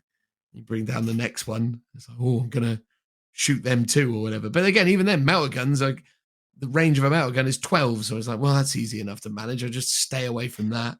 Yeah, I guess maybe the way to look at it would be to just treat it as, okay, the things I really want to keep safe, they're just screened out. They just can't come down willy-nilly wherever I want them to. It's like, okay, I've got to tactically deploy them away from that Devastator squad or away from that squad full of melter guns, as you're saying. And then that's not obviously my optimum choice, but that is the tactics of the game. They've positioned them in key areas to stop you from putting your stuff in those areas. And that is part and parcel of the game in terms of deployment, movement, taking. Because if they didn't have that option, turn 1, you and your deep strike army turns up and murders everything. It's like, great. And how is that fun for the player that didn't bring the drop pod army? You know what I mean? It's like, why because you just brought drop pods, should you be entitled to win? You know what I mean? No, but it's ridiculous, isn't it? It's a ridiculous argument. It's like I know. It'll be interesting to see. Like, obviously, this is an initial like hot take reaction from people. Oh yeah, of course. It'll be interesting to see if it actually pans out to be accurate or not. Because it might not be. It might just be a bit of an overreaction, which quite often, surprisingly happens on the internet. I know. Could you ever imagine? Anyway, there you go. Heresy's fun. I'm excited to start playing it more. I keep reading the rule book and I keep being delighted by what I read. And I am I'm like, all the pages are stuck together. They are melded together with my enthusiasm. Anyway, I just, this is the thing. It's just it's so nice to just get back to a game where it's like, where it's an actually interesting, balanced game rather than it's balanced. I bet you're enjoying the fact that you can use your 6x4 table as well. Oh yeah, that's going to be a big win, and I can get out the Realm of Battle boards again and clatter those dice. Oh mate, it's going to be a thing of wonder. Yeah, I mean, I dug out my two of my Realm of Cities of Death Forge Realm World of tiles. Battle boards. Yeah. They were great to play on today. I mean, I can only fit 2 on a table. So I put 2 on the table, and I was like, I know, because I covered it full of terrain, I was like, actually, there's nowhere to roll the dice, so we needed to use a little lid of a box as a dice tray off onto a separate table where my computer is, my work desk, because that was the only place that I could really fit it. Because I just don't have a properly sized gaming space. But it was just so nice to be on those old Realm of Battle boards, even though none of it's painted up yet and none of the terrain's painted up. But actually, just the fact that someone came over to my house to play a game and I didn't have to, get on a train to go to yours, for example, which is normally what I do to play a game, was a joy, and probably encouraged me to actually paint up my terrain if that meant more people would come to my place instead. Oh yeah, man. Totally. No, I think that's the thing. I'm excited about the fact that they use the 6x4 boards. I'm excited about just the rule set in general. It's just again, it's system based, right? Again, Yeah, silly little thing. Go on. No, please carry on. Oh, I was going to say, I wonder if they're actually going to bring back some of those old city tiles, because they do feature in the book. Or do you think someone's going to have to start selling 6x4 mats at least, because they stopped selling them a while ago? People do still sell 6x4 mats, so they do still do that. But yeah, but 6x4 mats. I don't like mats in the general sense. I use them because they've become the established norm for 40k. But 40k to me is Realm of Battle boards or proper custom terrain that you've made yourself. Not these mats with terrain on them never look good to me. Never. They always look like a mat with terrain on. They look like a sort of like one of. Do you remember when you were a kid? I don't know necessarily if you had one of these, but kids had them. They have like those play mats for like cities or like whatever, where it's like a sort of mat with a like cityscape on it. Oh, like I know what you mean, but I had that. No. Yeah. But like it's like that. It's just like it sort of breaks the immersion for me. I loved.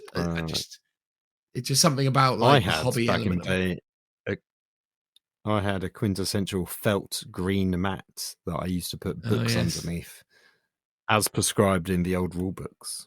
Yeah. I suppose that was the thing, though, even with the old felt mats back in the day, though, was the fact that those felt things, they used to encourage you to kind of even like try and create like hills and stuff by putting stuff underneath it and things, which was kind of fun, I guess. I think that's the problem with like the game, is that again, it's consistently just too flat. So yeah, anyway, we've had these rants before, but yeah, I don't know. I don't mind mats necessarily. I understand they serve their purpose. It just represents a time where it represents, to me, the mats and the way the game looks and everything sort of represents the transition from 40k as I kind of knew and loved it growing up to modern 40k, which is not a game that I feel nearly as strongly about. I feel like modern 40k is something I tolerate because of years of nostalgia and enthusiasm for the system in general. But like, I think, in my head, I still love the Realm of Battle boards. I still love like those old school like setups and things, and that's that's what I consider 40k. And like, as I say, and I think, sorry, please go on. The last thing I was going to say is when I was looking at like months ago, I went back and watched old bat reps from like 7th edition and whatever, and I've been watching a lot of Horus Heresy bat reps, and just the way the game looks, right, where the game has like even things like when the vehicles like wreck and then you got the smoke markers, and it's just that was this is so cool. Yeah. It's so cool. Anyway, sorry, carry on. Yeah, no, I was going to say, I want, because everyone used to always say, oh, don't go to 7th edition. Like, 8th, and especially from 8th, lots of new players, people would talk about the days of 7th edition, how awful it was. And we've always been relative advocates of 7th was pretty good as a core rule set, but got busted when things like formations came along, or all the expansions came along, like the flyer mini game and stuff like that. The biggest mistake with that edition was the new kits that Games Workshop were bringing out. So the Wraith Knight, the Riptide, the Imperial Knight, the Lord of Skulls, like all of that stuff, all the new stuff they were adding was consistently adding stuff that was just sort of ruining it. And then also the prevalence of Strength 6, as I said before. The minute they went, elder players, you can have nothing but shuriken cannons and scatter lasers everywhere. It was like, well, this is broken. And then when they introduced the Yanari, where you could double tap those units, and it was like, yeah, guys, you've really mucked this up. But yeah, so that's the thing. Anyway, sorry, you were saying. So I wonder if people will see Horus Heresy and actually go, oh, actually, it's not as complicated as I thought it would be, or it's actually more interesting than I was expecting, and kind of go, actually, if 40k was played like this, yeah, I'd give it a go. I wonder if it will people, not say give 7th edition a second chance, but go 40k played using this rule system, like a 7.5, let's say, would be viable and interesting. And I wonder how many people will go, I prefer this to 40k, or if people will just happily go, no, the two are separate. I don't want to merge them in any way. I don't think too many people who play 40k want to move across to Heresy, at least gauged by the straw poll that I did at Warhammer World on the weekend. I mentioned to pretty much everyone I played that I prefer Horus Heresy at the moment, and they were like, "Oh, it just seems so massive," and I'm not sure I'm really wanting to get into it, and all that. Like there was a lot of like unwillingness to kind of even try it. That's interesting. I mean, I can understand that because it's a lot to paint up, and it's like that's why I'm not doing Marines, because it's too much. I can't do another Marine army, and I imagine a lot of people are in that kind of similar boat, basically. So maybe when the other armies do come out, we're seeing more players come across. But there's been a lot of enthusiasm for it. I think the biggest criticism of Horus Heresy is, as you said but earlier, is Marines v Marines, and a lot of people just find that really boring as a concept. And they're not even buying into it as a premise, because they're like, Marines are boring. They probably don't play Marines as 40k, or if they do, they've already ticked that box, so they don't want to do it for Horus Heresy. Yeah, and I totally understand that. But I think that's the thing. I think genuinely what I like about Heresy is all the stuff I've kind of outlined already, and I'm excited to continue playing it and enjoying it for what it is. And I think that's where I'm at with it right now. I'm like, you know what? I'm perfectly happy playing Heresy. And I like the fact that it's there as a system. And I think a lot of time will be spent over the next few months playing Heresy predominantly. And yeah, as I say, I think at the moment I'm just I'm hoping that 10th edition is of a quality benchmark that warrants, the attention that I want to put on it, because, Craftworlds are still my favorite thing. That's what I want to be really kind of collecting and playing. But yeah, the game is just too far gone for me at the moment. And I'm not saying I'm not playing it anymore. Obviously, I'm doing this I'm doing this Crusade event. Me and Tom are actually still signed up to do the doubles at the London Grand Tournament in October. But again, I'm not doing the London Grand Tournament. Like people keep saying to me, like, "Oh, you'll come do the London Grand Tournament." It's like, no, wait. I'll go do the doubles. I'll hang out on Saturday and say hello to people, and then I'll go home because I don't want to play at the London GT again.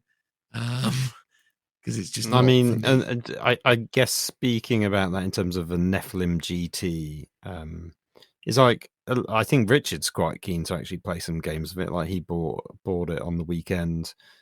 Everyone says it's probably the best one that they've done, and part of me is a bit like over it as a concept and a bit like, yeah, but I'd rather just play. But it's not the missions. I mean, at the start of this, the missions were the problem because they were the first sign of the issue.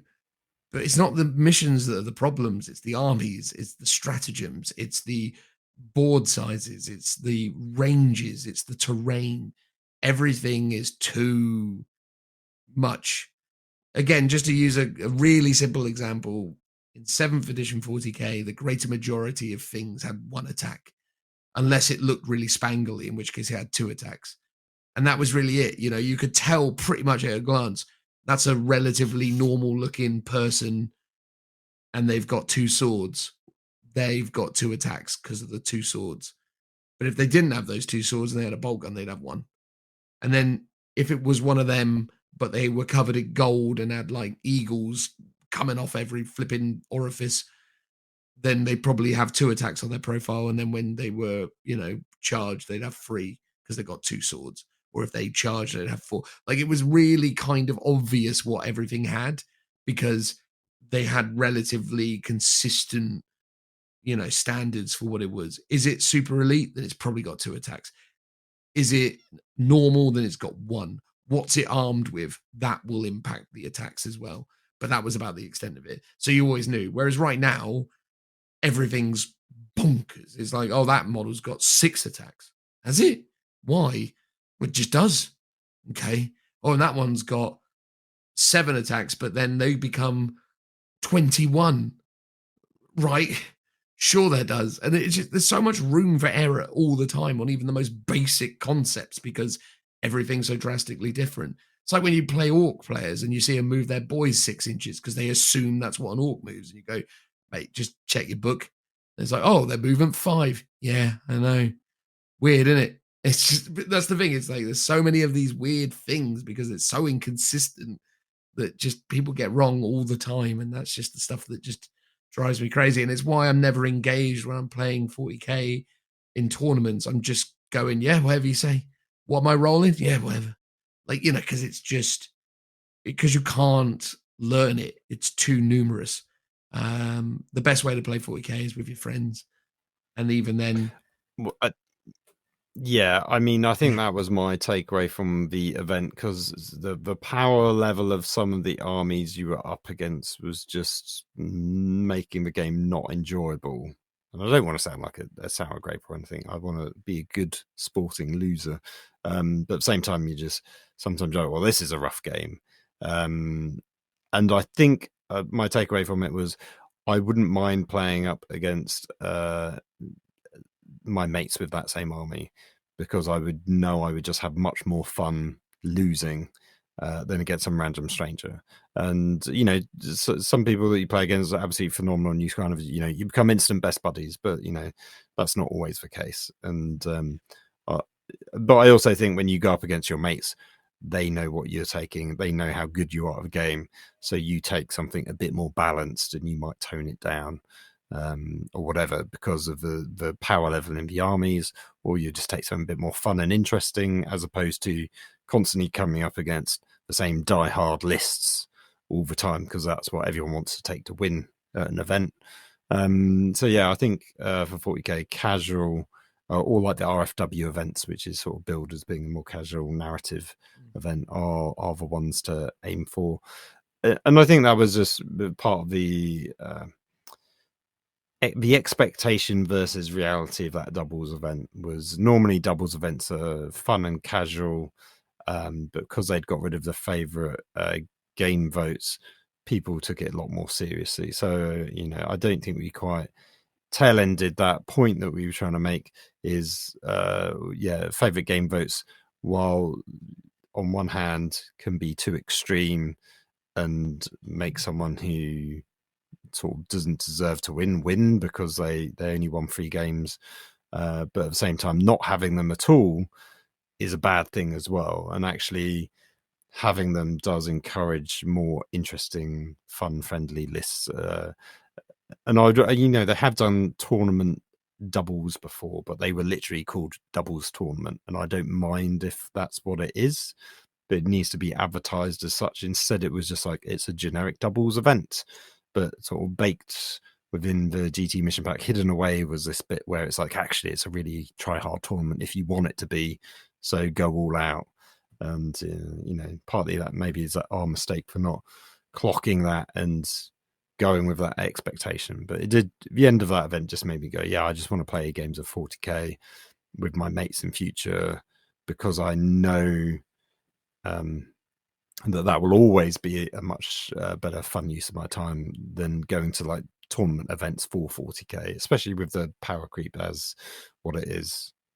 Yeah, there's just a lot of sort of potential for feel bads at the moment, which is frustrating.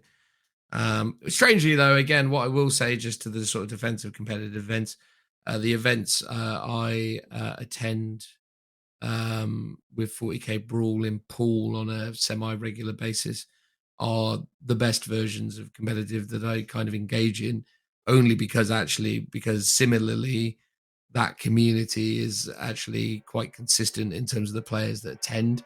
So you know the greater majority, if not all, the people that are there, and you certainly know who the best players are and who the sort of likely sort of top seeds are. So you don't feel those same frustrations because you all kind of know each other. So in those instances, in a local scene, it's actually quite good. But it's when you kind of take it and put it in a larger event where a lot of people are coming from all over. That's where it sort of starts like it feels like a little bit weird. But anyway, there it is. That's us talking about heresy, then going back to the doubles, then God knows what in between. But yeah, no, I'm excited to play some heresy as the broad thing, and yeah. And interesting to see if Joe turns up next week. Well, not next week, but next episode, right? Yeah. Place your bets, everyone. Will he? Have you even pre-ordered the Chaos Space Marine book yet? No, actually, we should do that. No, me neither. It's actually so it's out this Saturday. It's out right? this Saturday, so yeah, it's available to pre-order. Okay, let's sort that out tomorrow. We'll go sort that out. All right, well, we'll go do that now. Goodbye, everyone. Bye.